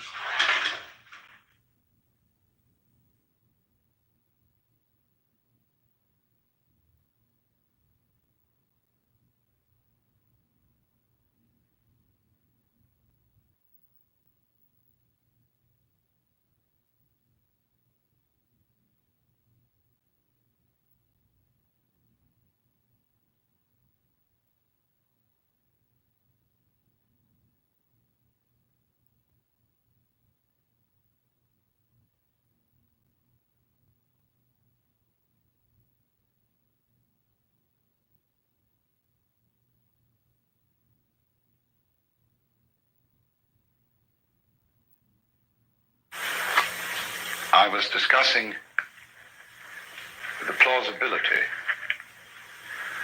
of two essential features of the philosophy of illusion.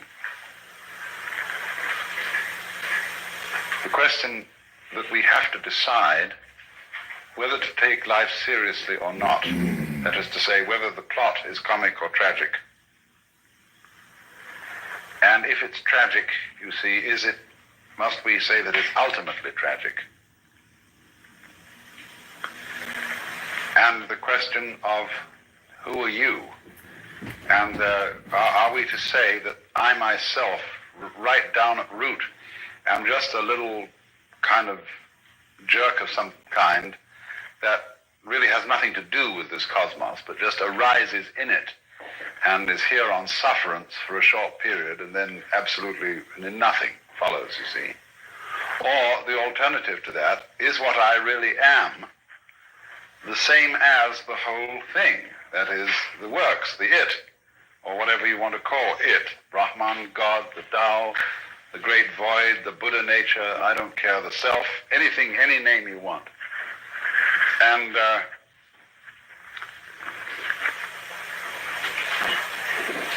whereas that attitude, you can look at it from various points of view in judging it. You can say it's wishful thinking. You can say that it's insufferable pride. But the point of the matter is, as I tried to show, any other way of looking at things is kind of schizoid. It looks at human beings as if they arrived in this world like a bunch of birds on the branches of a barren tree. And they just got settled there, they don't belong. The sense of being strangers and pilgrims from another domain altogether. Well, where is this other domain? And how does it relate to this one? Are they separate? I showed you that even when we say that two domains are the poles apart, the very fact that they're poles shows that they have a hidden connection. And the hidden connection is the big thing in life. All you junkies know that.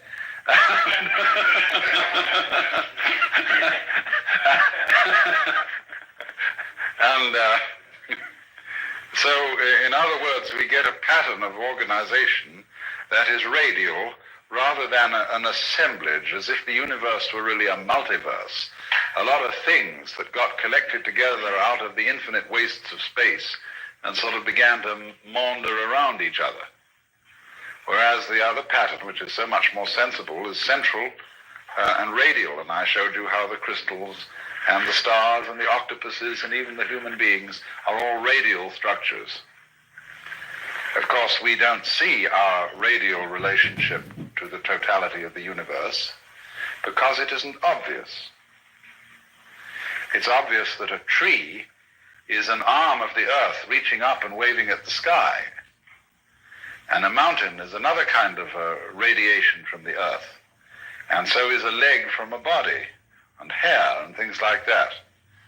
But what makes human beings, as the highest of the mammals, so conscious of being independent is that they are topologically an enclosed surface, you see, which wanders around independently of the ground. What we don't notice is that we are not independent of the ground at all, that wandering around is something that is entirely related to there being some ground. In other words, when you run up a hill, the hill also runs you up it. The hill rises and lifts you as you run. you see? And if you understand that, you don't take a hostile attitude to mountains and hills. You're grateful to them for lifting you up so high in the air, because that's presumably why you went up, that the thing was high. It was lifted up. You wanted to be lifted up. It lifted you up. You had to cooperate, of course. I always like the illustration that I've used before, perhaps you haven't heard it, of the thistledown. The thistledown, too, comes moving through the sky. I once was playing with the thing, and just came out of the blue sky, and I caught it like that, pulled it under my nose, and it started to pull to get away. See? It looks as if it were a butterfly or something. It pulls away when you catch it by the leg. And I thought, oh no, of course, that's not the thistledown, it's the wind. Well, which was it?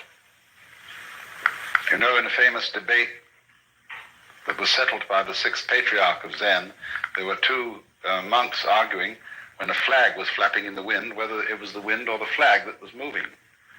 And he said, it's neither, it's the mind. And so in a way, the same thing was true about the thistledown. The mind is the moving thing, because which point of view will you take? Which attitude of mind will you take towards this? Is it the wind moving the thistledown? Or is it the thistledown that is moving itself with the wind? After all, when you see a sailing boat, and there's a man in the sailing boat, who is moving the boat? Is it the wind moving the boat? Or is it the man moving the boat because he was smart enough to put up a sail? Much smarter way of getting around than rowing. You don't have to work. It's intelligence, you see, the mind that moves the boat. And so in the same way, I thought, you know, this thistledown has some kind of intelligence. It's radial, it's organized, it's beautiful. And it's used that to sail itself with the wind, to enable itself to pull like a little organism playing with the wind. And so in just the same way, each one of us uses the universe to get around. And the universe uses us to play with and to make games and patterns and to do its stuff. So because we seem to be disconnected and entirely sealed within our skin, that is a very deceptive thing, because the skin is not really the boundary of man. You will notice that in various periods of art, human beings have been shaped in different ways. And have been more or less transparent at some times, at other times opaque, and sometimes the emphasis has been on the state of mind which this human being is in. At other times, the emphasis is on the bodily conformations and so on. In the work of painters today, one sees images that at first sight one doesn't recognize as being human. There was an exhibition at the Museum of Modern Art in New York some years ago called The New Image of Man. And these things didn't look like human beings at all. Some of them did, but that's because what does a human being look like? That depends on your point of view.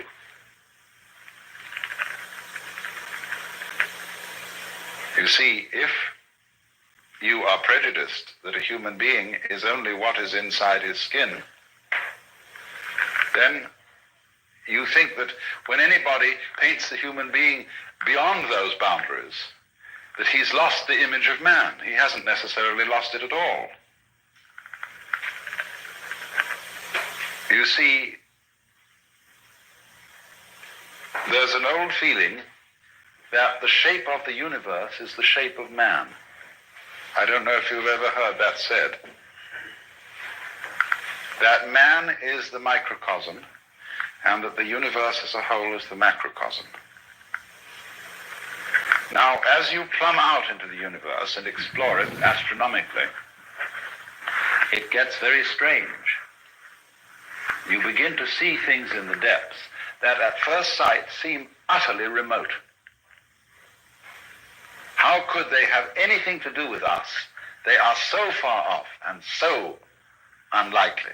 And in the same way, when you start probing into the inner workings of the human body, you come across all kinds of funny little monsters and wiggly things that bear no resemblance to what we recognize as the human image.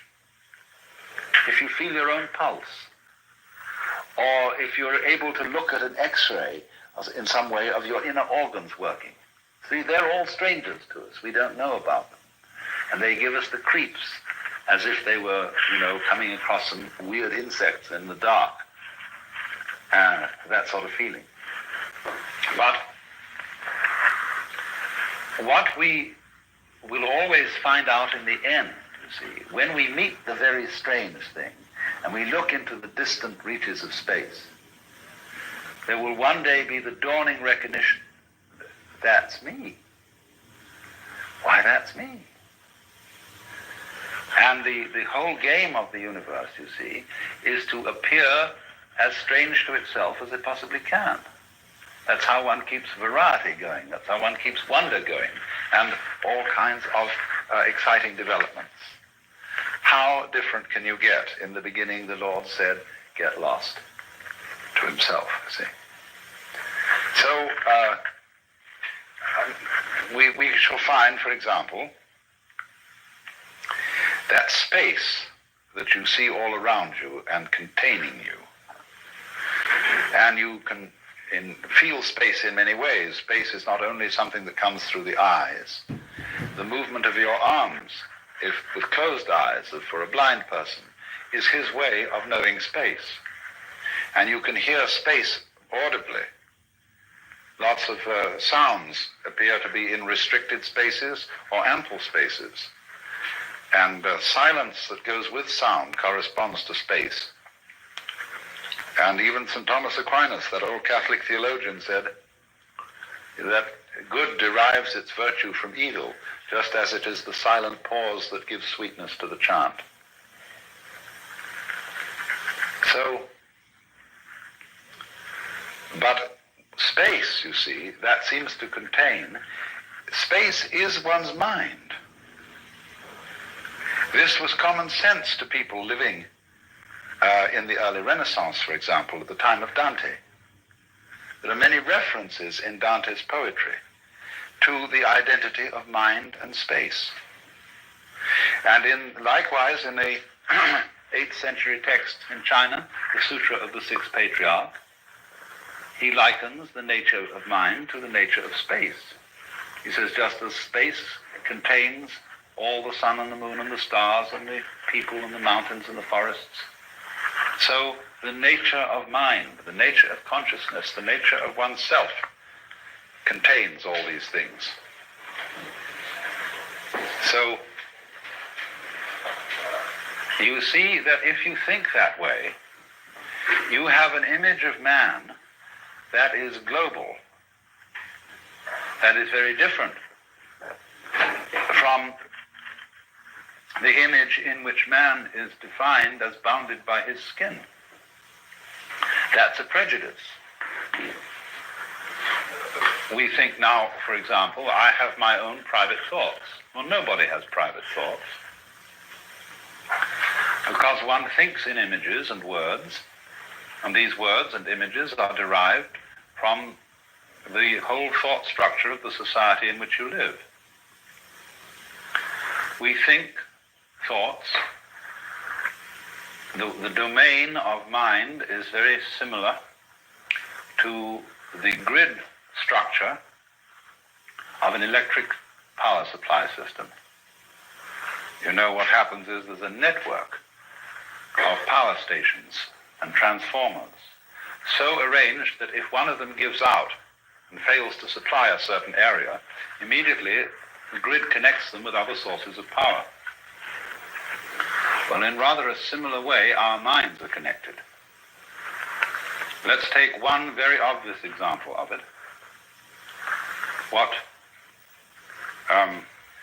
Northrop Frye calls the order of words.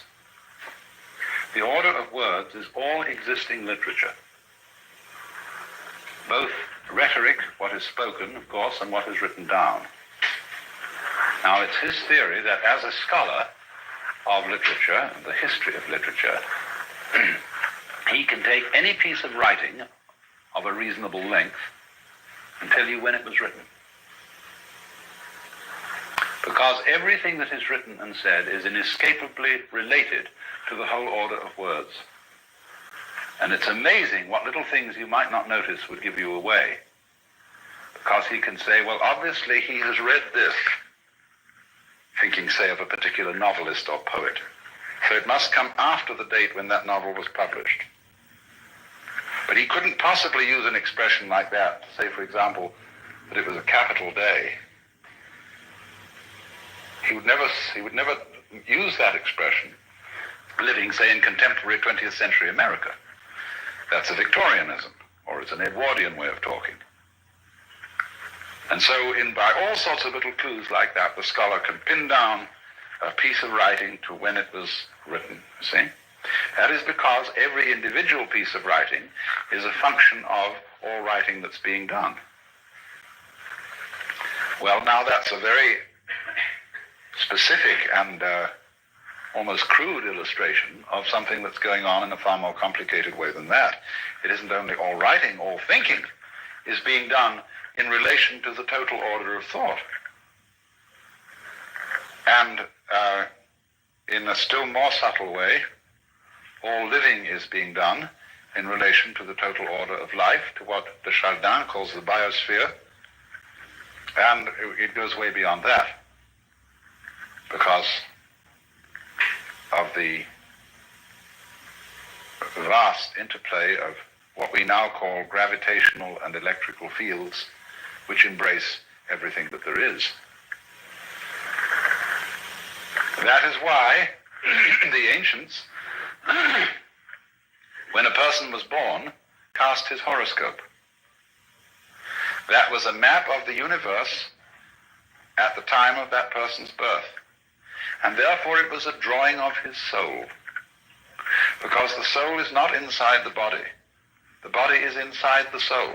The soul, your soul, is the whole universe as it is focused upon your organism.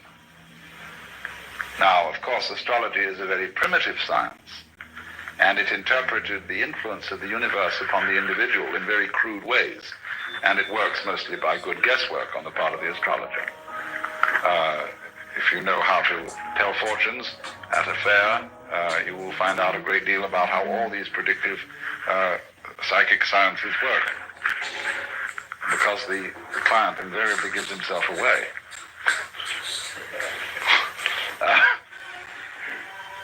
Either by his anxiety to be told the truth or by his anxiety to conceal it. They work equally well.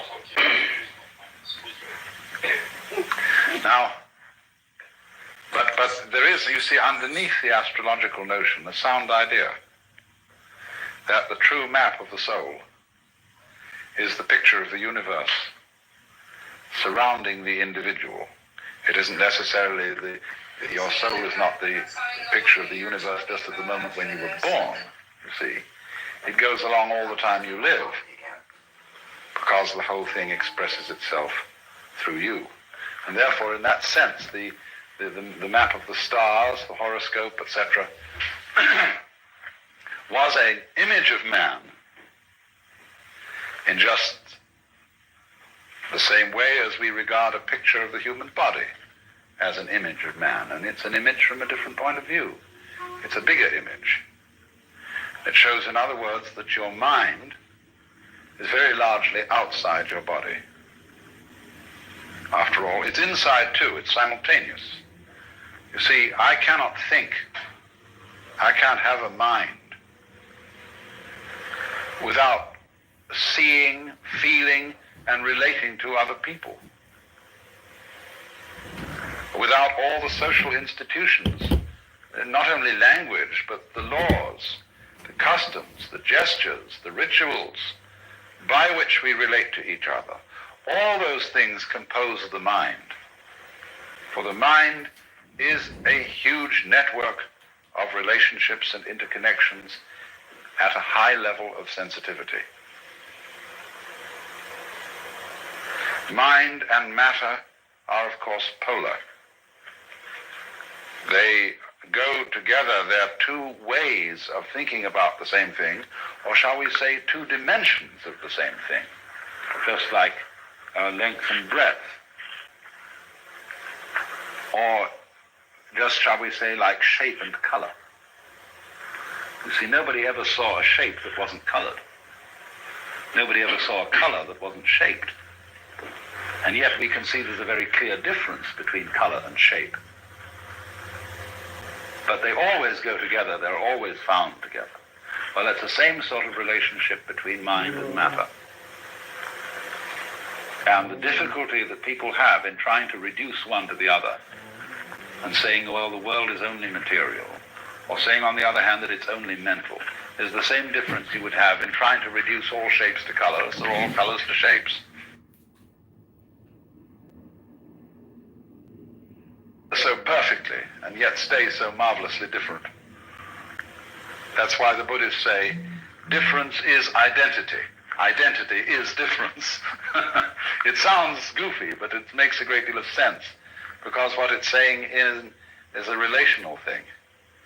That you don't know what identity is unless you know what difference is, and you don't know what difference is unless you know what identity is. That relationship between so-called opposites is called in the Chinese technical Taoist vocabulary mutual arising. So they say to be and not to be arise mutually. High and low are mutually posited. Long and short are mutually delineated, and so on.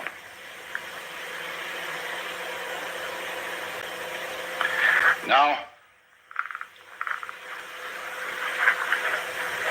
what we see then is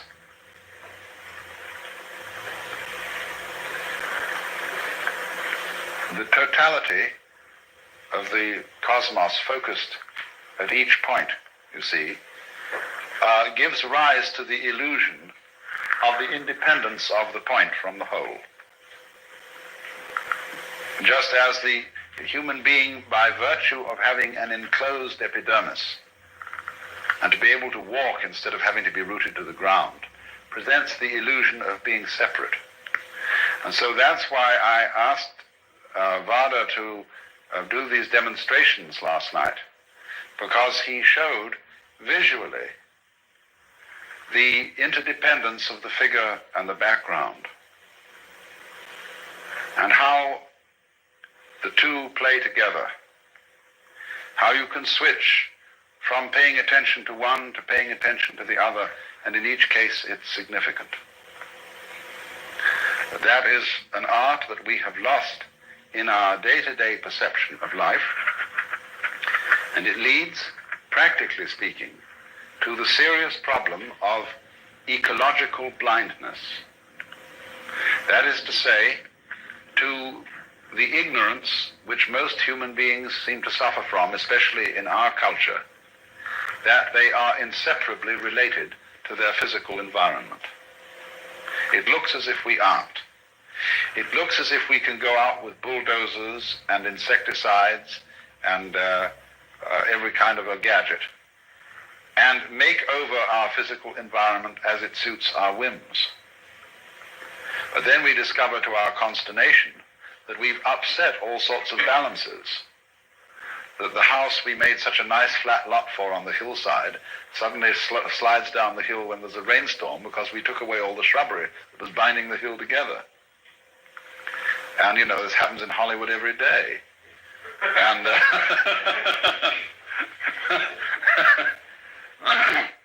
and nobody ever seems to learn. And that's, you see, this immense importance of overcoming the illusion of separateness. But people are afraid of that because they think it's communistic. They think that the grand style, the great thing about Western civilization is its stress on individual personality and its value. And that we have created the ideal of personal integrity. That is to say that the most important thing in the world is the individual. All collectivities, corporations, states, and so on, exist as servants of the individual. And if they get in his way and they interfere with his private enterprise, whatever that may be, it's a bad thing. Man, the individual, is the crown of creation from this point of view. And therefore, when anybody suggests that individual man is not what you thought was an individual, but is in some way united with, grounded in the totality, then if you're this kind of rugged individualist, you mix up your vocabulary and you call the totality the collective. Now, the collective and the totality are two completely different things. The idea of collectivism is based on individualism. It's the idea that the society of mankind and the physical environment beyond it is a collection with nothing of the kind. That's the idea of cosmic flotsam and jetsam that all floated together into a collection. And that's the obverse of individualism. You know, American individualism is the same philosophy as Marxist collectivism, seen from the other side, because they're both based on the same erroneous sensation of individuality. Now, what people don't understand is that a complex and interesting personality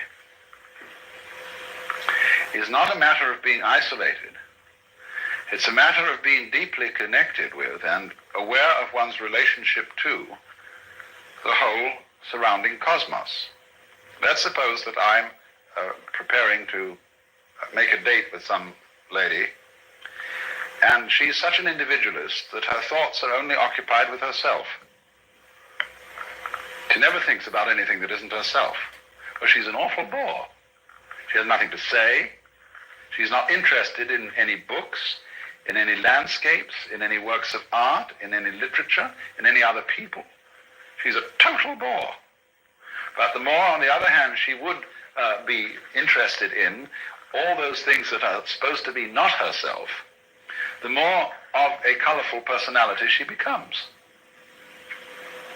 So the rule is to get away, you see, from these ideas of the individual as finding his individuality and uniqueness through independence, but rather finding his individuality and uniqueness through being related.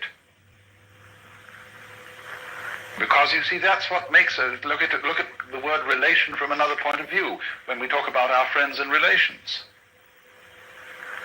Supposing I come across some individual who I can't make out what kind of a thing he is. I can't make out where he came from. His accent isn't American, it isn't British. It isn't particularly Middle Western. It certainly doesn't have the overtones of New York or New England. He just talks flat.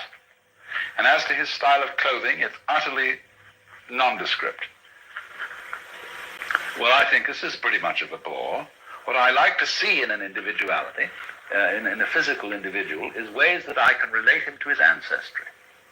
That he has this little subtle accent, or this mannerism, or this eccentricity, or whatever it is, that connects him with a great background, you see? But it's his connection with his background that makes him so significant. If I can't see that connection, he becomes uninteresting. So, there is no thought in this approach to devalue the individual. What really does devalue the individual is any kind of religious or political philosophy that overstresses his isolation. And this is something that Californians in particular need to take note of.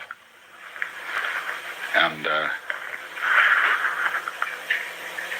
because many people feel, you see, that the development of technology and of centralized government is a direct threat to the value of personality.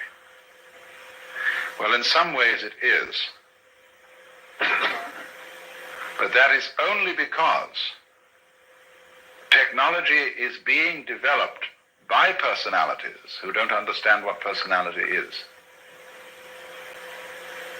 They're working on the old individualist -- collectivist point of view. They're the same.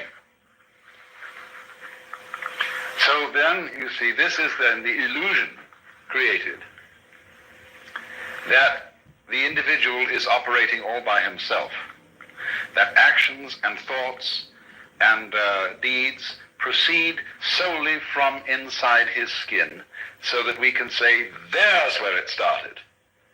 You see? Well, that's the game of praising and blaming. The game of who started it, who can we give candy to, who can we bang on the head. In other words, somebody has to be it. As in The Farmer in the Dell, you know, and finally we get the end, the cheese stands alone, the cheese stands alone. Hi, over there, the cheese stands alone. Well, why? Who started it? The group.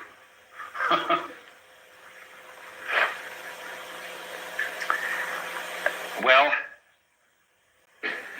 another fear about this is that it absolves people of responsibility if they see through the illusion of separateness.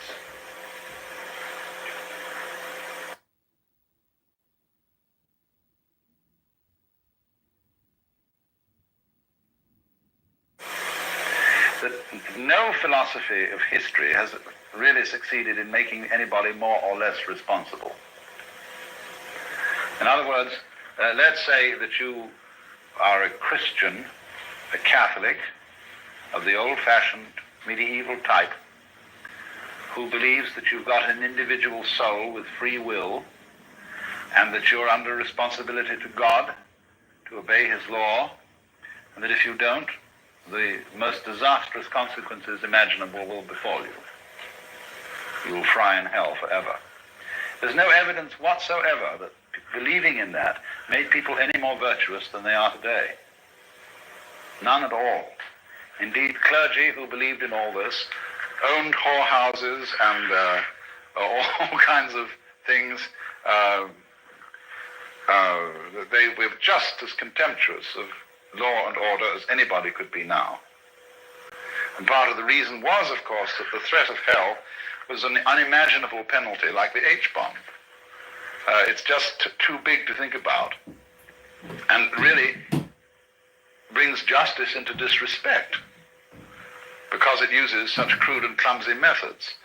You know, it's like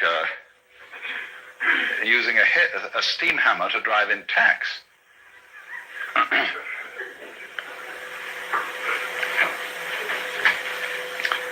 Responsibility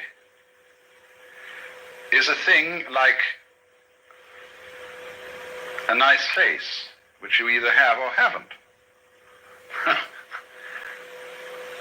Certain backgrounds, certain interests, certain awarenesses of relationship create responsibility in some human beings.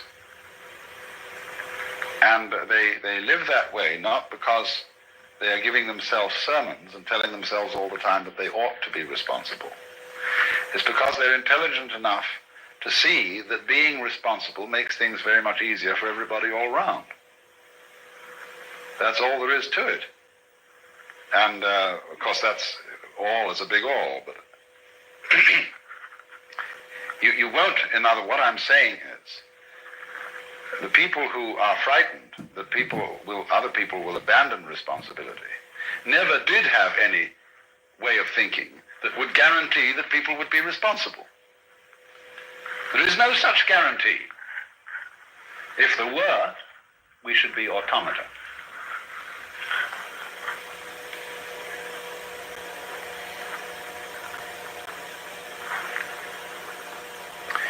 Now, I want to switch to another aspect of illusion. The quickness of the hand deceives the eye. And that is, of course, of what we call matter. Density, impenetrability, opacity. I find it hard to talk about the illusion of matter because I'm a materialist. That is to say, I like material. And though I may seem to you to be quite self-contradictory. For example, a wine should have body. Pure alcohol doesn't. And it's terribly important in human character for there to be a blend of materialism and mysticism, between sensuality and spirituality. You see, people who are purely sensuous and materialistic get very boring. You can fill your lives with all good things, with Alfa Romeos and hi-fis and wonderful cameras and girls with beautiful bodies and Chris Crafts and dry martinis and Chanel No. 5, you know. And after a while, if that's all you've got, it gets sickening and the bottoms begin to feel like plastic and the martinis taste like medicine. And somehow, you get a distaste for life, and even for mountains and trees and waters. And then on the other hand, the purely spiritual approach to things is too rarefied, too earnest, too abstract, too purely Euclidean. And the people who are intensely spiritual and don't have any sensuality are always desperately serious, colorless, lacking in humor, and never are able to meet one as man to man with a kind of a friendly leer in the eye. That's terribly important. Yes, they live at a level of the frantic intensity. I see these two extremes need each other. Say, spirituality needs a beer and a loud burp, and sensuality needs a rough blanket and a hard bed and a cold night with the stars, you know, to wonder about. The sensualist as such, the materialist as such, has no wonder, and the mystic, the pure mystic, has no body. He's pure alcohol. Spirit.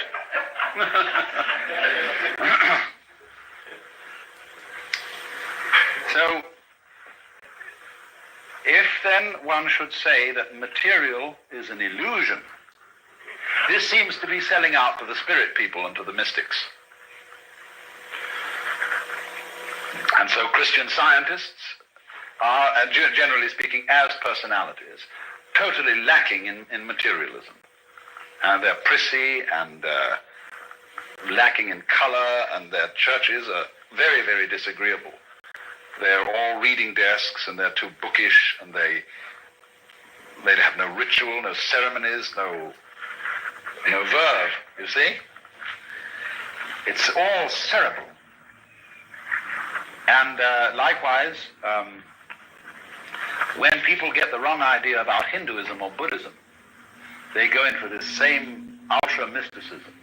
They start disbelieving in all material pleasures as crutches. And it's very bad to have crutches, you see. You shouldn't take aspirin when you've got a headache. You shouldn't wear glasses. You shouldn't show dependence on anything. You mustn't like your food too much, because that's becoming gluttonous. So you eat very plain food, which is not spiced, and you eat it out of a sense of duty. That is to keep the body functioning. You drink only water, because other drinks might cause certain dependencies and give you too much pleasure. And because the idea is, you see, you've got to control your mind and keep it absolutely calm and still so that you are not dependent on matter. And that's altogether the wrong approach because, it is a game you can play. It is one of these possible things. I mean, you can play the Jehovah's Witness game. You can play the three-seed in the Spirit Baptist game. All these are various things which you can play, just as you can take up a hobby for bridge or fishing or something like that. But what happens is, you see, that the notion that the material world is an illusion is turned into a judgment of value. If it's an illusion, therefore it's bad. I ought not to be under this illusion. Well, the reality of the matter is that if you see that the material world is an illusion, you can enjoy it a great deal better than if you think it isn't. A true materialist, therefore, is one who knows that material is an illusion. Then he's not afraid of it. Then he can enter into the dance of material with real zest. Because you see, if you're a false and a fake materialist, what's happened? You've borrowed money to buy yourself a Cadillac, an impressive house, ranch style with a picture window and a patio and a swimming pool, and you've bought a lot of stock, and you somehow wangled the money and borrowed it, and you keep lying awake nights wondering if you're going to make the payments. Well, there's no point in that at all. How can you possibly enjoy all this jazz, if that's the kind of jazz you want to enjoy, if you've got to worry about whether you pay for it or not? And you get hopelessly involved, you get commitments here, commitments there, and finally you have a nervous breakdown and shoot yourself. The only way to enjoy material is to disbelieve in it, just as one can disbelieve in money. Then you can have zest for it, you see? Otherwise, it's much better to be poor. I mean, if you have no taste for this kind of life and no real interest in it, but feel that somehow you ought to have it for status reasons, it's much better to stay poor. Not have any of that stuff at all.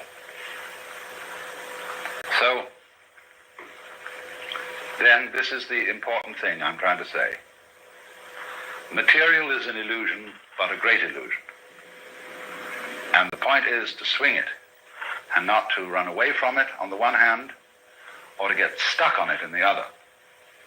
Then you can play with it. Just like a wheel going round. If the wheel is too loose on the axle, it wobbles all over the place. If it's too tight, it won't revolve. But you kind of sit loose, you see, to this thing. Not too loose, though. Now, in what way, then, is the material world an illusion? Well, we know a lot about this now from our physics.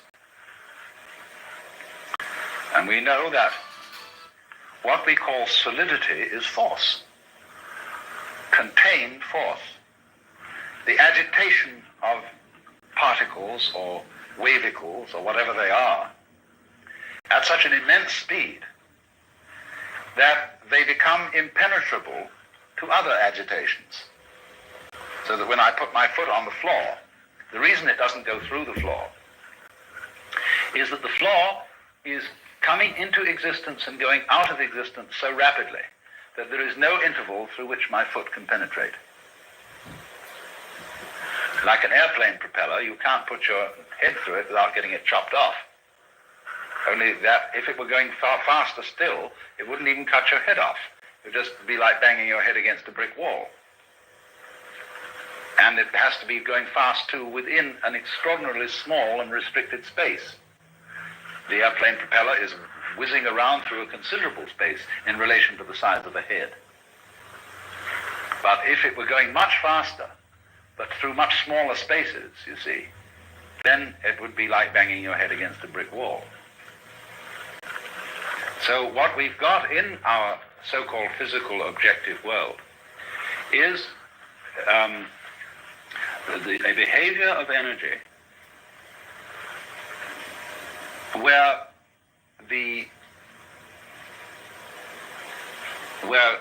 matter arises from it through its behavior in restricted spaces. Density is a quality of space rather than a quality of matter, if you see what I mean. I gave the illustration of the airplane propeller to try and show that. So that all this is an electronic, diaphanous world, very similar to other creations of electronic patterns, the dance of forms on the TV screen, the rainbow, the aurora borealis. It's all fundamentally like that. Only we are of the same kind of jazz, you see. Our bodies are this dance too. And therefore, the physical world feels real to us. In other words, it feels solid, because we are something of the same kind. If we were on a different wavelength, we'd walk right through it. In the same way as radio waves come right through the house. They are of such a nature that they can penetrate the spaces, the interstices, or in some way jazz signals through. And but we are on the same wavelength, you see, as the wall, and so don't go through it. But nevertheless, the whole cosmos is therefore a function of energy, or you could say of light, something like light, and therefore we and it are all diaphanous. Now, it's easier to see that if you live in a medium where things aren't so dense. There's only one other creature as intelligent as man, and this lives in a medium that is less dense, and this is the dolphin. The dolphin is a mammal, and many millions of years ago it seems that dolphins were living on the land. But they are very clever, and they decided that the land was no place to live, because getting food was difficult, and you had to lug yourself around, and there were many, many bad shows about the land. It had very curious changes of temperature. It became unspeakably cold and unspeakably hot, and you had, in fact, to work. Well, no sensible person ever works. I never work, I get paid for playing. And everybody should do that. That's the mark of an educated man, is that eventually he gets a job where he's paid for playing. And a worker or a proletarian isn't necessarily a poor man. There are lots of poor, a poor man like, say, Selig Morgenrath or Eric Barker around here, they're not proletarians. A proletarian is a person who is fettered to the process of work. That is to say, to doing chores every day that he really doesn't like and that aren't in the least interesting in order to go on living. So the dolphins decided this is ridiculous, this land existence, and they went back to the water. And it's pretty easy to fish, you see. There are plenty of fish in the water and things to eat. As we know, the ocean is the greatest food supply in the world.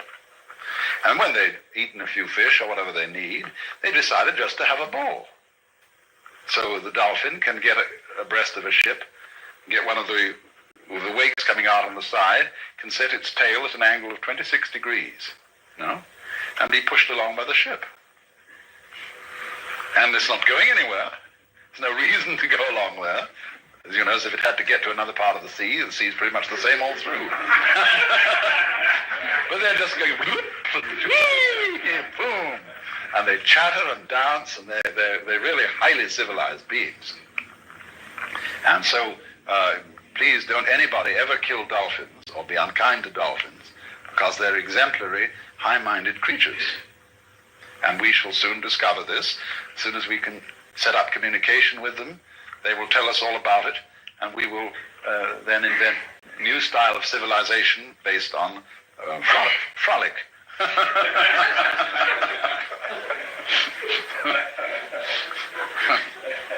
But you see, they dance in the mode of water. Now, human beings, as Toynbee has pointed out, as their civilization progresses, they begin to lose their roots. And they are less and less tied to the land. They go into the air. And what's going to happen if man develops without blowing himself to bits, if he can get over the hurdle, you see, that dangerous point, is that gradually all roads are going to disappear. And the earth will have centers of human habitation, you see, but no roads. They'll be as obsolete as railroad tracks, because everybody will fly. And once the medium of air is much more fluid than the medium of water. And as we fly, you see, on the land, your values are all values of permanence, solidity, firmness. They're architectonic in the sense of our great stone structures, pyramids and things like that. But in the air and on the water, all values are fluid. And what you have to know to be a good airman is, of course, stars. Like whitethroats and other migrating birds migrate by the stars. Imagine. But once you start relating yourself to the stars, you realize that you're living in a universe where directions are all relative. And you become a being capable of existing in non-solidity. And that's why Buckminster Fuller, believed that all techniques and really all culture came from the sea. The men who first learned to sail were the wise men. He has a fantastic idea that there were initiates, great priests who were ship's captains, and that though some of their humble seamen didn't know all the secrets, but these priests were the first people who knew that the world was round. And that gives one an entirely different theology, you see, than if you believe that the world is flat. And so from the priests of the ocean, the landsmen learned how to use cranes, blocks and tackles, how to build, what a good house an overturned ship made. And so to this day, a cathedral has a nave as its central auditorium, nave from Latin navis, ship, showing the connections between ships and the first temples. And so Fuller goes on to say, now if you're a good architect, as the ancient architects learned from the ocean, first thing you should do when you get through architectural school is go and work in an airplane factory. And understand the beautiful thing that man has made in a fine, fine airplane, you see, which is as great as a bird in its own way. Because that's the architecture of insecurity. And that really lives with insecurity. Well, let's have an intermission.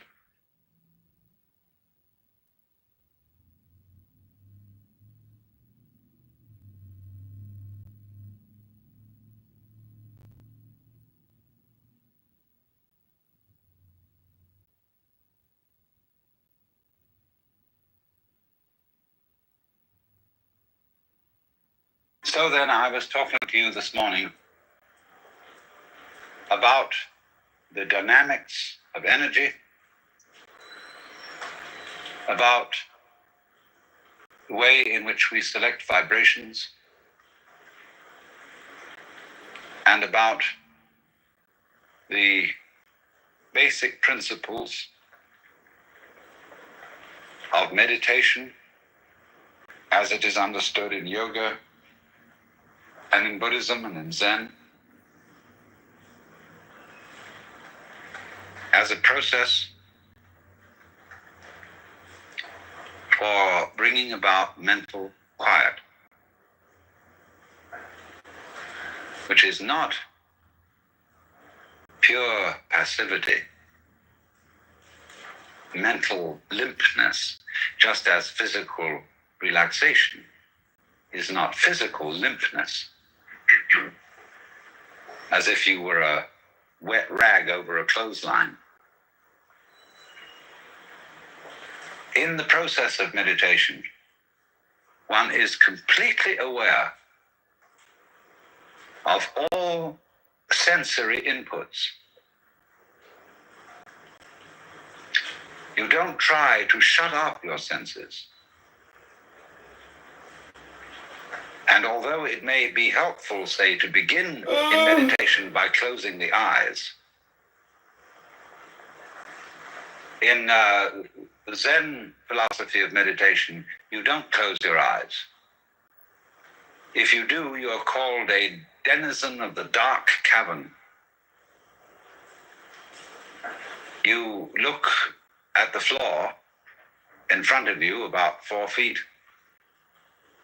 and you allow the light to play with your eyes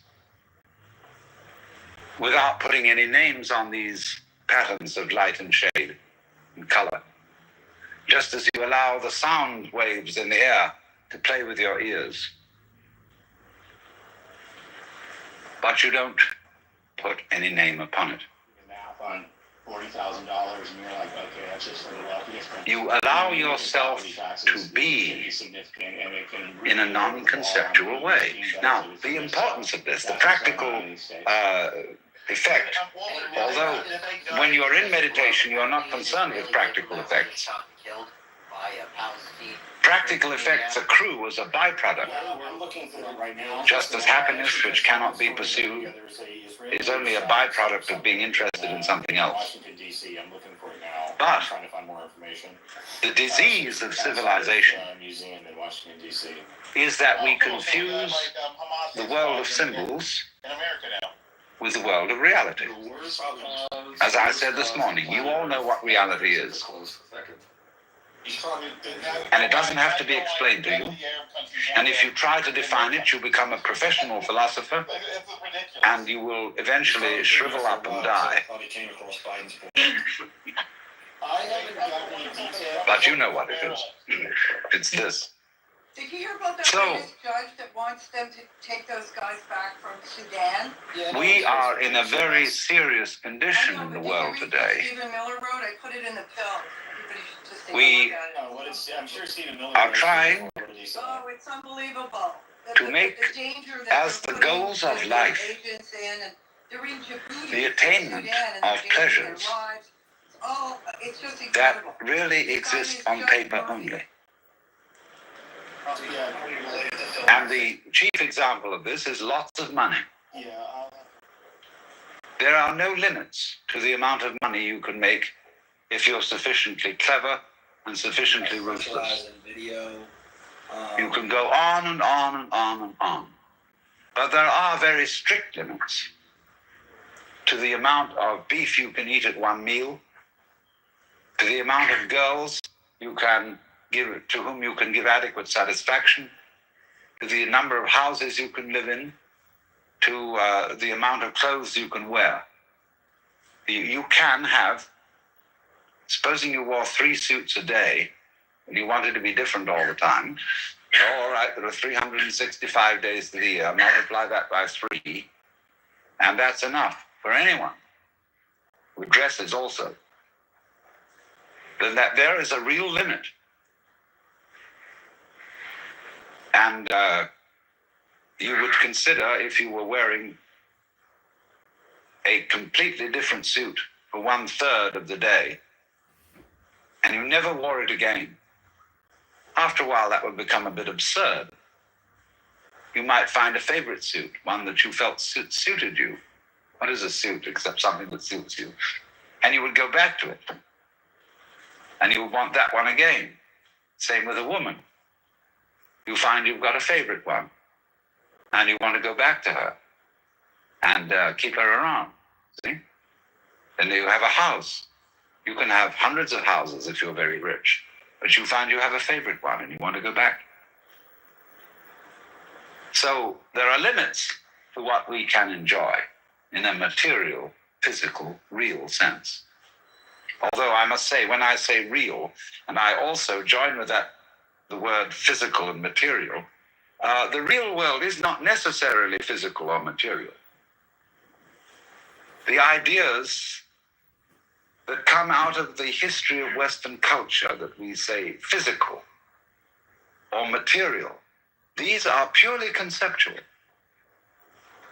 You see, when somebody says, I'm a materialist, and I think there is nothing but material, see, and all the spiritual stuff is just fantasy. The idea of material is itself fantasy.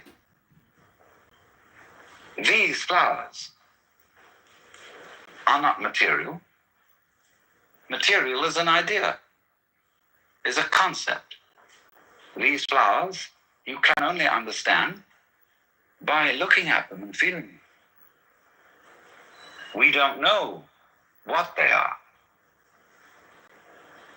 We see the patterns of energy and the delight of them. But a person who says, well, this is just material, doesn't realize that he's some kind of a fantast. He's trying to put his personality up against the spiritual people who say the real thing in life is beyond all these things that we see and hear. There is a happy land far, far away. There is some kind of a thing beyond all this. And that's a kind of one-upmanship. People in religion are the worst game players in the world. They're always trying to outface each other and say, well, you don't have quite the right conception. Even among the most orthodox confraternities, which say Orthodox Catholic theologians, they're always trying to one-up each other. Say, yes, you believe that your explanation of the doctrine of the Trinity is very correct, but there are certain subtle respects in which you haven't quite got the point. And they go round and round and round on this forever. Because it's not really religion at all. It's a form of personal contest. Because everybody in the world almost is challenging someone else to say, you're not real, are you? You're not really sincere. You don't actually mean what you say. Do you love me? Do you really love me? Prove it. I don't think you can. Everybody's going, so everybody's frightened. Everybody's guilty. And everybody else knows how to exploit everybody else's fear and guilt. And emotions, say, like guilt, are absolutely useless because they always frustrate their own objective. Guilt is supposed to make you good. But it's like alcoholism. The more terrible an alcoholic feels about his dependence on alcohol, the more he drinks. The same with jealousy. If I am jealous of the girl I love, terribly jealous, and won't allow her to have any other men, she hates me all the more for being jealous of her. I can't keep a girl by being jealous of her. And she can't keep me by the inverse process. So all those emotions deny themselves. So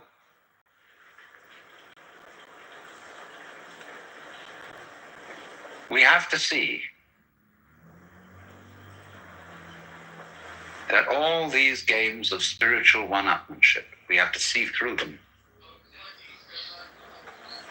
Every guru, spiritual teacher, comes on like he's got something that you don't have.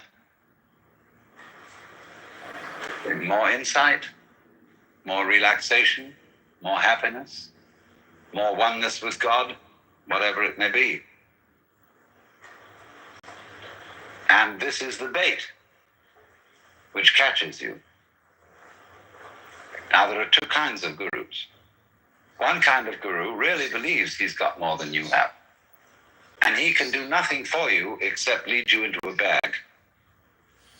That's the ordinary minister who believes that he is a representative of the true and authentic religion, and that he is going to get you into the church, and he's going to get you hooked on the religion so that you become a religious addict. And so, of course, so long as you're a religious addict, just like an addict on heroin, will have to fork out $50 a day to get his connection. So you're going to have to tithe your income, or whatever it is, to pay off the mortgage on the church buildings and to keep the clergy alive. And that's why they want to get you hooked on it. There's another kind of guru. He makes his living in an entirely different way. He wants to get rid of you. He's got some way of liberating you so that you can function on your own without having any guru at all and without belonging to any religion. Because he treats his doctrine, his practice, as medicine, not as diet. And eventually you take the medicine, you understand, and you can function on your own and you go away. But when you go away, you say, hey, to everybody else, I got this guru, he was just fabulous. And he set me free. So what happens is, this kind of guru, instead of having a permanent group of followers, has a big turnover. And he gets on all right. I'm just explaining the economics of spirituality.